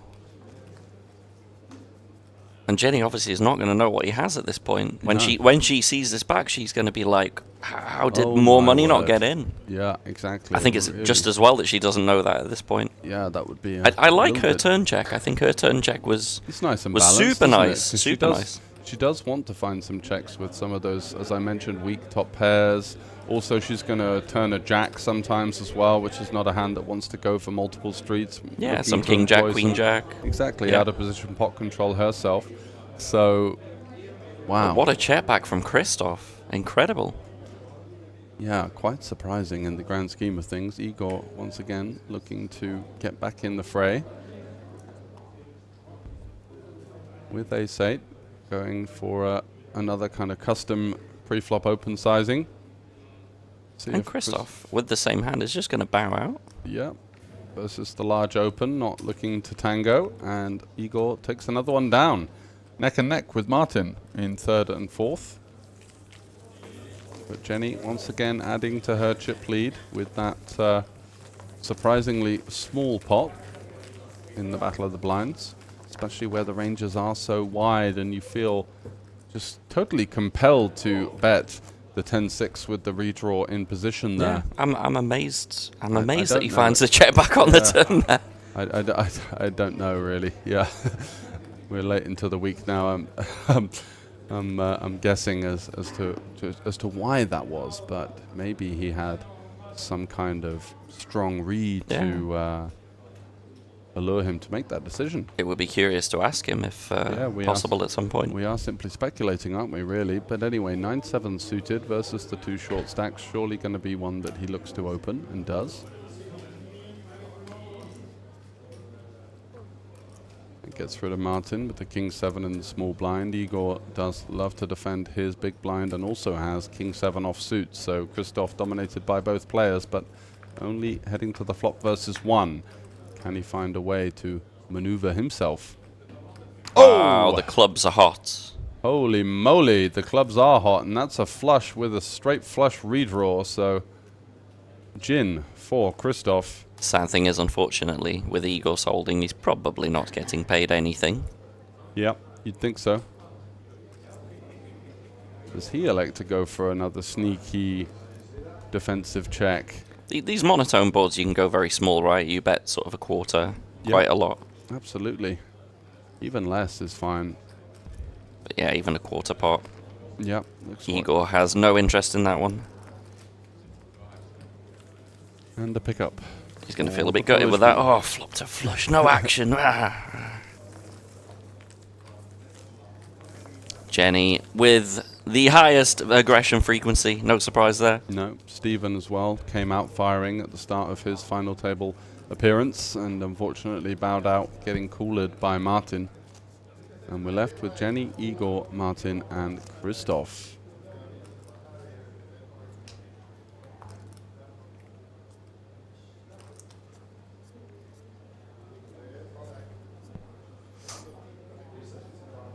Christoph likely to resume the order of play with his Queen Jack. Still plenty deep here. Christoph and Jenny with 50 plus bigs. The other two finding themselves in the 25 range. Yeah, just looking to slowly pick up pots, and is going to find another one now. Jenny almost with double his stack at this point with that mighty tower of 80 big blinds to her name. Yeah, she's really pulled away.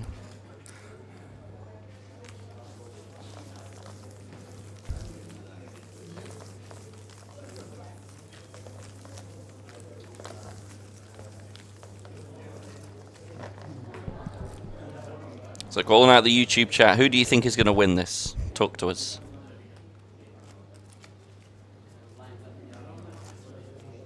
I would definitely say Jenny's got to be the pretty overwhelming favourite at this point. The bookies' favourite. For sure. Should be odds on, probably. Not just with the stack size, but how well she's played as well. Yeah, definitely seems to have a grasp of her opponents.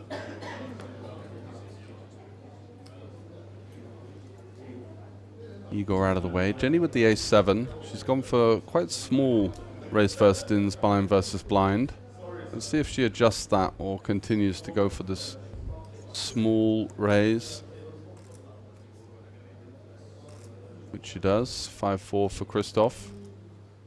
And for me, as the chip leader, something I mentioned earlier, I like to go for the slightly larger raise first in, especially when you're a little bit deeper with your opponent, just to challenge some of these fringy hands and put a little bit more pressure on the weaker parts of the range. You know, picking up the pot right now is a 2 big blind pickup. Yeah, it's valuable. We're playing for 25% anti-four-handed, so she does continue to employ this smaller sizing. And it's certainly a confidence thing because she's very, you know, happy with her post-flop skills in some ways. If you are going to employ that strategy, you've got to have a lot of moves, and she's certainly found more than enough gusto post-flop to make up for it. So yeah, so you think it's justified? I think it's a stylistic choice, isn't it? You know, it's not something that I personally would employ. I'd prefer to go for just a slightly larger open, but she's put it to good work, and it's going well for her so far. So let's stay tuned. And having on played that it the one. way she has, she's found bottom pair on the flop. Christoph finds bottom pair on the turn, maybe finds himself compelled, interested enough to put a few more chips in. Yeah, versus the delayed c-bet, still plenty of candidates that he's going to do fine against with a pair, blind versus blind. It is only a small raise pre-flop, so the ranges still remain quite wide.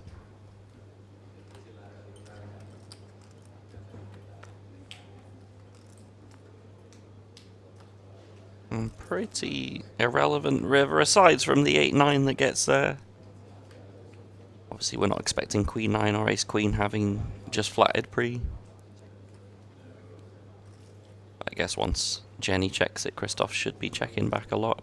Seems a bit too thin to go for value here with bottom pair. He's probably aware that he's not going to win much versus the check. It's almost one of those situations where if you face a bet, it's almost more because she's going to river a jack a reasonable amount of the time and have some slightly better pairs already. She has tons of showdown value that should just be check calling on the end there. Yeah, more check deciding at the very least, and Jenny continuing to add to the chip lead, 21 million. 83 big blinds in play, 45 for Christoph, Martin and Igor. Once again, heading up the pack. Closing out the pack. And she just extracted a little bit more there. Had she gone for that larger size in pre, probably he just folds this way. Not only he calls pre, but she gets that turn bet as well. Absolutely. Yeah, navigating the spots very well. So we got Christoph, Jenny. It's a very polarized split in the YouTube chat. I wonder who Ava J could be.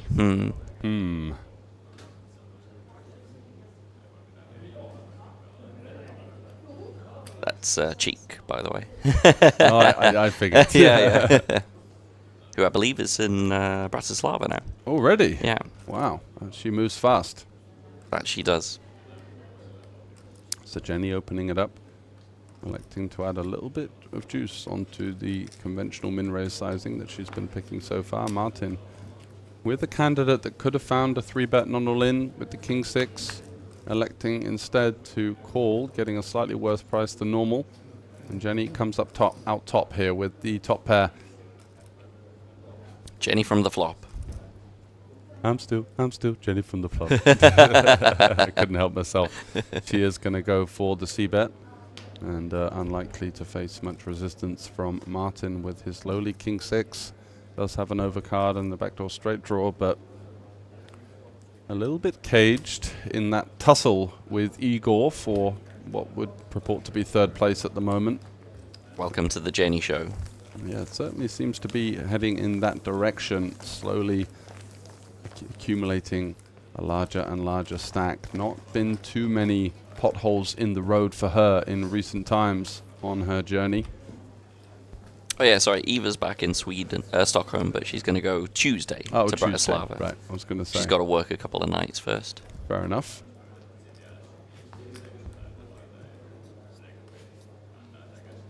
So speaking of karaoke things, oh yeah, do you know what you're going to do tonight? Well, it depends on the set list. It depends on the mood. You got to play it by ear. Yeah.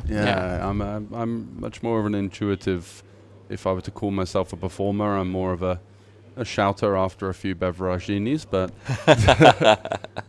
yeah, let's maybe some Linkin Park. See what the slips in there. We had a great one, didn't we, last time? Yeah. That was I did the rapping and you did the sort of high pitched chorus with all of the gusto. That was a great performance. I really appreciated your role in that one. No worries. I enjoyed it. I think we got the crowd pumping, which is the main thing. For sure. It's what I figured out with karaoke. It's not really about the quality. It's about the energy that comes with it. Absolutely.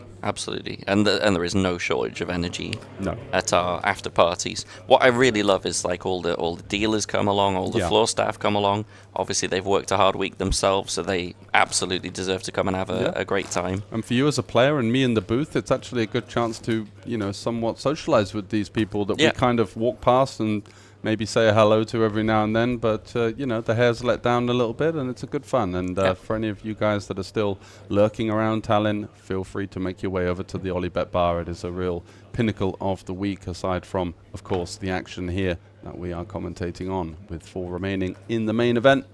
I wonder if we can expect our main event let's see. final tablists to join us. I think Jenny might be there. Maybe. What do you reckon? So. I hope so. Yeah, I think so. She's had a great week. Final tabled the ladies event now, with the majority of the chips here in the open main event. Jenny told me that a deal had been made with her husband, that they're going to be going to the Bratislava World Series circuit event after this one. Beautiful. I think there was like a sort of line that she had to cash, and if she cashed above a certain amount, then yes, they would go and play that. So excellent. Very much the line has been made. Yeah, and a bit more. Be having a healthy role going into that tournament, that's for sure. Yeah.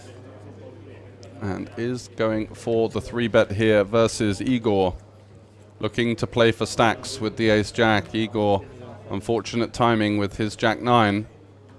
He has been somewhat sticky versus 3-bets so far. Let's see if he does chance his arm at a flop.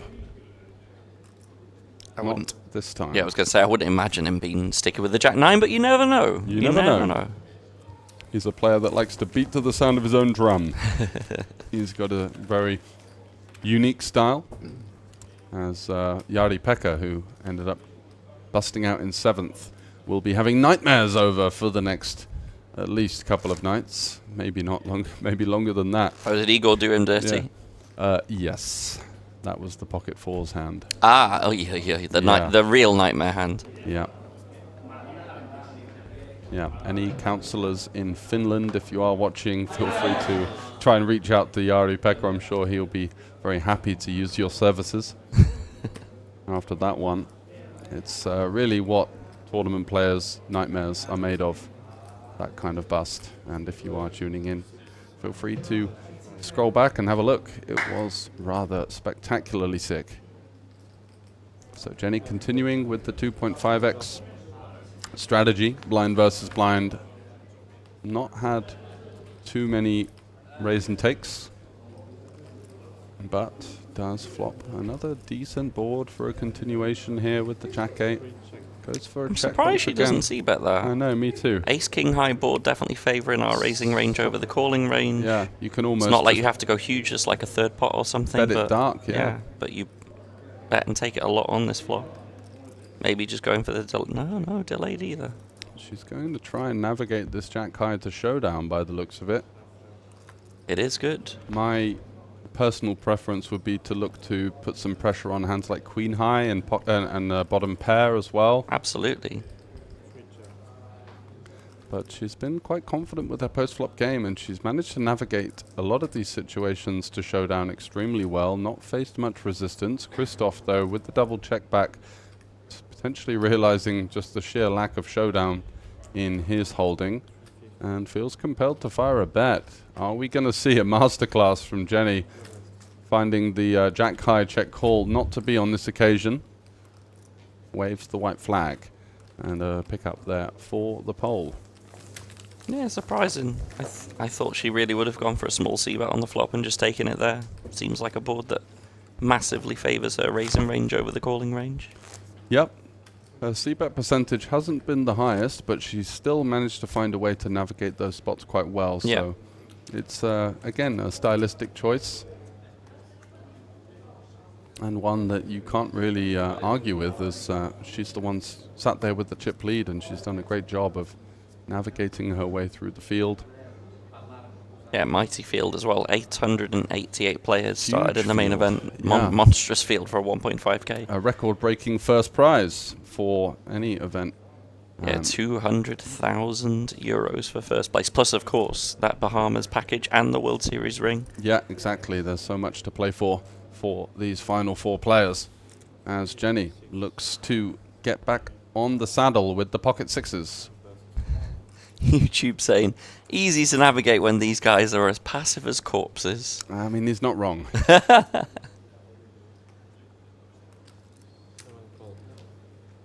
It has been a rather lackluster general table dynamic, I have to say. Lots of pots that you're just thinking money's going in here, and it's, you know, checking down to the river and all sorts of stuff like that. So yeah, the one that surprised me really was that one between Jenny and Christoph.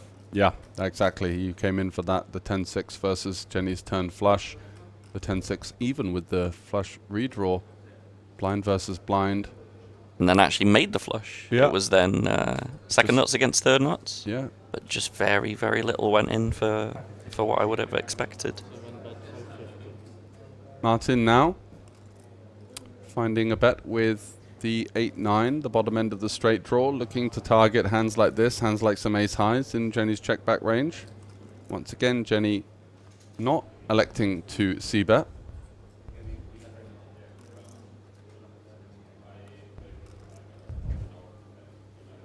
But does find a stubborn turn call, so good on her. Let's see if we can test the mettle of the man from the Czech Republic here.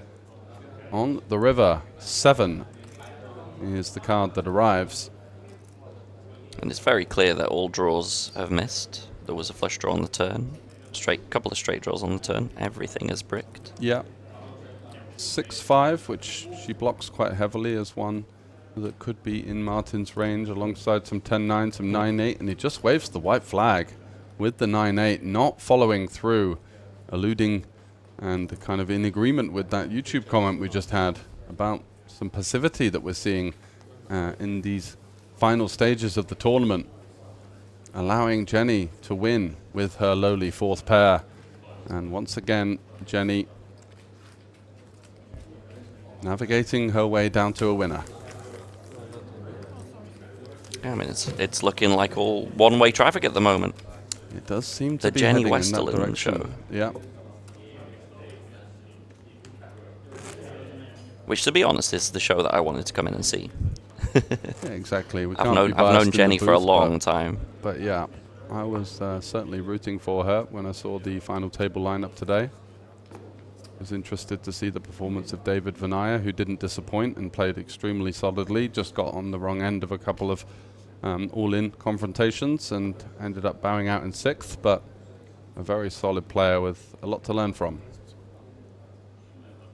Martin, 9-8. He's going to be looking at around about 16 big blinds effective here. Do we just jam this blind v blind? I think it is quite a nice one, especially with the big blind ante format. And also he is the fellow short stack that we're attacking, so it seems to be the correct person to be putting the pressure on. And just retaining equity versus the calling range as well. You still do okay versus hands like ace-jack, ace-king, ace-queen.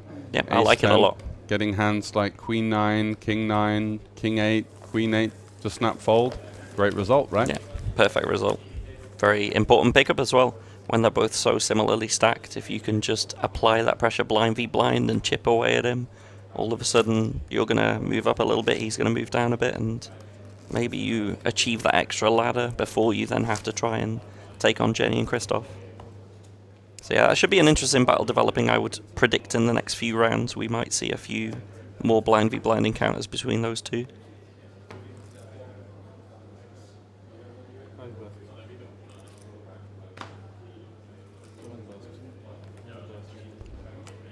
And that is going to be walkies for Jenny.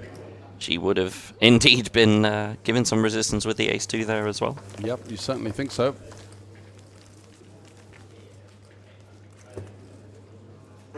Yeah, we're getting to that stage where the two shorties are really needing to find a double up soon. Yeah, inching down somewhat, especially if we hit the next blind level of 150, 300k. It's a big jump. It certainly is, and just less and less room to hide for the short stacks as the blinds and ante comes around. Martin with 9-8 suited, 20 big blinds. Under the gun, this is a very different proposition to the blind v blind. He is just going to be coming in for an open here. Igor out of the way. Jenny with the trash, 6-3 offsuit, and Christoph, though, will have something to say about it in the big blind with his queen-9 of clubs. Very defendable. Do we expect any 3-betting here? I don't think with this particular hand class, 3-bet folding could waste a fair chunk of equity versus some ace-x's and some lower pairs to the 9, so I would just expect to see a call or maybe sometimes a jam. I don't think the dynamic is aggressive enough where he could consider that Martin is actually even opening hands like 9-8 suited based on what we've seen so far. So I think the call seems the most natural, which is the one he finds, and Martin, the favourite to take this one down with the serve and volley, and does. Serve and volley working. Absolutely. Pete Sampras did that to perfection back in the day, and why not now?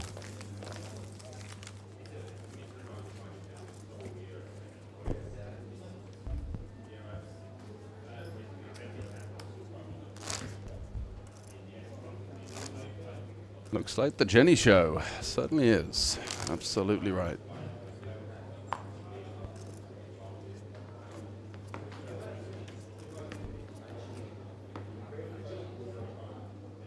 Ace King for Igor. Hello. He's been on a slight downward trend.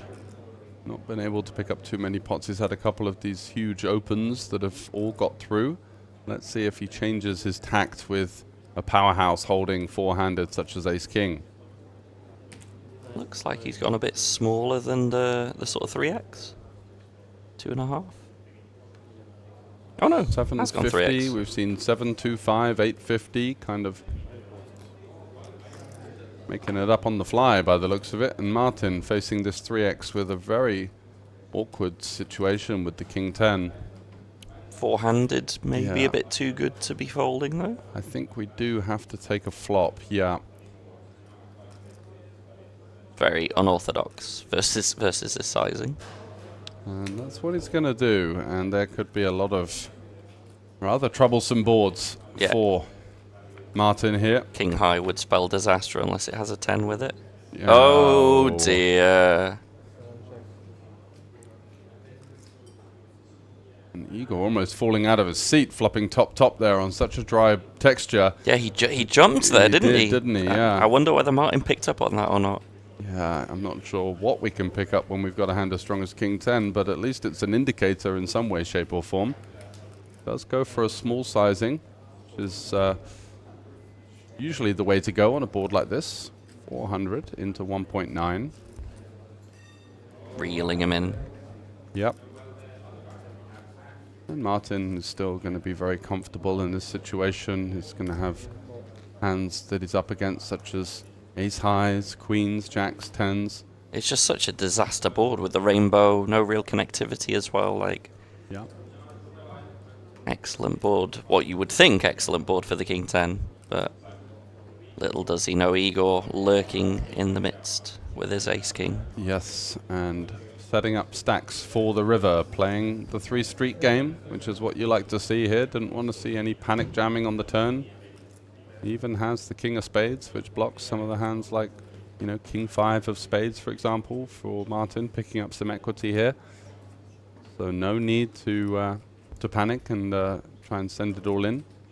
Still looking to seek the value from the inferior King X, the 7X that maybe picks up a flush draw itself.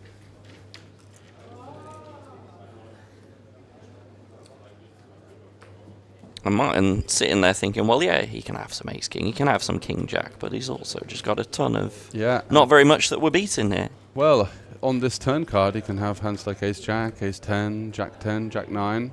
Wow, that's the brick of all bricks. Try run outs. On the river, no straight available, of course, and Martin is going to be put to the test by Igor Behaler Sr. 2.4 remaining into the pot of 4.1. Oh, and he doesn't go for everything, which surprises me a little bit. Goes for a little milky. Yeah. And is going to see the bad news. Are you surprised that Igor doesn't go for the lot there on the river? Yeah. Very surprised to see the size down there. Maybe just trying to get called by a hand like a queen that might have floated the flop, queen jack. Yeah. Queen 10 with the back door, that kind of ilk. That's good news for Martin anyway, keeps him alive. That could have spelt up utter disaster for him there. He's somewhat lucky to still be in the tournament, or at least not have been put to the test for his full stack. So always going to try and have to look for positives, especially when you're facing some resistance or headway on final tables such as this. And I think he'll be somewhat pleased to at least not be out at this stage. For sure. And one assumes that if Igor finds the jam on the end, Martin is probably gone. Yeah, High maybe. percentage chance. I would say so, yeah. Yeah. Gone as in eliminated. Yes, yeah, yes, exactly. Yes. Would be a heroic foul. We've seen them before. We've seen them before, that's for sure. We've seen some pots that have not. And this just has to go all in. Blind v blind. Yeah, it's 11 bigs. Very clear jam with the ace-5 suited. A slam dunk and a very happy one at that, Yep. for sure, for Martin with the 11 big blinds. And there go the chips into the middle. Like Is to see that. Igor got anything to work with here? Not on this occasion, 9-3. I like that Martin is finding his jam spots, and I think that's so important. The difference between picking it up when you're that short to letting them in and maybe letting them catch up and get there. I think it's so important. Hubert is asking for the payouts. I can tell you it's 200,000 euros. The first place. Pinned in our chat. Oh, So there if you go go. to the top of the chat and just click that little bulletin there. Oh, lovely, from yeah. Olibet Poker. You can see the payouts for this final table. Yep, indeed, with 200,000 up top and a current guaranteed payout of 62.5k.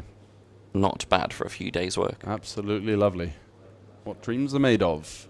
But still, when you're in this situation, especially as someone like Christoph, second in chips, you're looking for more. Yeah. And again, Martin should be jamming here over the This open. has to go. Pretty Yeah. clear jam over the raise for what looks like 14 bigs. Sometimes we're going to be behind, but at this point we can't expect to always get it in good. It's more about getting it in live, getting it in active, and King Jack suited definitely doing that job.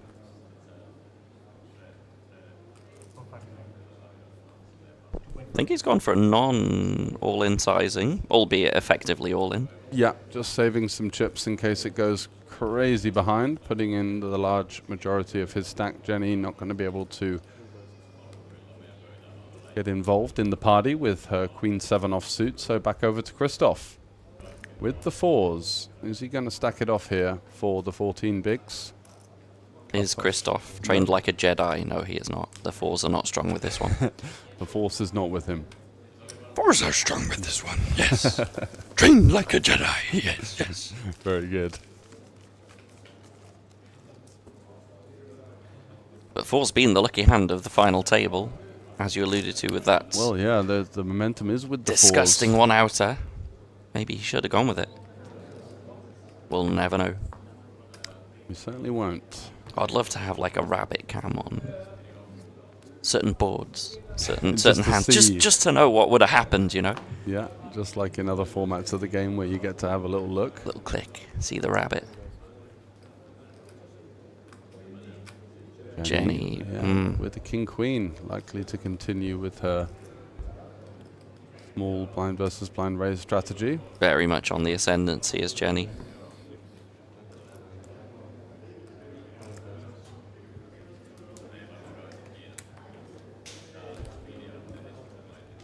A bit of a tough spot for Christoph because always this blind v blind, small blind v big blind. Jenny just chipping away. Christoph in the meanwhile probably just waiting for these other two to chip away a bit more. Yeah, I mean, exactly. Looking to bit of an ICM locker. Looking to climb up the ladders, but also at the same time, any over exertion in that regard is going to lead to less and less chance of actually taking the lion's share of the prize pool. Up top with the 200k plus the 5k WSOP Bahamas package available for the winner of this remaining 4. And the ring, the precious. Oh yes, the precious ring. It looks so beautiful, doesn't it, when you walk past these ring ceremonies?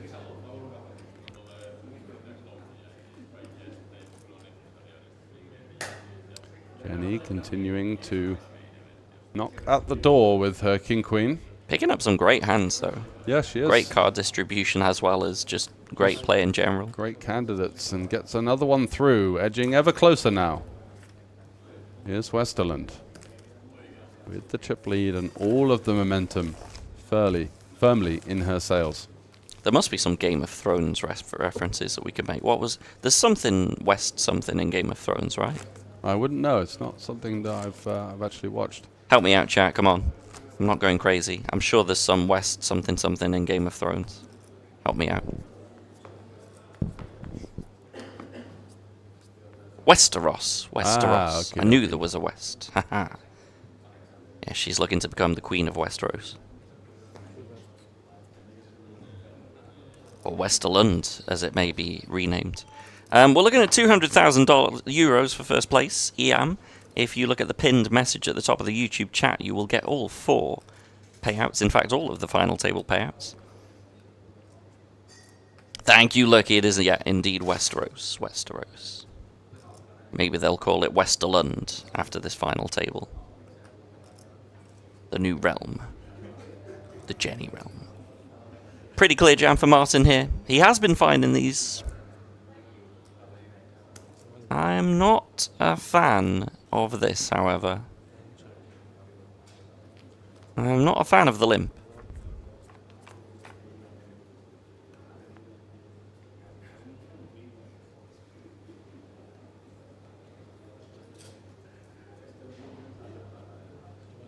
He's just going to bet and take it on the flop. But I definitely would have preferred a jam pre there.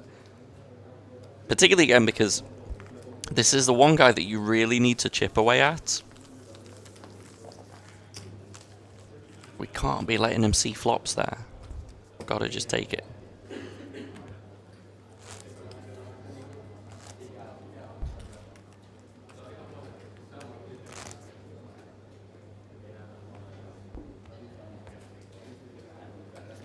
And if Igor gets information back about that ace-king against king-10 hand, he may well be ruining keeping Martin alive here. Martin very much should have been put to the test on the river for his stack, and I think he would have really struggled to get away from that one. Igor ace-jack, blind v blind. It's 25 bigs deep. So definitely a little bit too deep to just jam.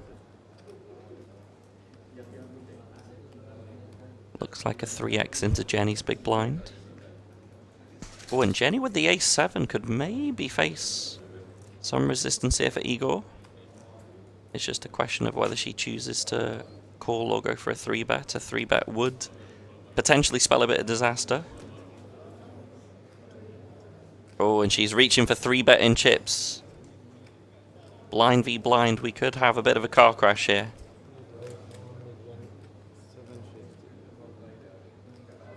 Yeah, Igor has been the type of player that has shown a willingness to get involved. And I think that the 3-bet is justified. He makes a little bit of a hash of that, but the chips are flying in regardless. Yeah. And one assumes that Jenny's going to be finding the fold button to the 4-bet jam. Yes. Just unfortunate timing, unfortunate hand. But I can't imagine she's going to put the rest in here.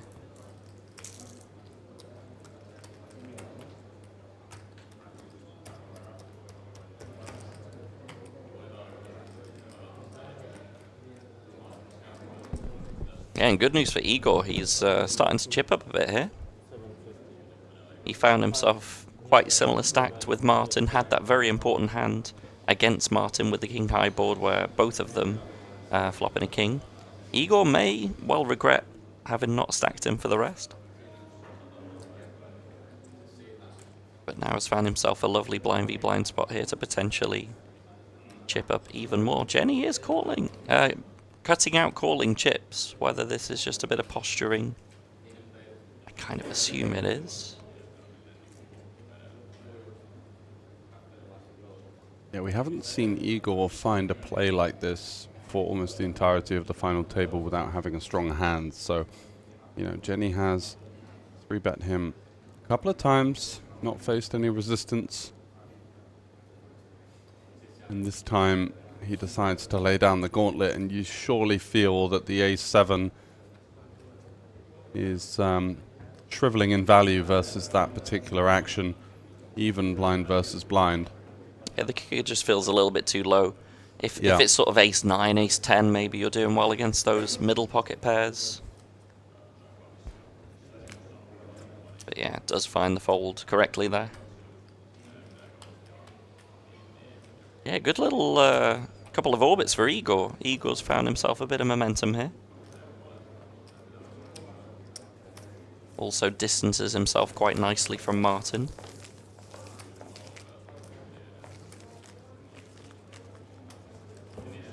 and not too much damage there for Jenny. Jenny still finds herself very much at the top of the tree.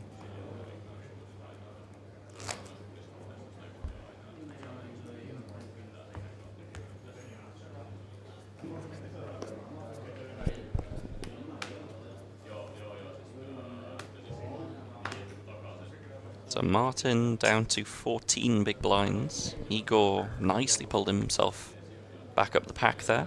Yep, back into contention at the very least. Jenny still, through her hard work, is not faltering too much and still accumulating chips nicely. Ooh, but might be finding more resistance here from Christoph, who has peeled probably the last 5 or 6 of these confrontations now with the clear raise. And given that he's peeled so much, the 3-bet will ding the alarm bells quite strongly. You would hope so, yes.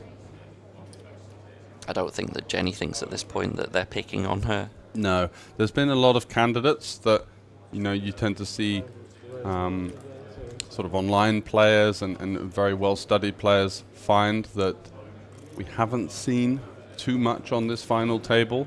The chat even going as far as saying it's been a very sort of corpse-like final table, so we don't really assume this to be out of line. Yeah, the gusto, the momentum is wavered somewhat. I would agree with that. We are four-handed for a lot of money, so it's very natural for nerves and kind of a bit of an edginess to creep into the table dynamic. But I like that Jenny not taking it personal there. It's very easy if you get 3-bet a couple of times to start feeling firing like in a 4-bet. Yeah. But just business-like, you know. I think she's well aware that they are not getting out of line at this point. So Jenny still top of the tree, 86 big blinds, 21 million chips. Christoph with 43. Igor having pulled himself very nicely up the pack with 31 big blinds. So actually not too far between Igor and Christoph at the moment. And Martin, very much bottom of the pack, is going to need to find himself a double up in the not too distant future.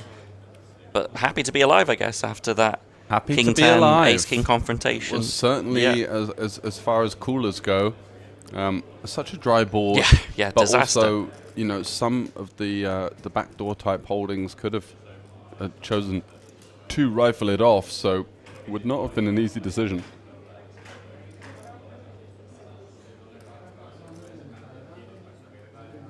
Martin posturing a little bit with the 8 deuce offsuit.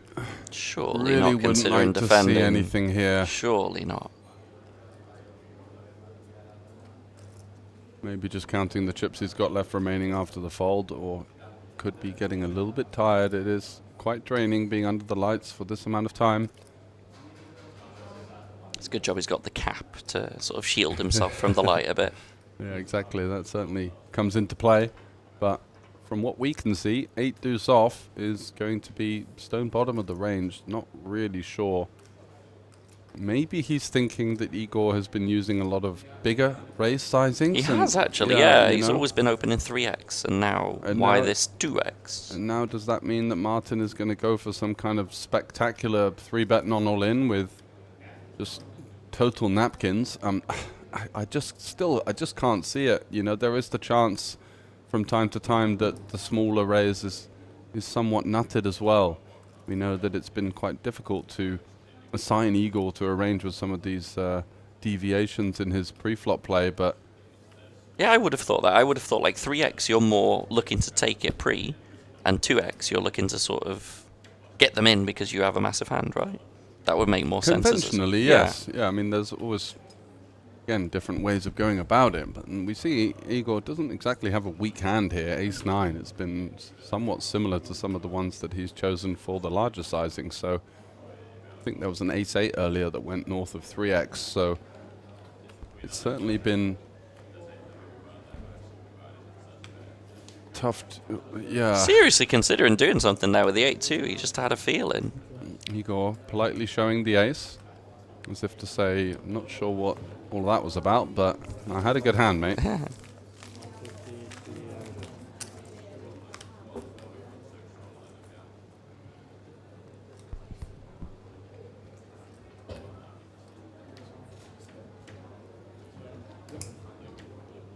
Increase your blinds, please. 150, 300, 300,000. Okay, so we do have another blind level increase. Jenny not at the table right now, but just getting on her feet. Maybe releasing some of the very naturally nervous energy that is circulating. Yeah, I like to do that quite a lot as well. Sometimes just occasionally just stand up, have a little walk, because you've sat down for so long. Exactly, gets rid of the pins and needles, you know, gets a little bit of blood pumping around the body. These are all good things. Yeah. Yeah, definitely nice to ground yourself once in a while. So we have a new blind level, 150,000, 300,000. We also have a new dealer. Welcome.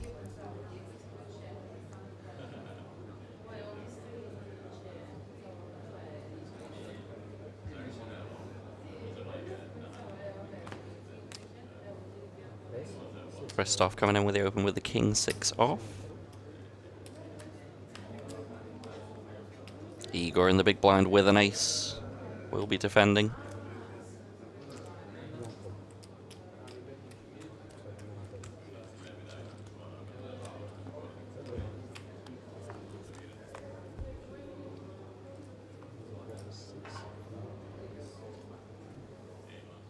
So it's actually the first bit of tanking I've really seen on this final table. I haven't seen anyone really. I don't know what that was about actually with the 8-2 off. Yeah, because no one's really done that at all. My German isn't so strong, but I've got a pretty good idea of what that guy's on about. Yeah.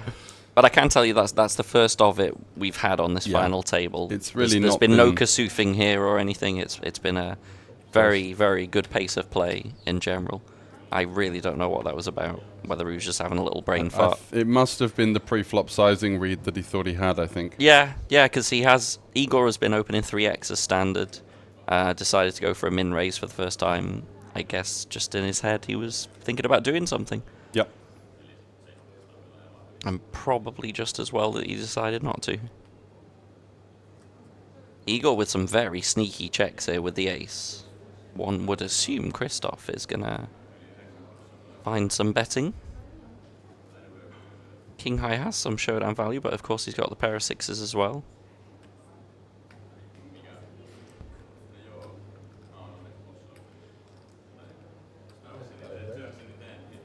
Looks like a fairly chunky bet on the turn.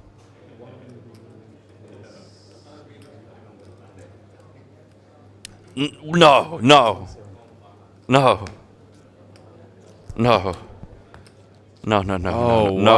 No. What do we have here? No. I mean, Igor, I told you he was a tough guy to read.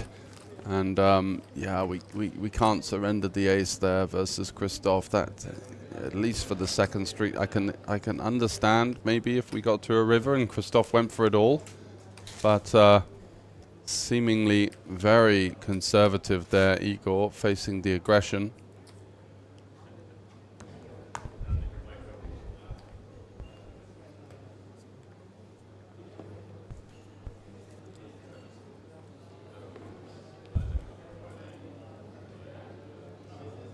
My word, bit speechless after that one. We weren't expecting a fold there from Igor. No, I'm stunned at that. I'm actually stunned at that. We just can't be folding the ace there. Igor with Queen 10 suited in the small blind. He's got himself 22 bigs. Wow. Yeah, I'm still a bit speechless at that as well.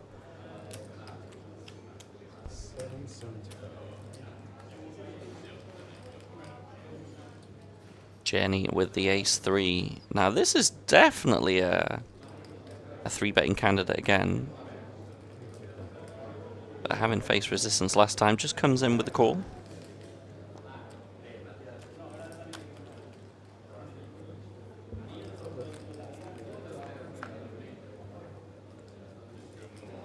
King 4-7, 2 clubs. Ooh, so Igor might be making up for lost chips in that last hand. His opponent was trying to give them to him, but couldn't find the turn call this time. Firing in a bet. And Jenny is going to relinquish the ace-3 just with the lone overcard and the weak backdoor flush draw. So I like that. Igor takes it down. Yeah, I think so as well. No need to get too sticky there. No. Jenny still top of the tree with 68 big blinds, 20 million chips. Martin at the bottom 13 is going to be needing to find a double up quickly. But again, probably still quite happy to be alive after that pot against Igor with the king high, dry board. Yeah, you would think so, exactly. It feels like he's a cat with 9 lives that's kind of on his 10th by now after being let go of that one. Yeah. Still plenty deep, though. And again, just something to take some positivity from, to keep yourself, you know, in good mental shape. It's always important to kind of keep rechecking. I know my friend Max, for example, in the 3K was having a little bit of a tough time with a couple of the... Is Igor folding Queen Jack on the button there? Igor is folding Queen Jack on the button there. Yeah. The man really just makes it up as he goes. He doesn't follow the rule book, and you got to respect him somewhat for that, but some very unconventional plays now. But yeah, I was saying, so sometimes you face some resistance. It's either other people at the table or slight downward turns in your tournament runs, and it's quite easy to let that get to you and kind of, you know, not really have the best positive mindset about it. So well, he had a certain chatty gentleman at his table. You know who I'm alluding to. I know exactly who you're alluding to. Yeah. And yeah, Max had these lovely headphones around his neck, and I was like, did you ever consider putting them on? Because sometimes you just gotta, you know, if you have a person like that at the table, the worst thing to do is actually engage with them. Exactly. You want to just whack your headphones on, put some music on, get yourself into your happy place. You're adding As Happy fuel Gilmore would say, to the flyer. Go to your happy place. Your happy, you know. You just have to do that sometimes. I think the worst thing you can do is when you have someone super chatty and they're literally trying to get into your head. Yep. Why engage with them? And you're fighting back. Yeah. And showing frustration and annoyance. Yeah, exactly. That's exactly what they're looking for, because, you know, it's a free world. You can say what you want. I mean, to some degree. To a degree. Right. Yeah. Albeit it's 2025, so it gets harder to say what you want. To have an opinion these days. But yeah, with Kasuf, for example, that is obviously taking it too far, and it's, for sure. It's not like he's necessarily overly toxic, but it's just incessant, and it's the same drivel time and time again, whilst wasting everybody's time.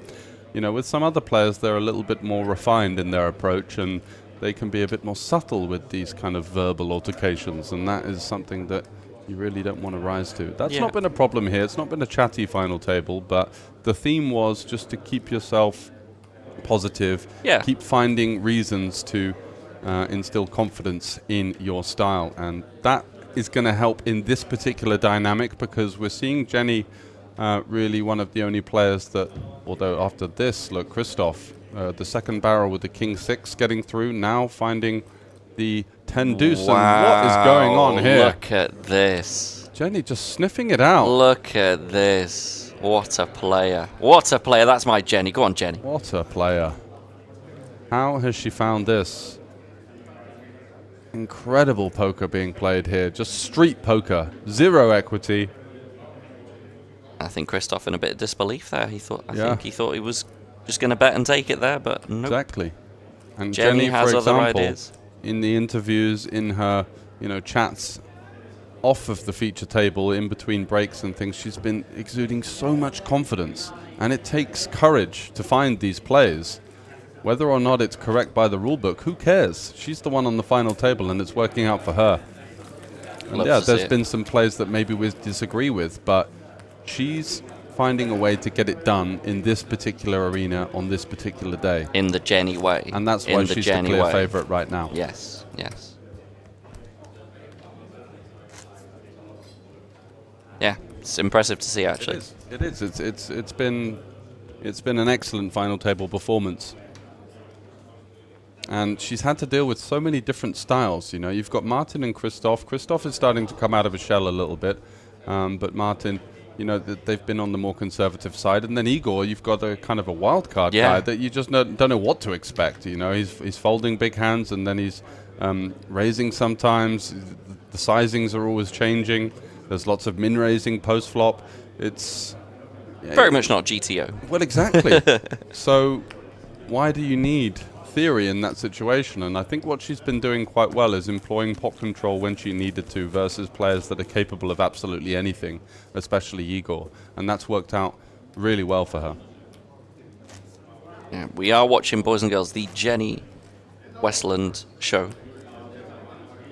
Albeit the show is not over yet, there are 3 protagonists trying to take certainly are some chippies, but definitely in the driving seat, the favourites. 1 to 5 on with the bookies. Yeah. I think I wouldn't bet 1 to 5, but I'd definitely take 1.5 if it was. Yeah, I'd take 1.5 if there was an exchange for it right now. Let us know if you're going to offer George some odds, chat. Jenny with the raise. King at 9 off. Very easy candidate for an open. Christoph with the a6 on the button is just going to bow out. Understandable that he doesn't really want to tangle too much with Jenny, but Igor with the ace-10 in the big blind will be interested. Them's 3 betting chips.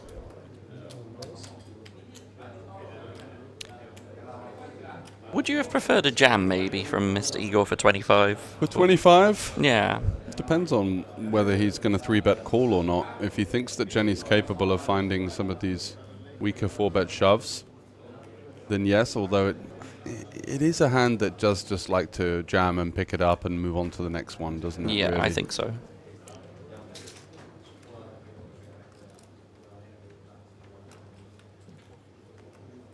And Jenny's shown herself very capable of a move or two. May not be done with this one yet. He's going to call with the king 9. Yeah, pretty loose peel here with the king 9, but she's going to have certainly her own reasons for it. And like you say, no stranger to wanting to see the flop and navigate post-flop situations. Yeah, the one thing I would say is that Igor has been a little bit reluctant to put chips in out of position in post-flop situations, and has been, quite happy to show the strength of his hand quite quickly. Let's see if he does find the c-bet here or whether he just simply gives up straight away. Yeah, looks like the white flag might be waved. So this is why you can peel a bit wider, and so I whilst I think that the hand is still quite loose because we're dominated so often, Jenny's thinking that she's not seen much aggression post-flop from Igor in these types of situations. It's very face-up, isn't it? A little bit, yeah. He's just kind of fit or fold for the most part.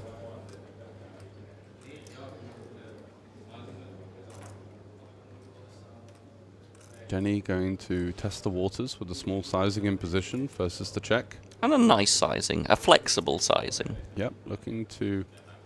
And it's going to get the job done. It does. 24% heads into the muck there from Igor. Had a backdoor straight draw, 2 overcards for Jenny's pair, and she does successfully navigate yet another pot.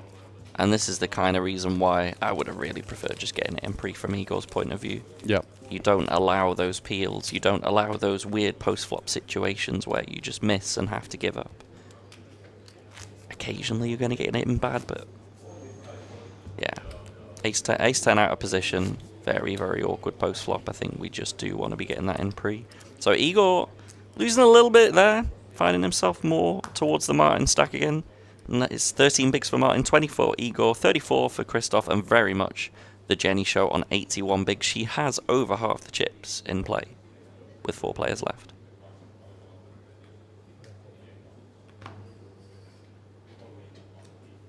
Martin with the ace-7 on the button, a very clear jam here. The 12 big blinds. And Martin has been finding these jam spots pretty consistently. Albeit there was one very weird one, blind big blind, where he limped a suited ace against Igor for like 13 bigs. Yes. Was a little bit strange. Could have just sent that one in. Let's see what he goes for the min raise again.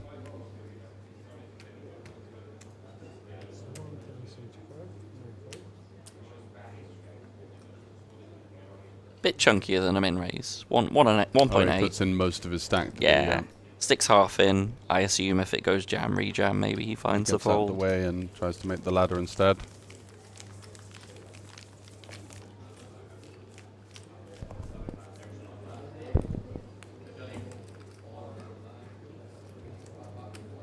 So still 4 remaining. We've been at the last 4 for quite some time now, but in that time, Jenny has been chipping up quite nicely.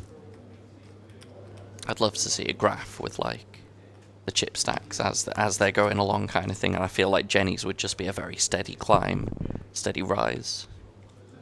Yeah, it would be one of those sort of bottom left to top rights ever since the all-in versus David Vinaya with the 9s versus the Queen 10. It's been smooth sailing. And here she has the Queens, and she could potentially be the new Queen of Tallinn if she can close this out. Is going to go for the conventional 2.5x that she's been choosing for the most part. She's been very consistent. A little bit smaller now. Christoph certainly should be defending with this 10-3 suited. Yeah, he's been a defender. Relation to the blinds, this is a slight size down from Jenny. She's usually been choosing the 2.5x or just 2.4x style. So whether we can read anything into that or not remains to be seen. But Christoph with a suited hand in position, getting a great price. It seems like a very trivial continue as he does. Is there any chance that it might be a slight live misclick because the blinds it's quite possible, recently just went up? Maybe she was aiming for. She's been so used to adding 500k to that. It might have just been a slight live misclick. Wow. Oh, hello. Holy McMoly. Hello, hello. This could be. Now, I say this, we had the last one between Jenny and Christoph where Christoph flopped the 2 pair. Jenny had. Flop. She does have top set in fairness on Queen 6 deuce. Oh no. Christoph with the pair on the turn. For Christoph, having checked back his flush draw. Eyeing up his opponent. But will surely be continuing in a rather insensitive to price style. She does go for 500 into 1.6 now. The emergence of a backdoor draw, some gut shots available as well. I would have liked to see a slightly larger sizing personally, but she does go for the 3rd, and it is going to be called.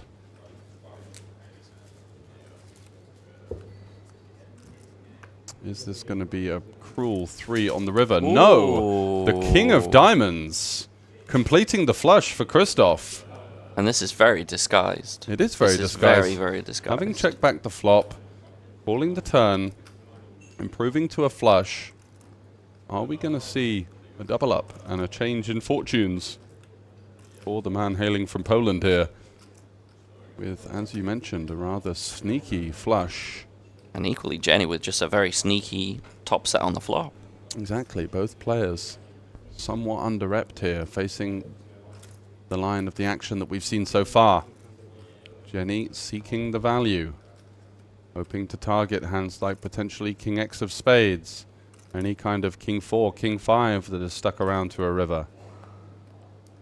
And Christoph, behind those glasses, will be thinking of Vegas and the Mirage, or even the WSOP Bahamas, perhaps. Question is, what size does he go for, George? It's such a weird hand that it's just played so slow. You think he just jams and she snaps? It would be a rather uncharacteristic jam, but I think at this point he's well aware that Jenny does have a pretty strong hand.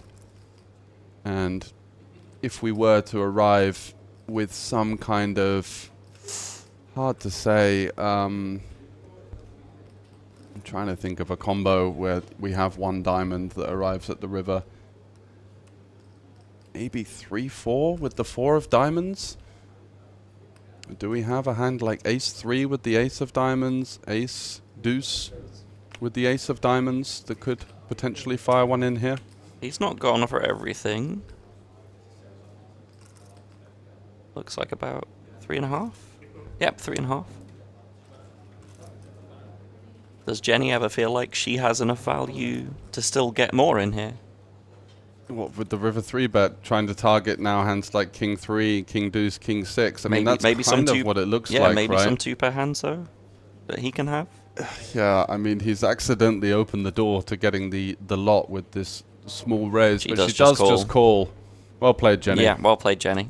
That could have been a car crash. It really could have. Top set goes down in flames for Westerland as Christoph with the sneakily small raise on the river Gets paid.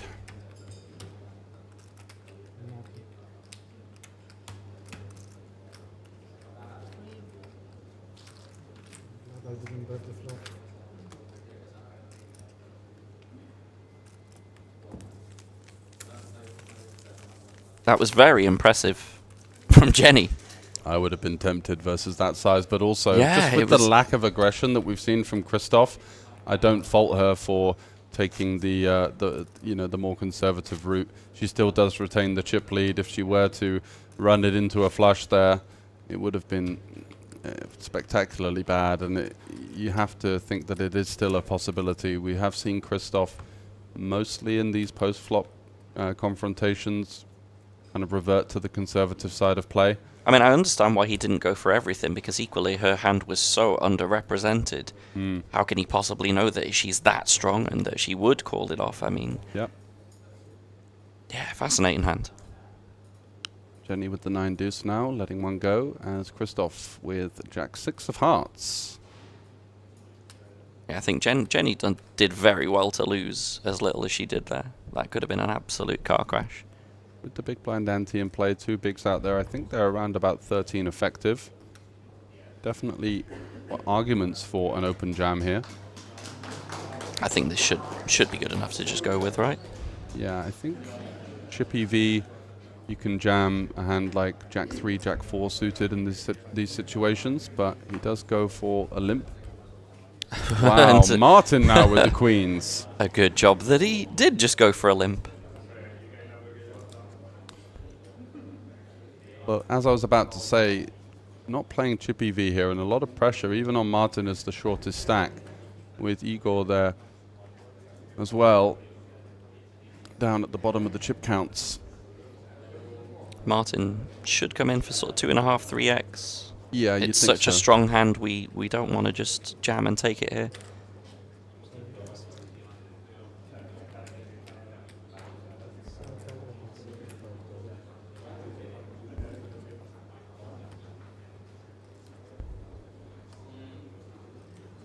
She goes all in and he folds. I couldn't see that happening. It's been tight-ish at points on this final table, but it's definitely not been that tight.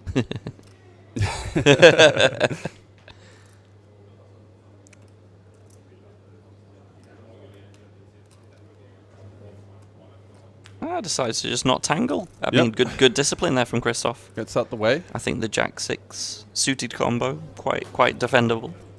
Didn't really go for the huge sizing as well. No. I think Martin will be a bit miffed that he didn't get any action though. Maybe even could have just checked back, you know. So short, SPR so low. Do we have to? I think we do want to drive more chips into the pot. Yeah. Especially as maybe just a min click. Looks a bit sus though. Yeah. I don't know what bluffs are we going to min click in position with. I think we want to have at least the illusion that we have weaker hands in the range as well. But that's why I just want to check it back. I want to give the illusion that I've got so many. You could maybe check back a hand like aces that it's with ICM you really want to drive chips into the pot and charge your opponents and not really face post flop collisions or allow free equity to be realized. And I think that's why the raise is the default play, but ace 10 here now. Seems like a pretty good jam over the Jenny Open. For sure. Jenny's been opening plenty wide. So wide, exactly. She's been more than capable enough to find a boatload of raise folds here, and Martin's hand is certainly good enough. He is going to go for most of it, which has been his kind of style, leaving a little bit behind just in case it goes crazy. I like it. Martin's been finding the good jam spots, the good re-jam spots. Yeah. I think some other people taking the more passive approach on those, but certainly, yeah, he's definitely finding those.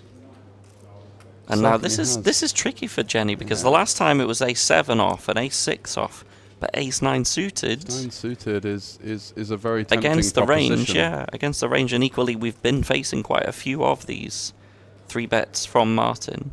Maybe she feels like it's playing well enough. There's going to be some king queen in there. There's going to be some pocket pairs that we're flipping against. Some ace 5, some ace 4 suited. Yeah. Yep. Occasionally we're dominated, but against the range, I think ace 8 feel suited like would be a pure take for Martin as well. Yeah. So, you know, there are I a think lot this of might be hands. good enough. It is really close, isn't it? Yeah. You know, ace 10 off, ace 9 suited. She does go for the jam, and we are going to see cards on their backs here as Martin is committed with the ace 10. Jenny Westerland, looking to seek the elimination, runs into the slight pip above, but still 33% equity. Still 1 hand. in 3 times getting there. Still got the 9. Maybe some spades as well.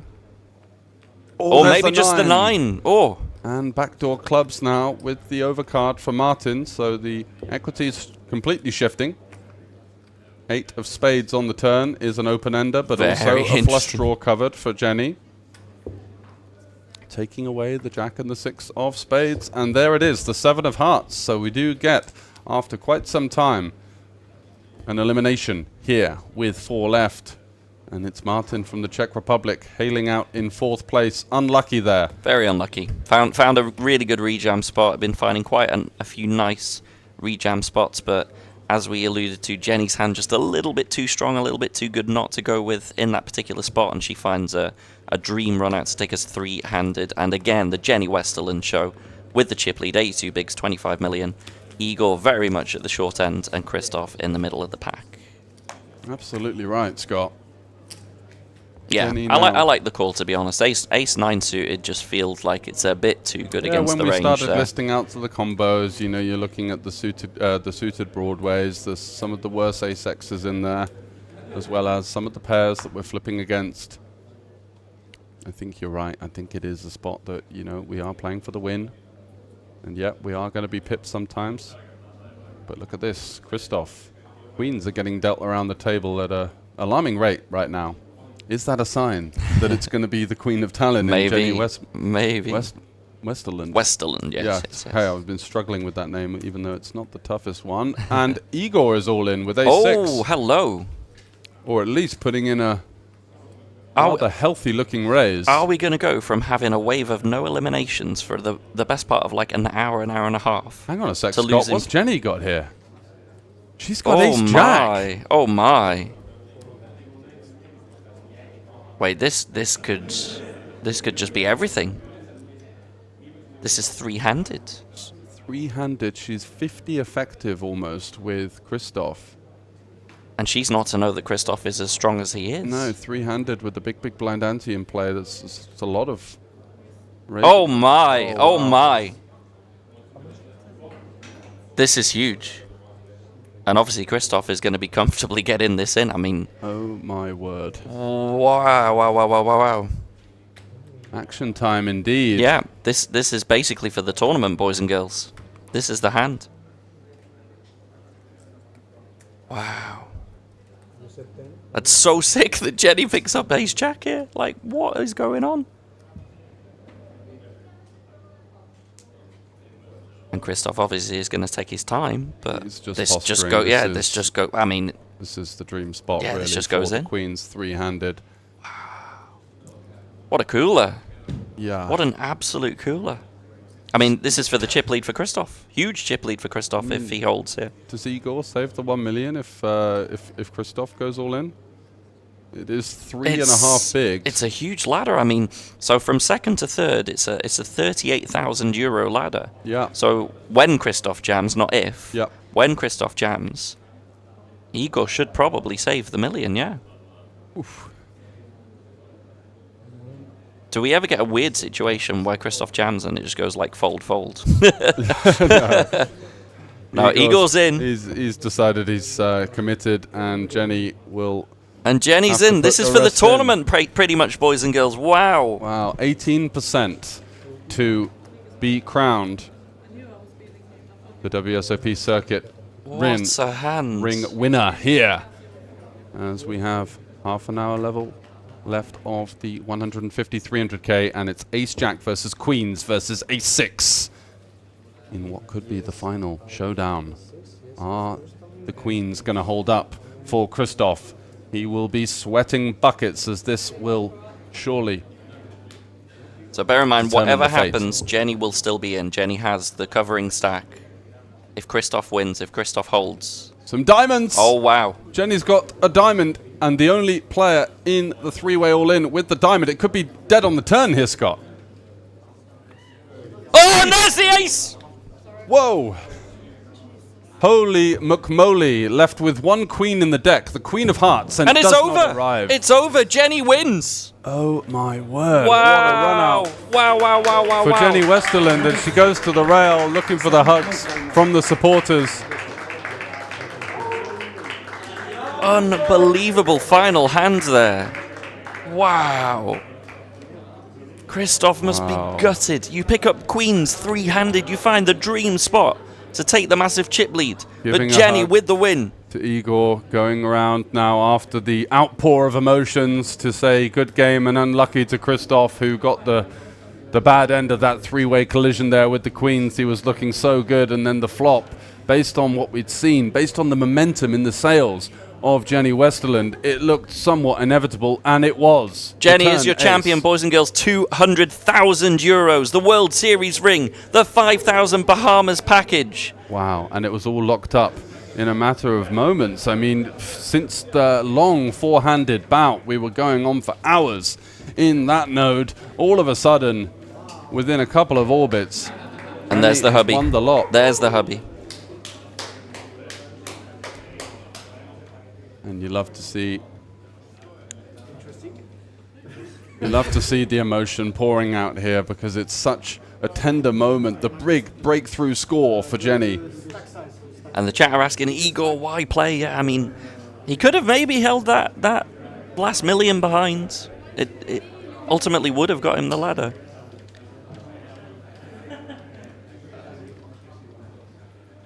Wow. Well done, Jenny, though. I have to say, for what I saw of the final table, from what I heard of the final table from you, the deserving winner, the absolutely deserving winner, the Jenny Westerland show from start to finish. There were some bumps in the road, but absolutely controlled the final table. Yeah, what a final table performance, and sometimes you need a stroke of luck to get over the line, and that's exactly what she's found.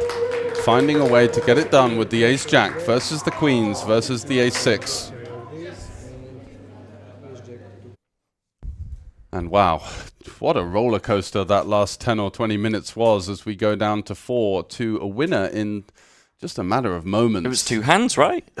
Wow. We went from 4 to 3, one hand, and then all of a sudden picks up queens on the button. Yeah, the three-way ace-6 action. goes all in, ace-jack goes all in, and all of a sudden it's over, and we have our quickly, champion. I can't even process it right now. What a final hand. We haven't seen drama quite like that, and there was so many storylines on this final table.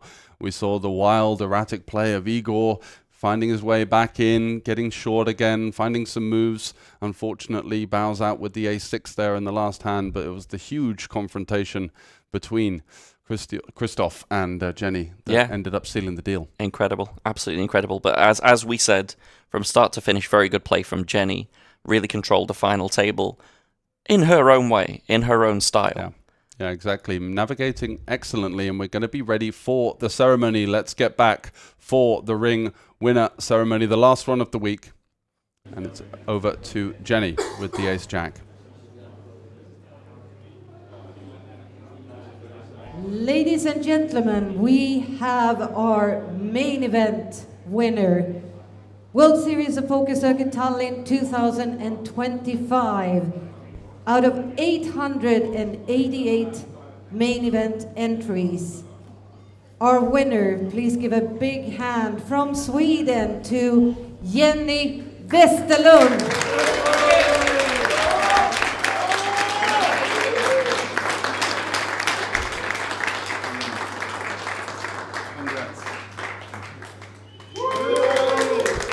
Krista there, also hailing from Sweden, on hand to hand over the ring as the emotions start to pour out from Jenny, a deserving winner, a great final table performance, and getting over the line in spectacular fashion with that three-way all-in, Scott. Wow.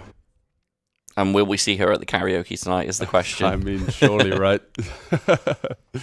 So we are going to come back for an interview shortly, but in the meantime, let's just decompress because that was quite something. Honestly, I've never seen a final table like it. We had so many storylines.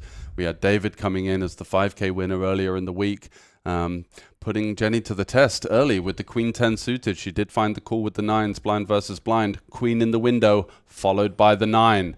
And since then, smooth sailing. Yeah, I mean, very impressive from Jenny, like you say, taking some post-flop lines that maybe you wouldn't take, pre-flop lines, pre-flop sizes that you wouldn't take, but you know what?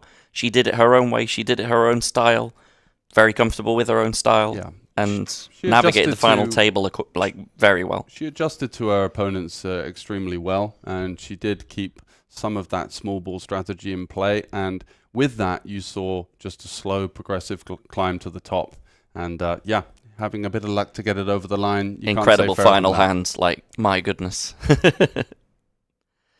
So we are going to have an interview very shortly. Let's get back and see the interview.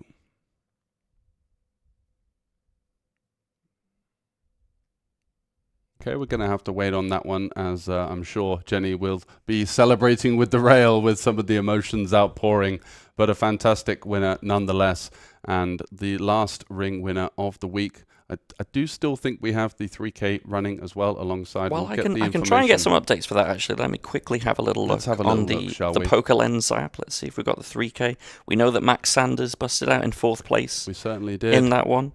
I believe it was the Spanish player that got him. Let's have a look. Yep, 3K. Boom. But regardless, a record-breaking... Oh, a heads up there. Ooh.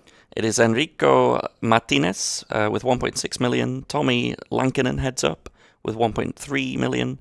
And playing they for are a top playing prize for of 80k. 80,000 euros. Exactly. And of course, that last ring, although this will be the last one we see. And we should be ready now to go back for the interview.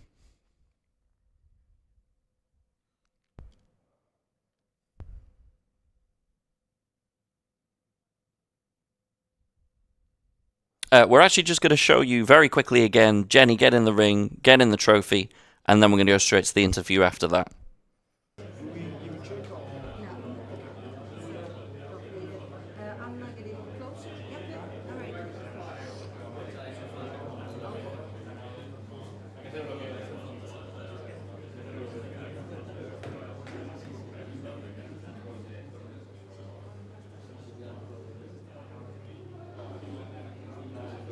Ladies and gentlemen, we have our main event winner. World Series of Poker Circuit Tallinn 2025. Out of 888 main event entries, our winner, please give a big hand from Sweden to Jenny Westerland.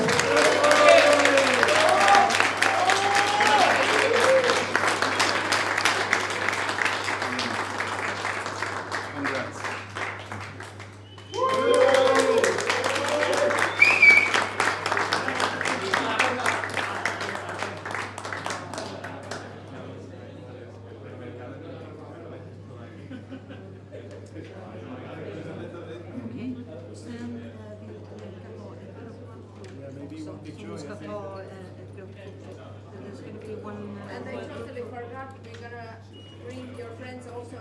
Yeah, like a friend's picture, yeah, for sure. Yes, whatever. A few. Most are asking me as well. Most of them actually went home already. You know, after this win, you always get more friends.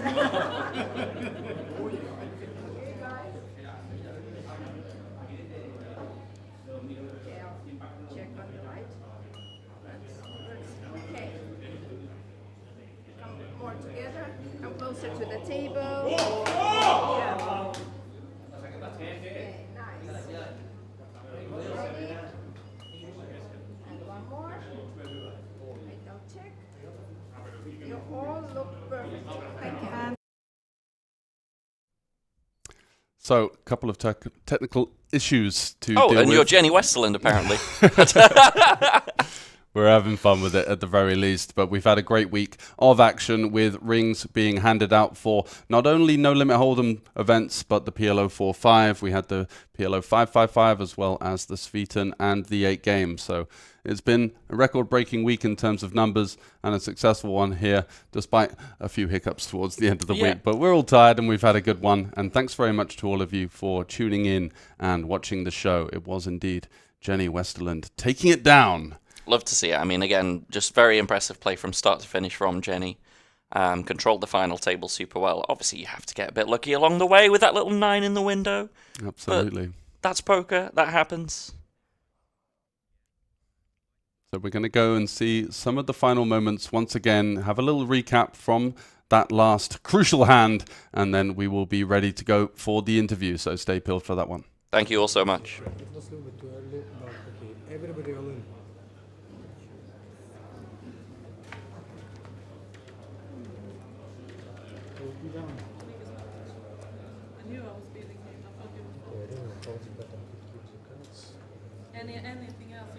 So here we have the final hand where Jenny got over the line with the ace-jack, three-handed at that stage.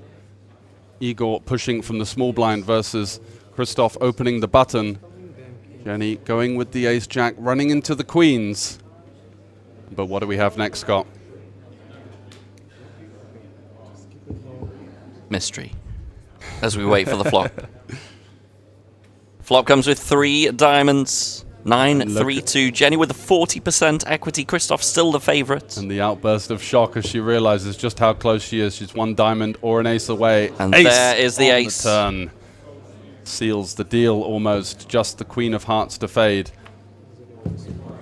And the 5. Securing the win for Sweden, which was Andreas's prediction all along. He'll be happy with that one. And it is indeed coming home to Sweden on this occasion as the rail goes wild. Lots of ladies as well in the background supporting their lone runner on the final table, and she managed to get the job done. So congratulations once again to an excellent final table performance and a rather dramatic way to finish. And shall we hear from Jenny, George? Let's do it, shall we? Let's hear from our winner, Jenny Westerland, the main event winner, 200,000 euros. We're going to go straight now to her. Welcome back to the World Series of Poker Circuits event in Tallinn. I'm joined now by the winner, the first ever woman who takes down a main event circuit ring. And it happened here in Tallinn from Sweden. Jenny Westerland, huge congratulations. Thank you, thank you. You're all smiles, but I met you before the tournament started. You were really locked in, focused, but you said you didn't study the opponents on the final table. You were going to play it by ear and feel the table, and it worked out. Yeah, I did. I didn't want to get distracted by the hand-on mob, the places in other tournaments. I want to make my own opinion, and I think it worked. I think it did, actually. Do we have the ring here? They haven't. No, not yet. Over there. It's over there. Yeah. We need to have the ring, of course. It's coming to us. But Jenny, you also said that I know you as an aggressive player, and coming into the final table, was that your mindset all the time to keep the pressure on and to you had a big stack coming in? That was my plan, because I had a big stack. I wanted to put pressure on the middle stacks and the small stacks, and that worked. It worked. Yeah, and we also touched on that your biggest score before was 24,000 euros. You're almost putting a 240,000 score now, at least 200. Yeah. And what's the feeling inside? I don't think I really recognize it yet. I think I have to be a couple of days before I get settled down and recognize that I actually won all that money. Yeah, because it's going to make a big difference in my life. Of course it is. But you also said before the final table, at least, that you didn't really care about the money, or you of course did care, but you didn't have the focus. The focus was this thing, the ring. The ring was most important. The money is amazing, but the ring is most important. Yeah. You had 2 things among things on your bucket list, and you managed to do them both today. What were the 2 things? I wanted a ring, first of all, and second of all, I wanted to win a main event, because I've never done. I have a couple of side events, but never won a main event. Yeah. So this is big for me. So as we say in Sweden, två flugor i en smäll. 2 things at once. Yeah. And I know you're traveling around playing a lot of poker, and you're going to the next stop already next week now? Swedish Championship in Bratislava, and I'm probably going to play a couple events at WSOP in Bratislava as well.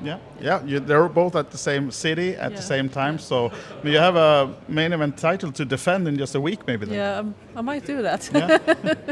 I know your partner is here as well. He was not allowed by the table though, from you said before, because he made you were nervous coming into this, but he was. I wasn't nervous at all. He's been nervous for days. Railing me and see what's going on, but I told him you have to stay away. You can't be at the table because he makes me nervous if he's nervous as well. So he was another part of the premises railing the stream instead. Yeah, he wasn't here, so he didn't know. I was actually with him when we heard a big cheer because there was a large final hand, and we thought it was 3 or 4 left because we were on the delay, and then all of a sudden we run here and you already won it. Yeah. So it was fast at the end. Yeah, we went fast. And good. And good. Yeah. So celebrations tonight. Yes, I'm gonna go out with my friends, go for a nice dinner, and then go to the party here at the casino. Yeah. All right, Jenny. Again, huge congratulations. Enjoy the win. Celebrate tonight, and then hope you see you at the future stops here in Tallinn as well. Of course, I will be back. Thank you from Tallinn. It's been a pleasure having you all for the circuit events for a full 10 days. We're signing out now. We'll be back soon, of course, for more here from Tallinn, Olybet, and the Olympic Casino. Thank you.